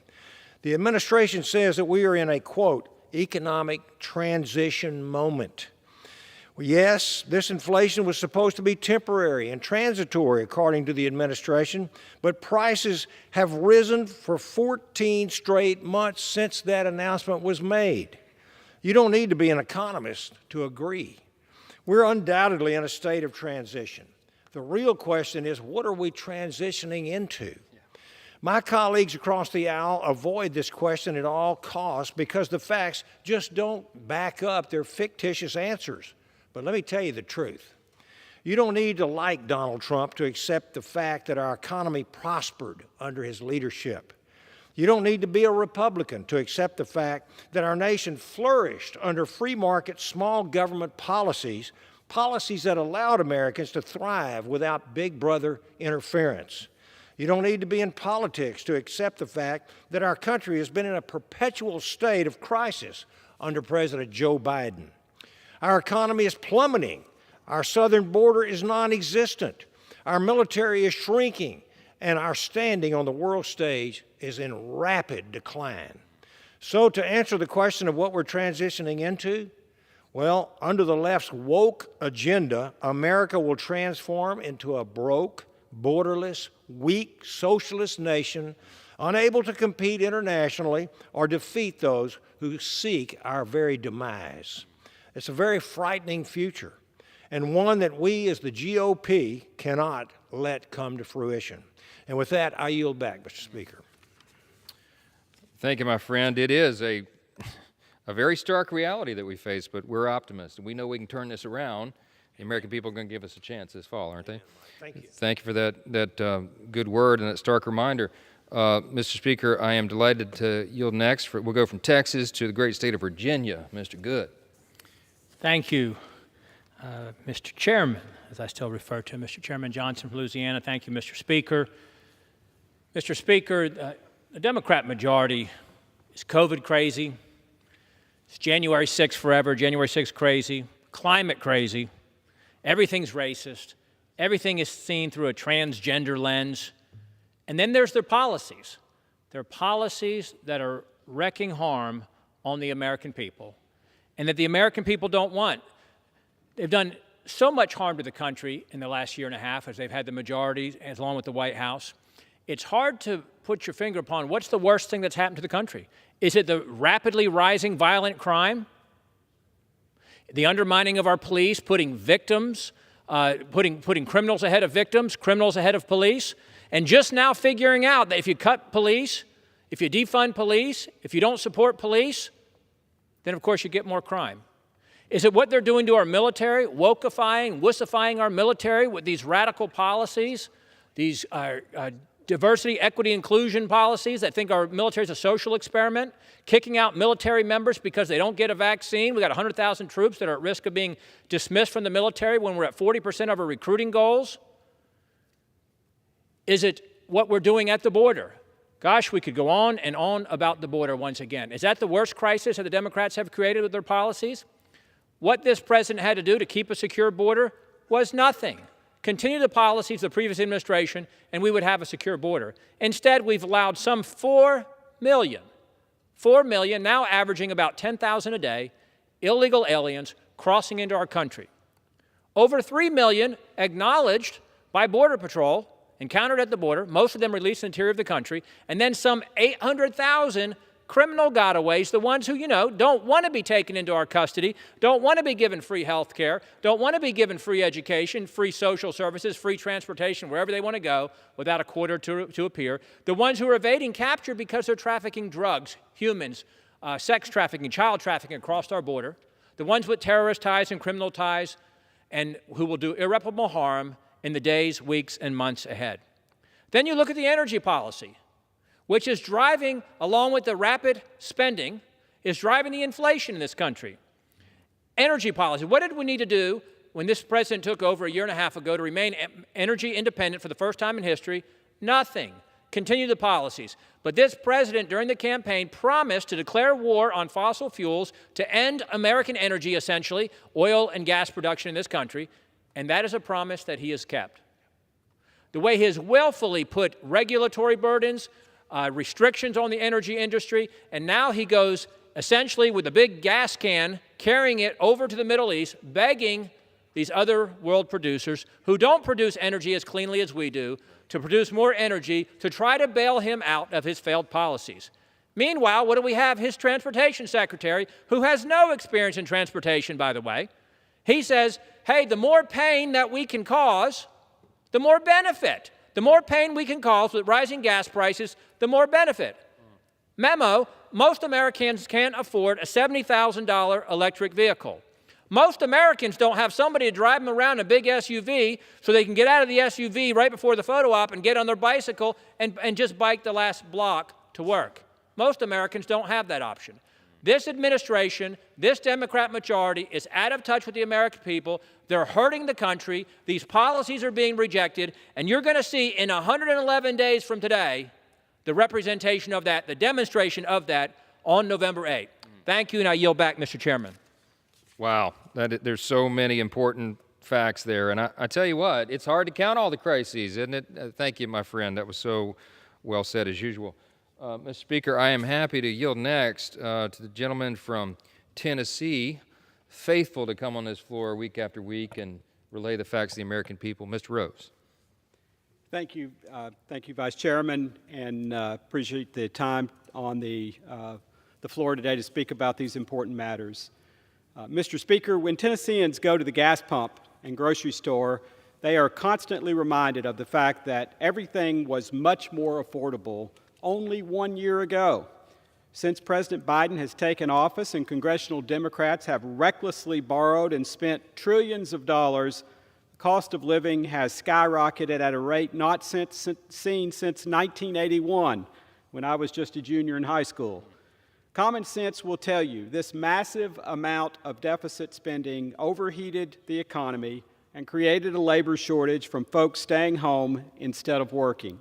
Common sense will also tell you that the only way to fix this issue is to turn the money spigots off here in Washington and stop this borrow and spend economic death spiral.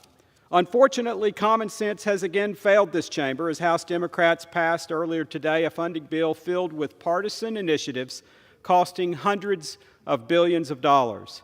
The socialist spending bill House Democrats passed today increased some accounts by double and even triple-digit percentages in some cases. It rewards the Food and Drug Administration, which failed to quickly address the baby formula shortage with a budget increase. It also increases the budget for the Department of Homeland Security, who instead of enforcing our laws and stopping illegal immigration, is encouraging it by attempting to repeal Title 42. It even increases the budget to maintain and improve federal buildings by 12%, even though many of these buildings have been mostly empty for the last 2 years.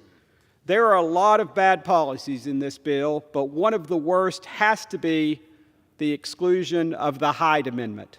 The Hyde Amendment is a bipartisan amendment that has existed for decades to prevent your taxpayer dollars from being used to help fund abortions. This is completely incomprehensible to me. In no way, shape, or form should taxpayers be subsidizing abortions with taxpayer dollars. Tennesseans are sick and tired of borrowing money from China and forcing their grandchildren to foot the bill. The state of Tennessee should serve as a role model for members of Congress. We have been committed in Tennessee to enacting fiscally responsible policies up and down each level of government. We don't even have a state income tax, and yet are still able to fund the government without driving our state into a hole of debt from which we'll never get out. I just can't help but think how one-party rule in Washington has completely failed the American people.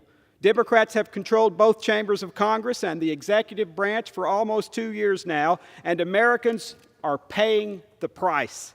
Tennesseans are rightfully upset with their federal government and feel as though their concerns about the future of this country are not being heard. A recent poll shows that in April of 2020, during the height of the COVID lockdowns, Americans actually thought our nation's future looked brighter than it does right now. We can't continue down this path. We must do everything we can to rein in the reckless spending. As interest rates begin to rise, our $30 trillion and rising national debt will only continue to get more expensive as the interest on the debt grows right along with it, squeezing out funding for other vital programs. With interest rates now rising at a rapid clip, it's all just a ticking time bomb ready to go off. I strongly urge my colleagues on the other side of the aisle to listen to the American people and Tennesseans back home and do what's right for the sake of our country and our children. Recognize the policy failures of the last 2 years and commit to joining Republicans in our desire to restore fiscal common sense. Thank you, Mr. Vice Chairman, and I yield back. So many great points there, and I appreciate you coming here and explaining that, because we can't say it too often. Mr. Speaker, I am happy to yield next to another good friend, great colleague, great spokesman for the conservative viewpoint out of the state of Kansas, Mr. Mann. I want to thank the gentleman and my friend from Louisiana for hosting this special order hour and for all that he's doing to help get the conservative voice out there. I rise today to deliver the 13th installment of my Farm Bill Impact Series during a time when the effects of a poor wheat harvest in Kansas are only compounded by crushing inflation. This is insult added to injury for Kansas wheat farmers. Producers are laboring under the burden of skyrocketing input costs while they work hard to keep our country fed, fueled, and clothed. And they deserve workable solutions to this inflation crisis before the situation gets any worse.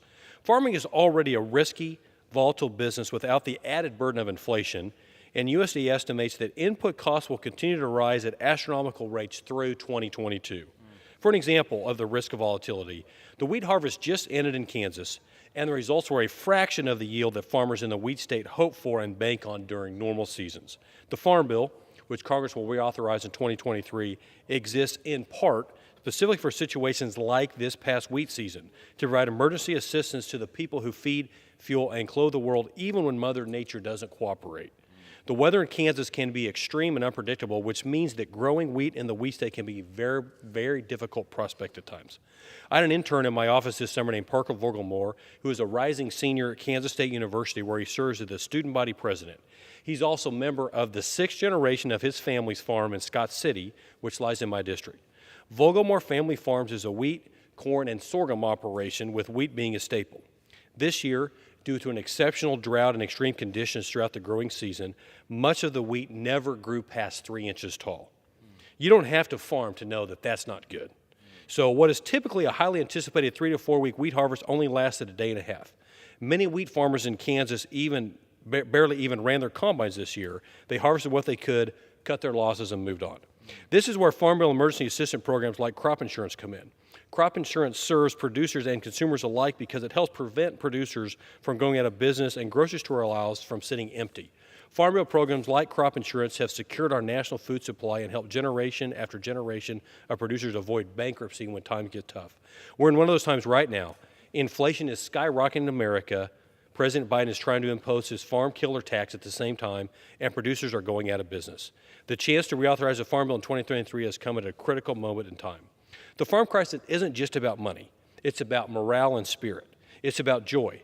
Missing wheat harvest time in Kansas doesn't just mean missing out on the yield of a cash crop. It means missing out on the special Kansas tradition of celebrating and culminating all of your family's hard work.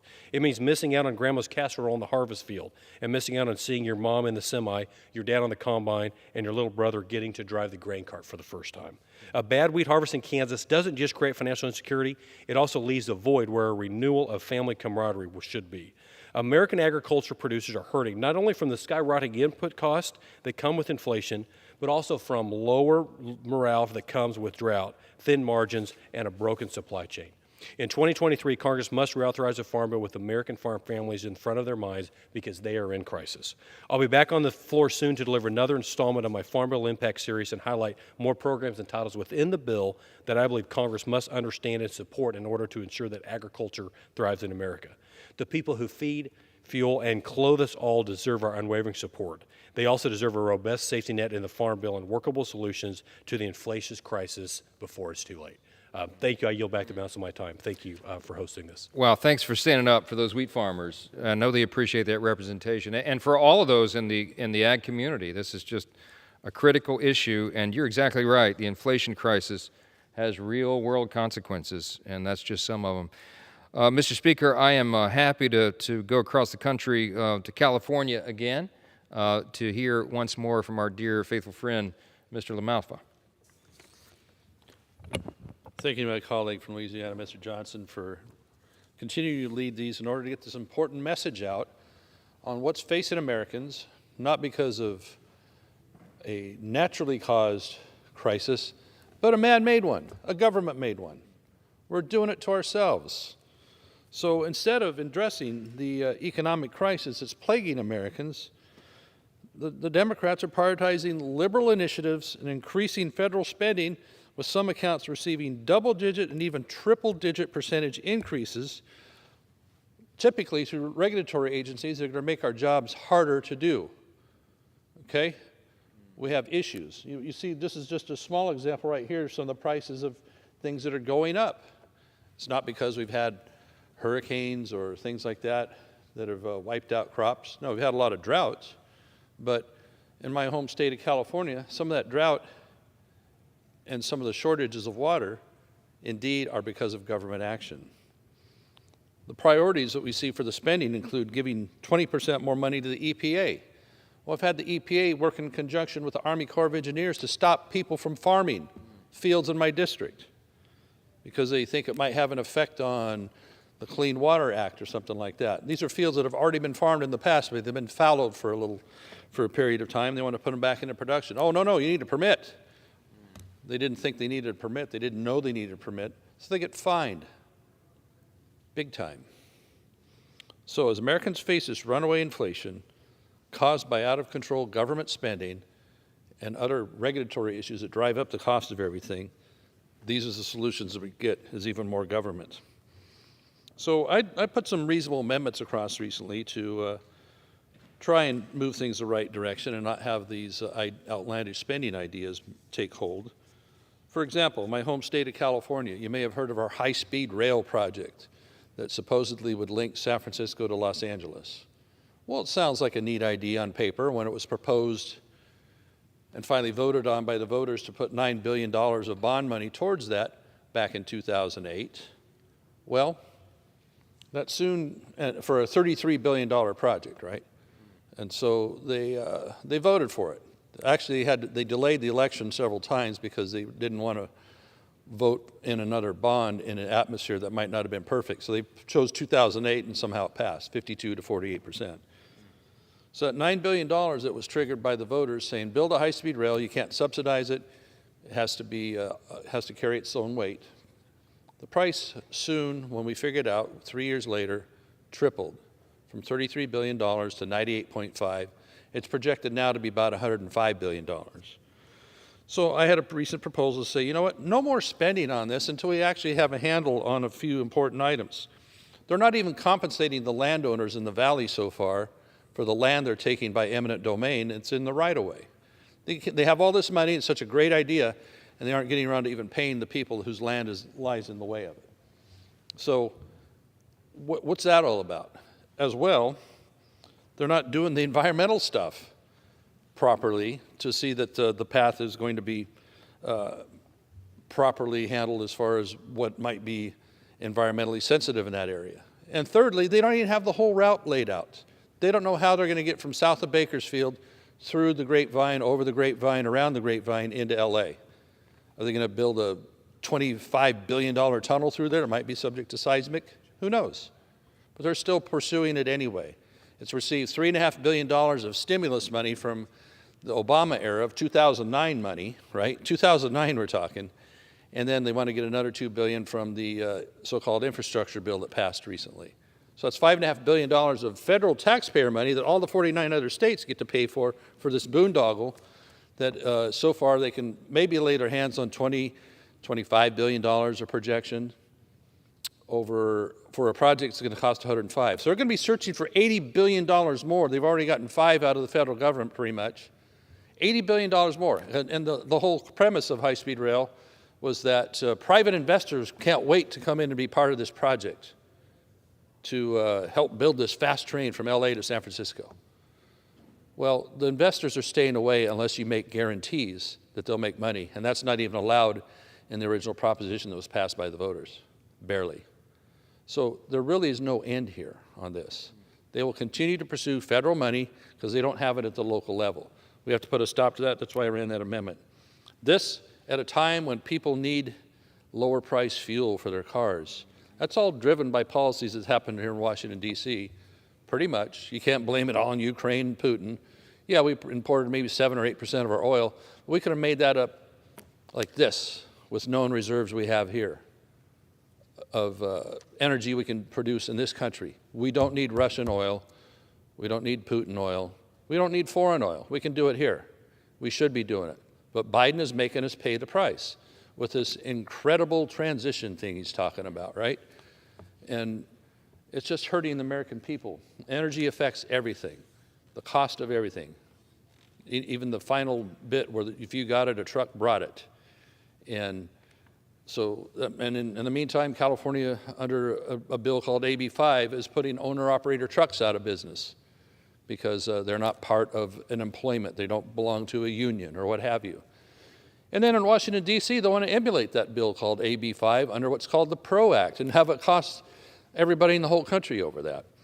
So the ideas coming out of here are not helping the American people. It's very tone deaf here in Washington, D.C. and in the White House of what the American people are struggling with inflation and more profligate spending coming out of this place.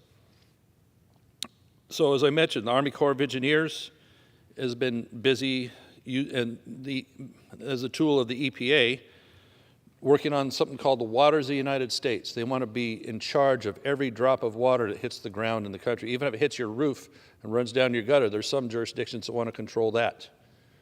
So it's really pretty ominous, especially when you look at my colleague before me that spoke about the wheat situation in Kansas, as well as they're having difficulty with their wheat crop down in Texas. Well, I have wheat growers up in the north part of my state, in the Klamath Basin, that if they could get just enough water, they could get a wheat crop. But they're taking the water away and flushing it down the Klamath River, ostensibly to help a fish population that it doesn't even work because they're trying to flush some disease, some virus out of it. It doesn't even work. And yet they keep doing it anyway. Kind of like with the Delta in California, flushing water out to save the Delta smelt. The Delta smelt population is basically extinct, and they still flush millions of acre feet of water out through that. And so California's agriculture is suffering.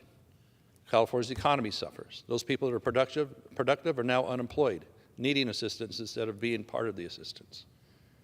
This is all government regulations come from DC and from California. It also affects low-cost energy, renewable energy, hydroelectric power. When they take that water away from the Klamath, when they take it away from Shasta Dam and run it out the ocean, that means your electricity prices go up. This all affects the economics of American families because of regulations, profligate spending here in Washington, D.C.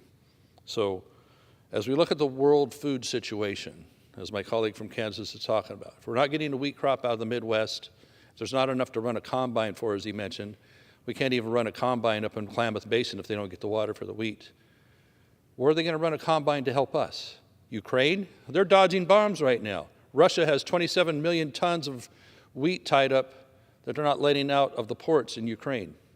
Where are we supposed to get the food? Hungary's cutting off their exports of wheat. India's cutting off their exports of wheat. We can't grow it in this country. Where the hell are people supposed to get food?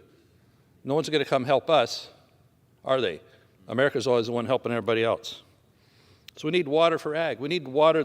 We need the money they're wasting on high-speed rail, $105 billion. That would produce, you could build 21 $5 billion dams for that and grow the food in California that so many people depend on. I'll have an update on that as well, as why California food is important, not just in California to growers and workers there, but to people in New York, people in Pennsylvania, people all through the Midwest. What we grow is important, not just for our local economy, but actually to keep things on the table that people need and demand. Instead, we would be importing them or not having them at all. So it all starts here in Washington, D.C. with misplaced priorities coming out of this administration that are not helping. I have to ask often to the Biden administration and even some of my colleagues in these two houses here, whose side are you on? I yield back. Well, thank you, my friend. So many important things you highlighted there. Mr. Speaker, we'll go from California over to the great state of Texas next. Oh, well, I was going to yield to my colleague, Mr. Roy. He's going to take the next special order hour, but I wonder if you'd have anything you want to throw in there. Yeah, I appreciate my friend from Louisiana recognized me for a minute. I appreciate his time on the floor. I was in the House Judiciary Committee, and I will be spending some time of a 30-minute special order here in a second, dealing with a lot of the issues that you were just talking about, in particular dealing with energy. And, you know, what I'll be talking about is they break it, you buy it. And that's the reality what we're dealing with our Democratic colleagues here in the majority and in the administration.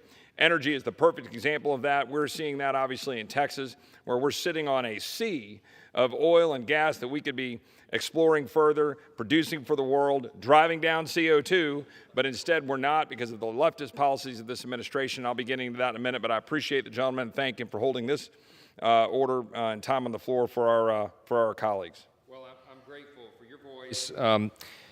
You were a guest on my podcast last week, and we've got a lot of attention on that. People are grateful for your passion on these issues, and I hope you keep speaking loudly here on the floor and everywhere. And I'm grateful that you've gotten a national platform to talk particularly about this immigration crisis, which is a whole different subject, and you have a great insight on that.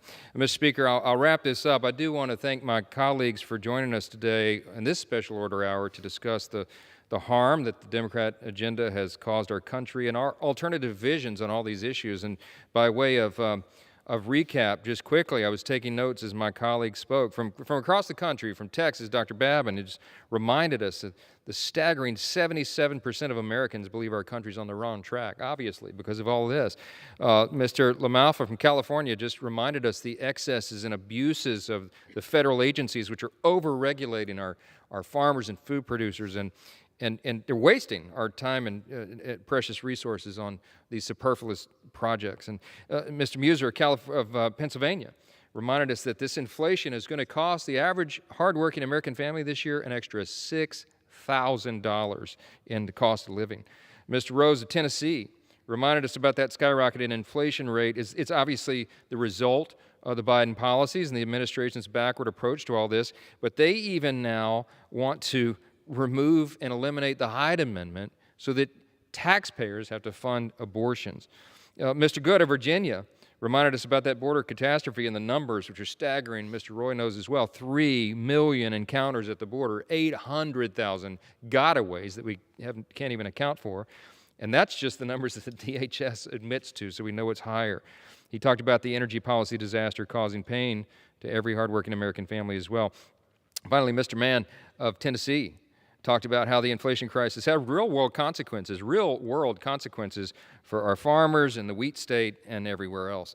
Mr. Speaker, we could go on and on all night. I will conclude our special order hour, but this is just a sampling of all the many crises that have been created by the Biden administration and Washington Democrats in charge of this institution. We cannot wait to begin to turn this around after the November election. With that, I yield back the balance of my time.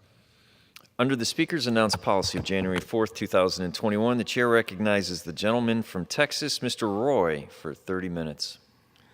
I appreciate the Speaker, I appreciate the time here on the floor. I appreciate, as I said a minute ago, my friend from Louisiana, Representative Johnson, for his steadfast defense of the Constitution of the United States, his willingness to stand up for all the important values from life to marriage, but importantly being a voice for this body, for the Republican Conference, and where we want to take this country, what we know the American people want us to do, and to stand athwart the absolute absurd policies of a Democrat majority that doesn't give a whit about the people that they're rolling over in a quest to placate their radical leftist policies, whether it's energy or open borders, and I appreciate the gentleman from Louisiana and his efforts. I'm here to talk about my Democratic colleagues and the extent to which the American people need to understand they break it, you buy it. And that's the reality of what's happening. My Democratic colleagues are breaking this country, breaking up your families, breaking up our secure border, breaking up our military, breaking up our court systems, the rule of law, breaking up our police, our law enforcement community. They're breaking up our economy, breaking the strength of the American dollar. They're breaking our position in the world. And they're breaking this body, the people's house. And it's high time it stop. And we can only hope that in November we get a change so that we can stop it. And then my message to my Republican colleagues is we better stop it. Because what's happening in the so-called people's house cannot be tolerated any longer. They break it. This body, the leadership of this country, they break it. You buy it. In reverse, I would say America is great. Washington is broken. They're breaking it every day. And as a result, they're breaking this great country that our forefathers fought so hard to give to us and to our children and our grandchildren. You cannot defend the policies of the Democratic majority. It's impossible to do. And in fact, if you set out to harm the United States of America, I would defy someone to demonstrate to me how you could do better than my Democratic colleagues are doing on a daily basis, ripping apart the Constitution, ripping apart the shreds of the flag, ripping apart the people of this country, dividing us by race, dividing us by income, dividing us by our adherence to the Constitution or devotion to the border, or devotion to the rule of law. That's what's happening on a daily basis, and it's purposeful. Let's be perfectly clear that it's purposeful. The reason my Democratic colleagues focus so intently on January 6th is they want to divide us. The reason they want to have race-based policies throughout our government is they want to divide us. The reason they want to make the border be supposedly about not liking brown people is because they want to divide us. Never mind that South Texas is full of brown people who are sick of wide open borders, empowering cartels. That's the reality of what's going on in this chamber and in the Senate and at the other end of Pennsylvania Avenue. Let's just focus on the border for a minute. Broken, wide open, abused by cartels, exploited by terrorists, exploited by gang members, criminals coming into our country, killing American citizens, fentanyl pouring into our communities, 107,000 dead Americans, 850,000 known gotaways pouring in between the ports of entry because our Border Patrol are overwhelmed with not only no support from this administration, but the purposeful attack by the Secretary of Homeland Security lying about the good men and women of Border Patrol, saying that they whipped people that they didn't, and then hiding behind some report while they give them an administrative punishment. That is your leadership, ladies and gentlemen. They are breaking it, and you have to buy it. They are leaving our border wide open, and American citizens are dying. Let me repeat that. They are leaving our border wide open, broken, and the American people are dying. Thousands upon thousands of Americans dying from fentanyl pouring into our communities, pushed by China, exploited by cartels, left to be able to come into our country because Democrats do not care about securing the border. And more importantly, my Democratic colleagues are perfectly fine purposely leaving our border wide open. It's purposeful. It's purposeful. They are breaking it, and you're going to have to buy it. How about our defense? Our Defense Department is being broken on a daily basis by my colleagues on their side of the aisle and in the other chamber, and particularly this administration, shoving into the Department of Defense a radical woke ideology, radical woke programs, policies focused on diversity and equity and inclusion, all of the things that they cloak with a critical race theory to destroy and break apart the institution of our defense. It's purposeful. Vaccine mandates, forcing 60,000 guardsmen to be on the chopping block to lose their entire career. It is purposeful. They're breaking it.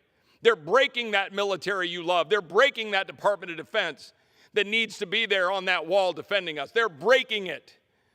They're breaking it by tucking tail and running out of Afghanistan with $85 billion of equipment there and 12 or 13 dead service members and no accountability.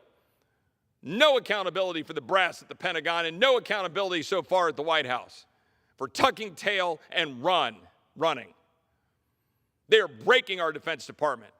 You talk to the service members who are in my office coming in tears because they're about to lose their entire career because they choose not to take a politicized vaccine Oh, by the way, by another broken governmental agency or agencies, our whole public health system being radicalized by my colleagues on the other side of the aisle to strike fear in the hearts of the American people, to watch them push aside and brush under the rug gain-of-function research and all that we see unfolding in China and the Wuhan Institute of Virology, all that we know about the funding, American funding that was tied to that, all that we know about the absurdity of locking down schools, shutting down our schools so our kids are stuck in masks, stuck in the corner and not able to go to school, the damage it has done to our kids, the mental health issues, destroying the education of our young, all chasing the teachers' unions. We've seen the mandatory or efforts at mandatory vaccines, thankfully partially struck aside, but many still in place, breaking the back of the people's trust in their public health, breaking the back of the people's ability to serve in the military and defend this country, breaking the back of people being able to be federal public servants working for Border Patrol or other federal agencies. Why?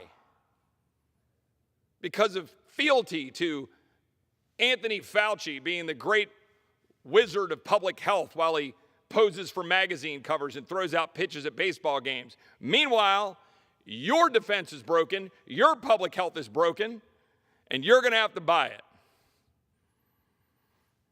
How about crime on the streets of the United States of America? How about the 12 Democrat-run cities that have called for defunding their police and have seen skyrocketing crime enveloping the cities? The business owner I spoke to today in Baltimore who says he's going to have to shut down his franchise because of crime rampant in Baltimore. Austin, Texas, which cut its police by a third and have seen homicides skyrocket from 59 to 89, have seen 911 calls unanswered. Drug trafficking increasing, taking police off the streets in Austin, Texas. We've seen 50 of the biggest urban areas see a 5% decrease in their police budgets, while my colleagues on the other side of the aisle say they're doing no such thing. But my friend Mr. Johnson rattled off quote after quote after quote in the House Judiciary Committee of my colleagues on the other side of the aisle calling for defunding of the police. Of course it's an attack on our police. They're breaking our police departments, breaking the back of our men and women in blue, and leaving our streets exposed to lawlessness and danger. And it's purposeful.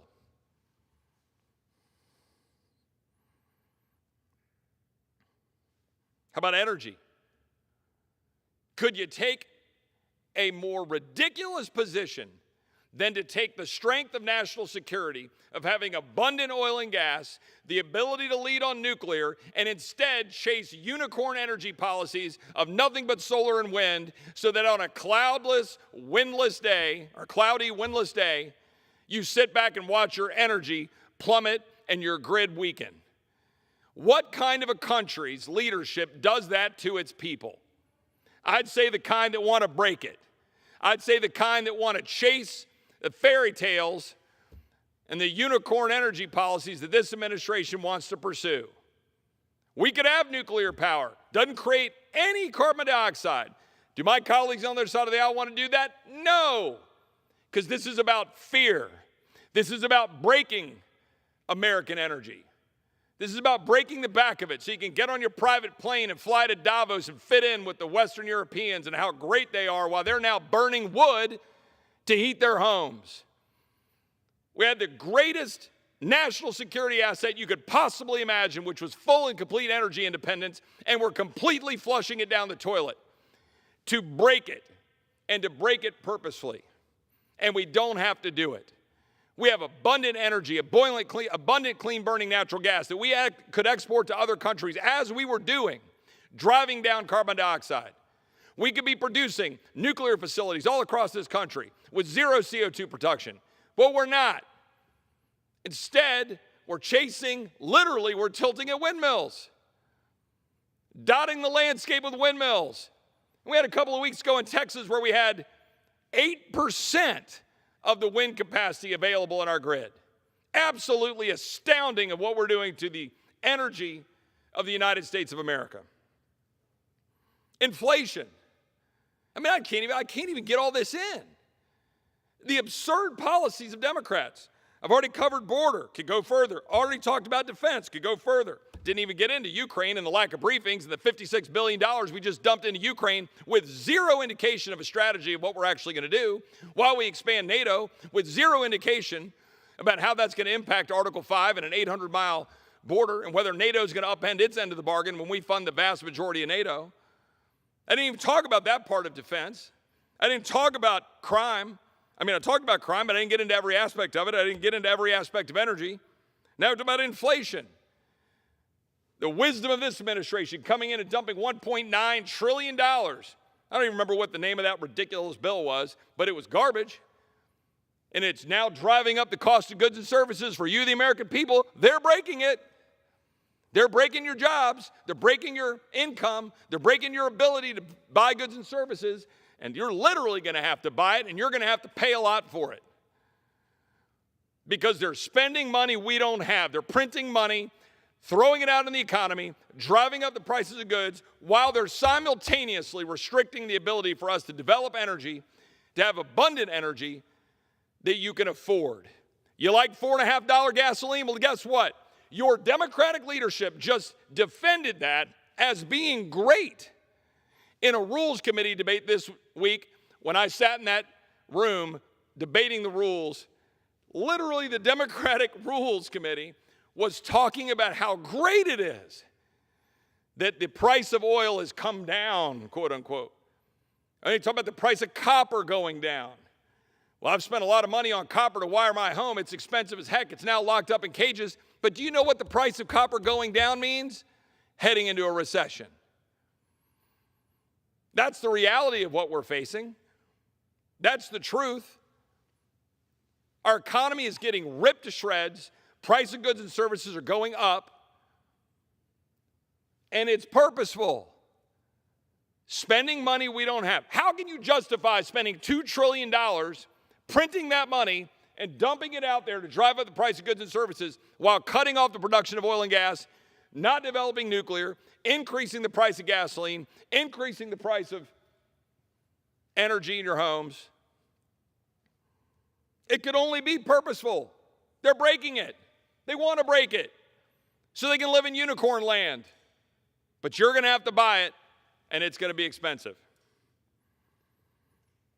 How about the state of the rule of law? How about the state of the family? How about the state of marriage? Just yesterday on this floor, we passed a law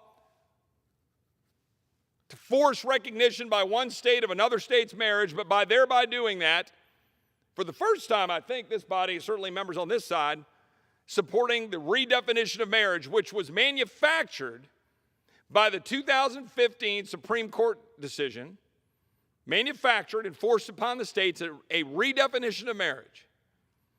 Now you see the wailing and gnashing of teeth because this court dared to say that Roe versus Wade was bad law and that we should defer to the states in the protection of life and the recognition that that is the appropriate law under the Constitution.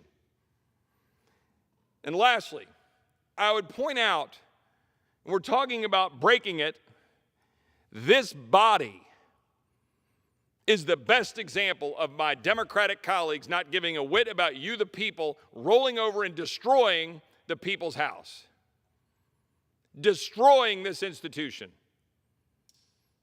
I have not been able to offer an amendment on the floor of this body. Can't do it. Got to go to rules, beg for crumbs. They drive through so-called suspension of the rules bills. We get them off in hours, at most a day or two before they're on the floor, being asked to be voice voted. And if we don't have a group of us on the floor monitoring those bills, they will go through without a vote. They don't care because voting doesn't matter, as evidenced by proxy voting. Forcing a new rule that says you can turn your voting card that you, the voters, gave to representatives and give that to another member of Congress, upending the constitutional order, which requires presence, a quorum, physical presence, debate. That is what the Constitution contemplates. And it is my Democratic colleagues who, for the first time in history, upended our requirement that we be present in the body of the House of Representatives to do our job. Blowing apart this people's house. And I will note, as I often do, that I'm not saying that everybody on this side of the aisle has clean hands on all of these points. A lot of Republicans are taking advantage of the proxy voting that my Democratic colleagues created for the first time in history. They should not. I'll say that to every member. I don't care if they're Freedom Caucus leadership or anybody in between. I will not back away from saying proxy voting is not only unconstitutional, it's wrong, and it's destroying this body. Forced magnetometers in this false name of security. Masks being forced upon members of Congress on the floor of the House, which have now been brushed aside because I guess Anthony Fauci or somebody decreed that somehow it's now safe to walk around without masks until they say it's not safe. I will yield to my friend from Virginia here in 1 second. I just want to say in conclusion to this part, and then I want to engage with my friend, my Democratic colleagues, unfortunately with a little bit of help with a few of my Republican colleagues on occasion, are breaking this country. They are breaking this body. They are breaking our Constitution, and it is purposeful. There are no other words to say what's happening at our border but that it's purposeful. There are no other words to say about what's happening on our streets and our law enforcement but that it's purposeful. There's no other thing you can say about our energy policies but that it's purposeful. There's no other thing you can say about the spending and the inflation than that it's purposeful. The attack on the institution of marriage, the breakdown of the family, the targeting and the policies against life, but that it's purposeful. The fact that we are destroying this body with proxy voting, that it's purposeful. The fact that we're destroying the Defense Department and the very core values of our men and women in military with their woke policies, with their vax mandates, irrespective of what that does to defense, driving our recruiting down to unforeseen levels, but that it's purposeful. And it's wrong. And I would just challenge my Republican colleagues that we better come in, if the American people give us power in November, and do the right thing to protect this country and to stop breaking it, because the American people are having to buy it. And with that, I'm going to yield to my friend from Virginia. Thank you, the gentleman from Texas. Thank you, Mr. Speaker. I had a constituent say to me from Bedford County, just outside Lynchburg where I live, nothing this president and this majority in Congress is doing makes sense unless they hate the country. Nothing they're doing makes sense unless they hate the country. What would you do differently over the last year and a half if it was your purpose, your desire, your intention to ruin the country? Maybe you would undermine police. Maybe you would reduce funding for police. Maybe you would stop arresting violent criminals. Maybe you would stop prosecuting violent crimes. Maybe you would allow violent criminals to have no cash bail. Maybe you would release violent criminals from our prisons. And you know what? All of those things happening, the Democrats seem surprised that crime has went up across the country. Violent crime is up some 30% in the last year across the country. American cities, unrecognizable. People don't want to go there anymore because of these policies.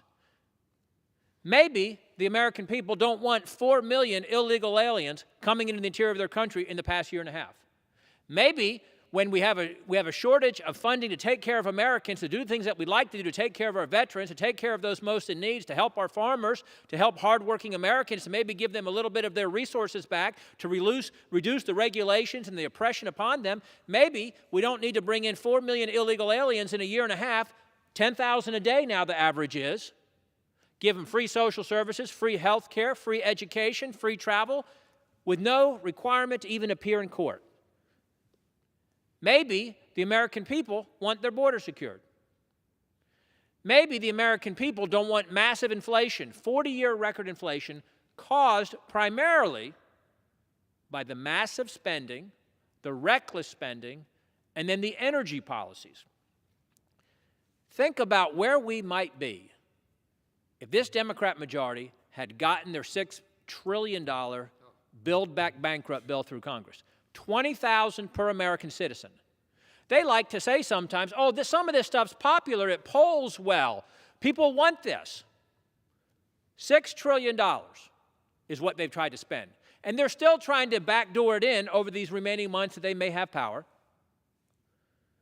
How would it poll, do you think, if we said, American citizen, do you want this so-called benefit, this so-called perk, what have you, but your share of the cost is $20,000. So a family of 3, your share is $60,000. How many would vote for these policies? Not to mention what they're doing on energy, by design, on purpose, the dishonest attack on the fossil fuel industry, the dishonest narrative that we're not the cleanest large energy producers in the world, the damage that's been done to the economy, the damage that's been done to the way that American people live their lives. And what are they doing? They're bragging about the pain that they're caused. The more pain, the better, they're saying. That's what the president has said. Hey, we're halfway through a transition. If we could just get through to the other side, it's going to be so much better. You know, as you said, in Candyland and Unicorn Land, we're going to have all these jobs and all this prosperity because we've went through all this pain. But the fact is, the fossil fuel industry has been used to bring more prosperity to third world countries than any other development in history, in industrial history.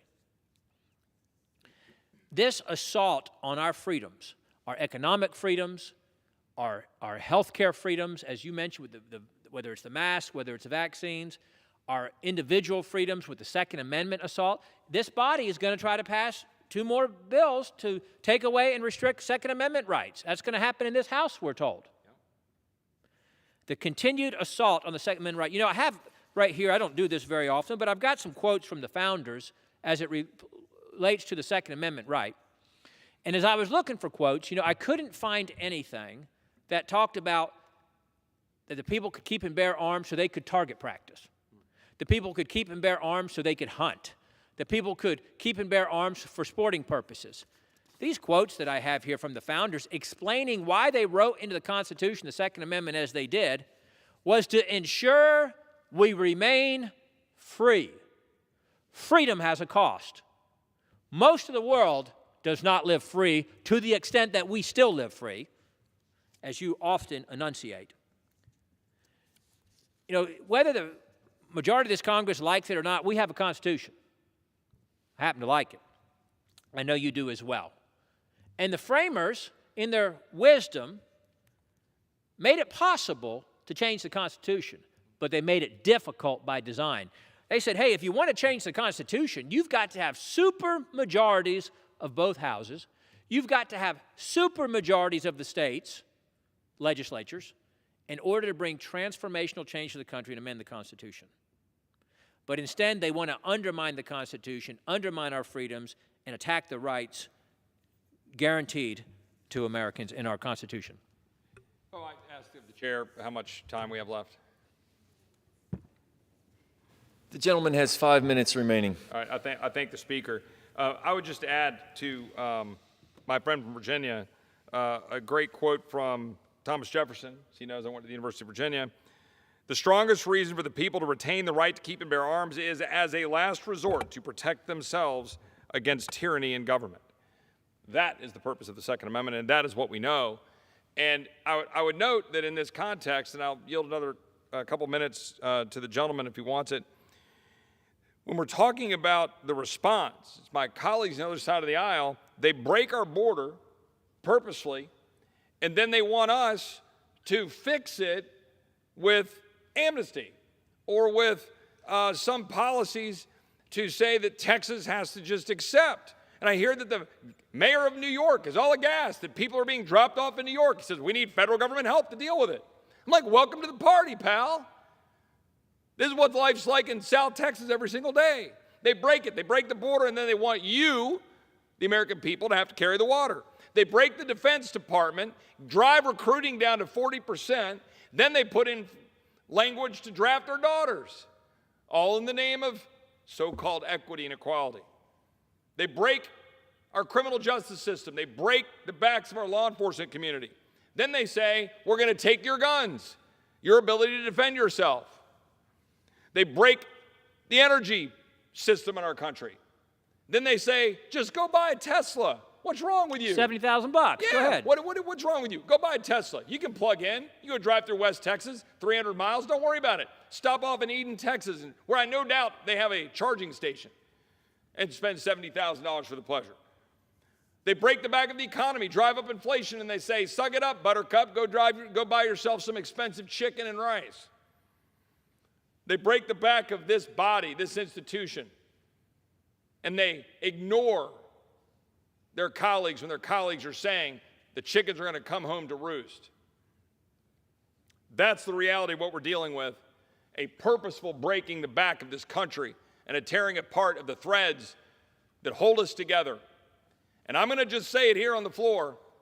If we don't start respecting federalism, the ability to agree to disagree, then this country is doomed. It will break apart under its own weight. And it will be my colleagues on the other side of the aisle that amass the weight that will break the bow. And that is where we're headed. If we don't start respecting the ability of individuals in this country to agree to disagree, allow Texans to be Texans, Californians to be Californians, unite under the flag of the United States under our core principles, but stop shredding our ability to disagree. Stop breaking this country and forcing the American people to buy it, and I'll yield the balance of the time to my friend from Virginia. Well said to the gentleman from Texas. Their solution, this president's solution, this majority solution to the economic wreckage they have created is to spend more money.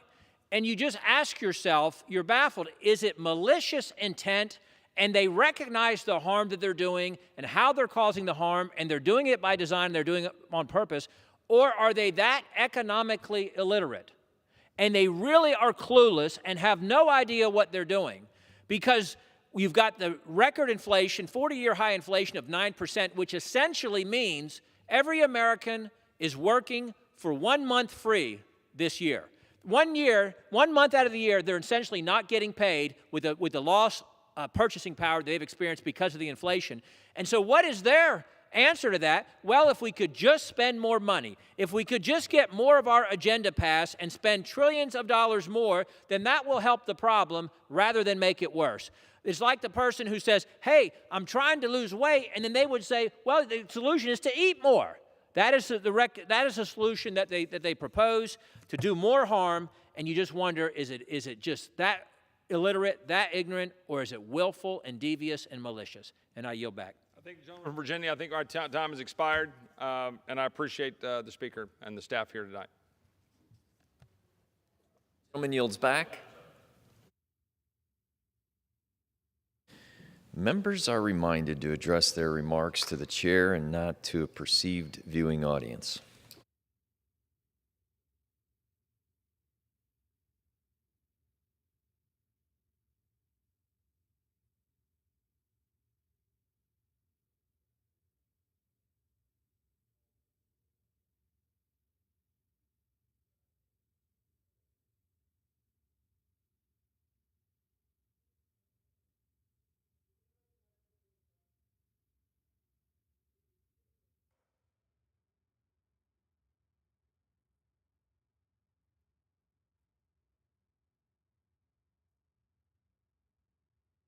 Virginia. Under the Speaker's announced policy of January 4th, 2021, the Chair recognizes the gentleman from Virginia, Mr. Good, for 30 minutes. Thank you, Mr. Speaker. Mr. Speaker, the Second Amendment in our Constitution is the amendment that guarantees or ensures all the other freedoms that we hold dear in this country. The right to defend oneself is a God-given right, but we are unique among the nations of the world, that right is protected to us for us and enshrined in our Constitution based on the wisdom of the founders. There's a mechanism for changing the Constitution, but it's difficult. And yet what this body wants to do is to find ways to do what the Constitution clearly says, which is that the Congress has absolutely no constitutional authority to restrict the rights of law-abiding citizens to keep and bear arms. I'm going to read a few quotes from the founders from about 250 years ago. Alexander Hamilton said, and the reason why we go back to the founders is to understand what they intended with the Constitution. We have the Federalist Papers, of course, and then other writings by the founders. Alexander Hamilton said, the best we can hope for concerning the people at large is that they be properly armed. Samuel Adams said, the Constitution shall never be construed to authorize Congress to infringe or to prevent the people of the United States who are peaceable citizens from keeping their own arms. James Madison, the first congressman from my 5th district and our 4th president, said, the Constitution preserves the advantage of being armed, which Americans possess over the people of almost every other nation, still true today, where the governments are afraid to trust the people with arms. Noah Webster said, before a standing army can rule, the people must be disarmed, as they are in almost every kingdom in Europe. A military force at the command of Congress can execute no laws but such as the people perceive to be just and constitutional, for they will possess the power to resist the execution of a law which appears to them unjust and oppressive. Thomas Jefferson, from my home district in Virginia, from where the gentleman from Texas went to school, said, what country can preserve its liberties if its rulers are not warned from time to time that their people preserve the spirit of resistance, let them take arms. Thomas Jefferson also said, no free man shall ever be debarred the use of arms. Back to James Madison. The right of the people to keep and bear arms shall not be infringed. A well-regulated militia composed of the body of the people trained to arms is the best and most natural defense of a free country. George Mason said that to disarm the people, that was the best and most effectual way to enslave them. Patrick Henry said, are we at last brought to such humiliating and debasing degradation that we cannot be trusted with arms for our defense? If our defense be the real object of having those arms, in whose hands can they be trusted with more propriety or equal safety to us as in our own hands? Samuel Adams said that the Constitution shall never be construed to authorize Congress to prevent the people of the United States who are peaceable citizens from keeping their own arms. Thomas Paine, arms discourage and keep the invader and the plunderer in awe and preserve order in the world. Horrid mischief would ensue were the law-abiding deprived of the use of them. Patrick Henry also said, where and when did freedom exist? When the sword and the purse were given up from the people. We're doing that right here in this body. We're taking the sword and the purse away from the people. He said, unless a miracle in human affairs interposed, no nation ever retained its liberty after the loss of the sword and the purse. The great object is that every man be armed. Everyone who is able may have a gun. And final quote from Thomas Jefferson. And then I'll defer to the gentleman from South Carolina. Laws that forbid the carrying of arms disarm only those who are neither inclined nor determined to commit crimes. Such laws make things worse for the assaulted and better for the assailants. They serve rather to encourage than to prevent homicides, for an unarmed man may be attacked with greater confidence than an armed man. And I yield to the gentleman from South Carolina. Thank you, Congressman Good. I want to yield a minute to Congressman Chip Roy. I appreciate that. I have to head down to the House Judiciary Committee to defend the Second Amendment from the attacks being levied by my Democratic colleagues as we speak. We're in there debating. And I would just add just one thing to what the gentleman just eloquently put out. The understanding for the American people that when this nation was founded, we were dealing with debate about what the structure of government should look like. And those that were suspicious of consolidating power, the anti-federalists, were raising questions. James Madison, a Virginian, was making points through the Federalist Papers. And he said, in response to some of the critiques, all the other checks and balances will always prevent tyranny.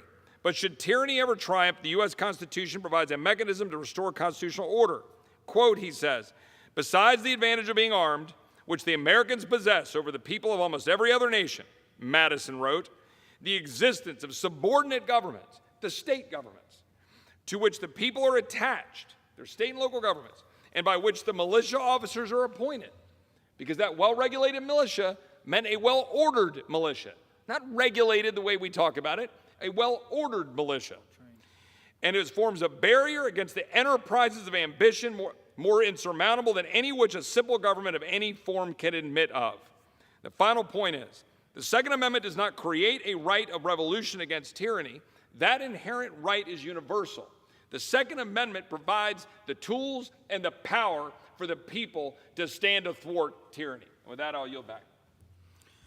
Thank you. And Chairman Good, I want to thank you for having this special order. Let me give you a live example of of what happens with a well-armed militia, the purpose of the Second Amendment for the citizens of America to bear arms. This past Sunday, a deranged gunman opened fire in a food court of a shopping mall in Greenwood, Indiana, which is a suburb of Indianapolis. Police say this deranged gunman fired 24 rounds within 2 minutes, killing 3 and injuring 2 others. Nearby was a young man, Elisha Dickin, a private citizen who took quick action to stop that gunman. Elisha was legally armed and carrying his own weapon under Indiana's constitutional carry laws. Thank God for this young man.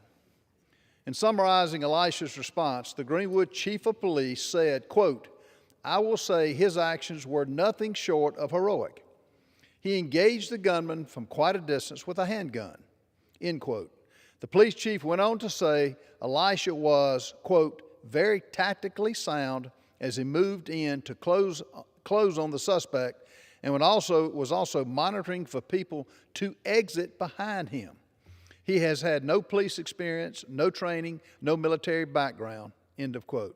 What a true hero. Elisha was simply going about his business at the mall when the unthinkable happened. It's hard to imagine how we might react in that situation, but Elisha was equipped, and he was prepared, and he had courage to confront that sick individual who was determined to kill others.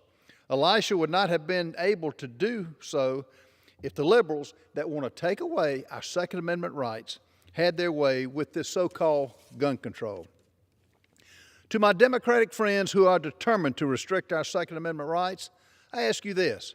How many more people might have died last Sunday in Greenwood, Indiana, if you have had your way? How many more people would have been slaughtered if Elisha didn't have the ability to exercise his constitutional rights? Thankfully, we will never know the answer to that question. Americans deserve the right to protect themselves and others when their lives are in severe danger.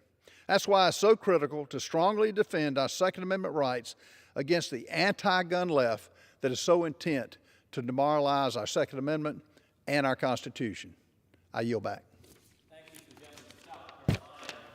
Ronald Reagan, to paraphrase, said that freedom is only one generation away from extinction, and it must be fought and preserved from one generation to the next.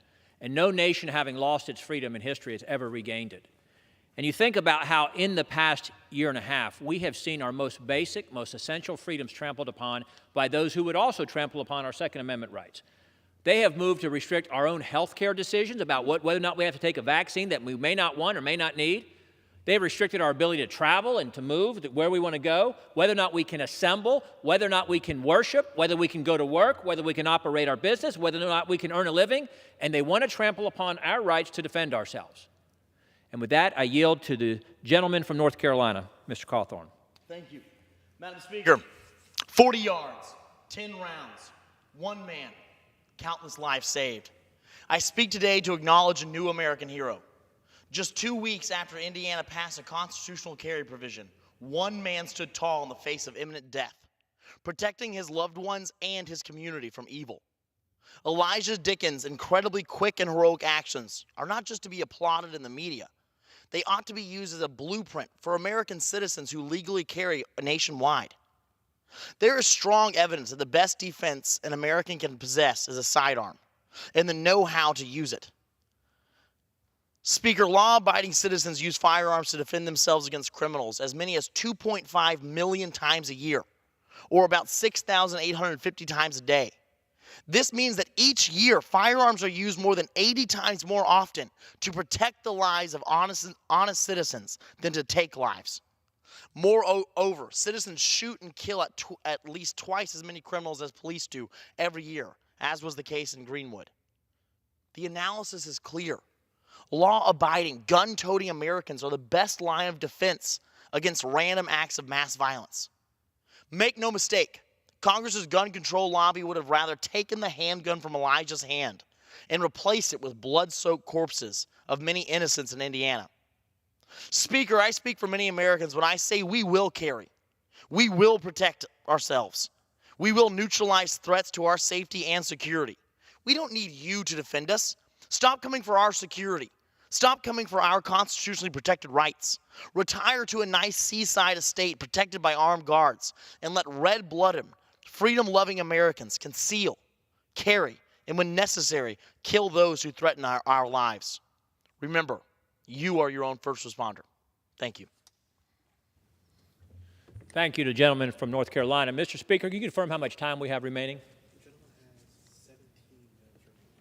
The gentleman has 17 minutes remaining. Thank you, sir. And with that, I yield to the gentlelady, my good friend from Georgia. Go ahead. Thank you so much, Mr. Good, and thank you for letting us have this time together. Chairman Perry, Mr. Cawthorn, Mr. Good, Mr. Norman, I'm honored to stand here with you all to stand in defense of our Second Amendment rights. And I say this not only as a member of Congress, but I say this as a woman, and I say this as a mother. And I say this also as an adult that knows what it's like when my school was held hostage by another student with a gun, a very upset student. It's not the guns that are the issue. It's the severe mental illness and the breakdown in America with our morals and our values and this severe divide among all of us as Americans.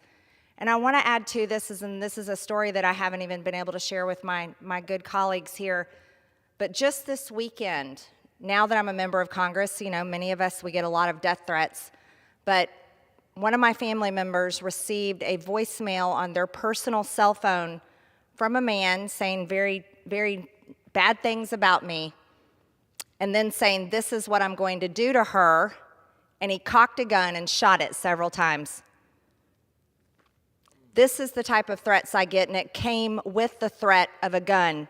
But I tell you this, as a woman and a gun owner, I need to be able to have any kind of gun that I want to own to defend myself, to defend my family, to defend my home.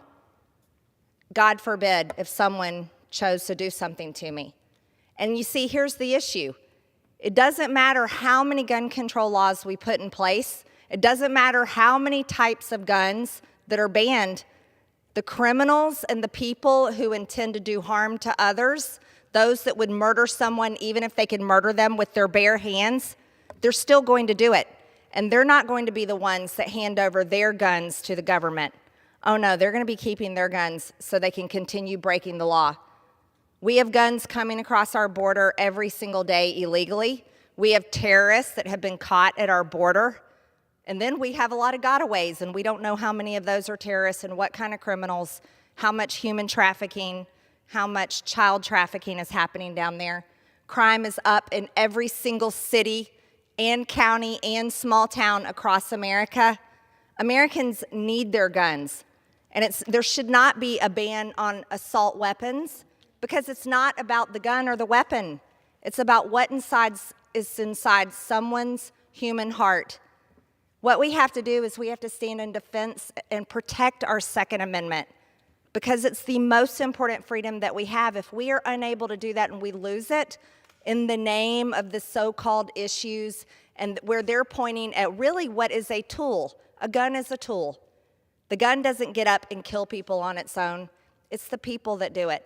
And when you take away all the guns from the legal gun owners, the criminals will be the ones that are left with the guns. And then you want to know what happens? Even if those guns are gone, they're still going to commit murder, and they'll just use something else. It's about elections. That's why they're trying to ban assault weapons, because inflation is out of control, crime is out of control, gas prices are difficult to afford. Now our president is moving us on into some sort of clean energy that just will fail America even more. This isn't what we need to do, and I'm so happy that there are people here that want to stand in defense of people's gun rights. And I yield back to Chairman Perry. Thank you for the gentlelady from Georgia, and I do yield to the chairman from Freedom Caucus, Mr. Scott Perry from Pennsylvania. I thank my great friend, Mr. Good, from the state of Virginia for helping host this special order and being here in my absence. And oftentimes I think that we make this partisan. Republicans are seen or characterized as unempathetic, uncaring in the face of so many tragedies. Of course, it couldn't be further from the truth. We are empathetic. Our hearts break just like everyone else's, but we recognize that in this imperfect union that seeks to be more perfect every single day with every single action, that the right to defend oneself, the right to bear arms is enshrined in the founding documents that we all take an oath to uphold and defend. We don't just dismiss that like it doesn't exist. We understand that unfortunately there are evil people in the world and that this right exists, given to us by God, outlined in our Constitution so that we can defend ourselves from any assailant, from any attacker, because we have the God-given right of liberty and of life. We have that. And so we seek some kind of protection for ourselves that also protects our God-given rights, but doesn't allow the criminals to prevail upon us in our homes and in our business and on the streets. Yet right now, while Americans are suffering the worst cost of living in 40 years, I know the administration doesn't want to talk about it right now, while violent crime up 30%, an unprecedented rate, not told to us by Scott Perry or Bob Good or Ralph Norman, but by our FBI. Unprecedented rise in violent crime. Right now, right down the hall, instead of dealing with the rise in crime, instead of dealing with the fact that DAs supported by the extreme radical left are letting criminals out on the street, not dealing with the issue that millions of people are flowing across our border, certainly laced with a certain criminal element with no regard to American laws, coming across our border, notwithstanding the fact that some of the people that lead our country at the highest levels bailed out violent criminals and paid for their bail to be on the street to then assault and assail their neighbors. That's all happening right now. And down the hall, as we speak, our colleagues on the left are trying to reinstitute the assault weapon ban. The assault weapon ban that they know since 1994, when it was instated then, did absolutely nothing to solve this problem. Because they don't really care about crime. They don't care at all. We're seen as unempathetic.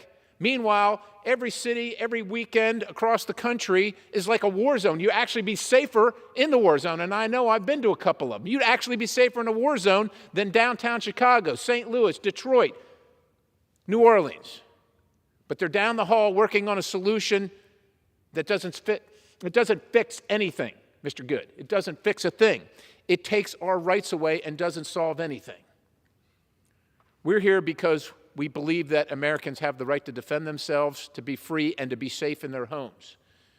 And we're here as Freedom Caucus members to say that we do stand with the Constitution. We actually believe in our oath. And we think that we can do both. We think that we can defend ourselves and stop most criminals' violent activities.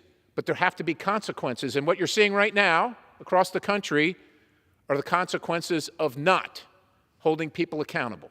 That's what you're seeing right now. Violent criminals being let out on the street over and over and over again.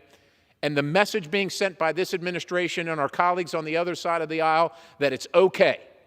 It's okay to just do that. It's okay to commit any crime you want. Heck, there was a gentleman in New York, minding his store. He was attacked. He defended himself. Unfortunately, the attacker's life was taken, and what did the district attorney do? He charged the man who defended himself with murder. That sends a signal to every criminal that it's okay. It's okay to commit your crimes. Mr. Speaker, it is not okay. And this solution is not going to solve anything except disarming law-abiding citizens, meanwhile knowing that the persons that are willing, the criminals that are willing to disregard the law and use the weapon to kill somebody are certainly going to disregard the law and maintain that weapon when you tell all law-abiding citizens that they must turn theirs in, Mr. Speaker, this cannot stand. We are here today to say that no matter what happens down the hall, no matter what vote they bring out of that partisan-led committee to disarm America, that we will oppose it with every fiber of our being. We will oppose it. And even if we lose on this round, in 6 months, when we're in the majority around here, if they were to be successful in imposing this confiscation on American citizens, the confiscation of not only their rights to life, but the rights to self-defense, that we will reinstate them, I will yield whatever balance it is to the good gentleman from Virginia, and I thank him again for carrying the load here for us. Thank you, Chairman Perry. Chairman Perry, have you ever been asked by the media about a police officer who was killed in the line of duty? Have they ever asked you about that shooting? Mr. Faulkner was killed in Philadelphia by Mumia Abu-Jamal, and all they usually ask me about that is, what are we going to do to get that killer out of prison? You know, I am never asked about the 100 police officers killed last year in the line of duty. Right. I'm never asked about the police officers who are shot in America's largest cities, as you mentioned. I'm never asked by the media about that. I'm never asked about the hundreds of shootings that take place every weekend in America's largest cities, these war zones, these crime zones that are under Democrat control. There's always a connection here. These are cities that have been controlled by Democrats. These are Democrat policies carried to their conclusion. What they're trying to do to the entire country that's been in place much longer in these major cities. You mentioned Baltimore, Detroit, Chicago, St. Louis, and on, New Orleans and so forth. And that's where most of the crime is in this country. That's where most of the shootings take place in this country, and they don't care about that.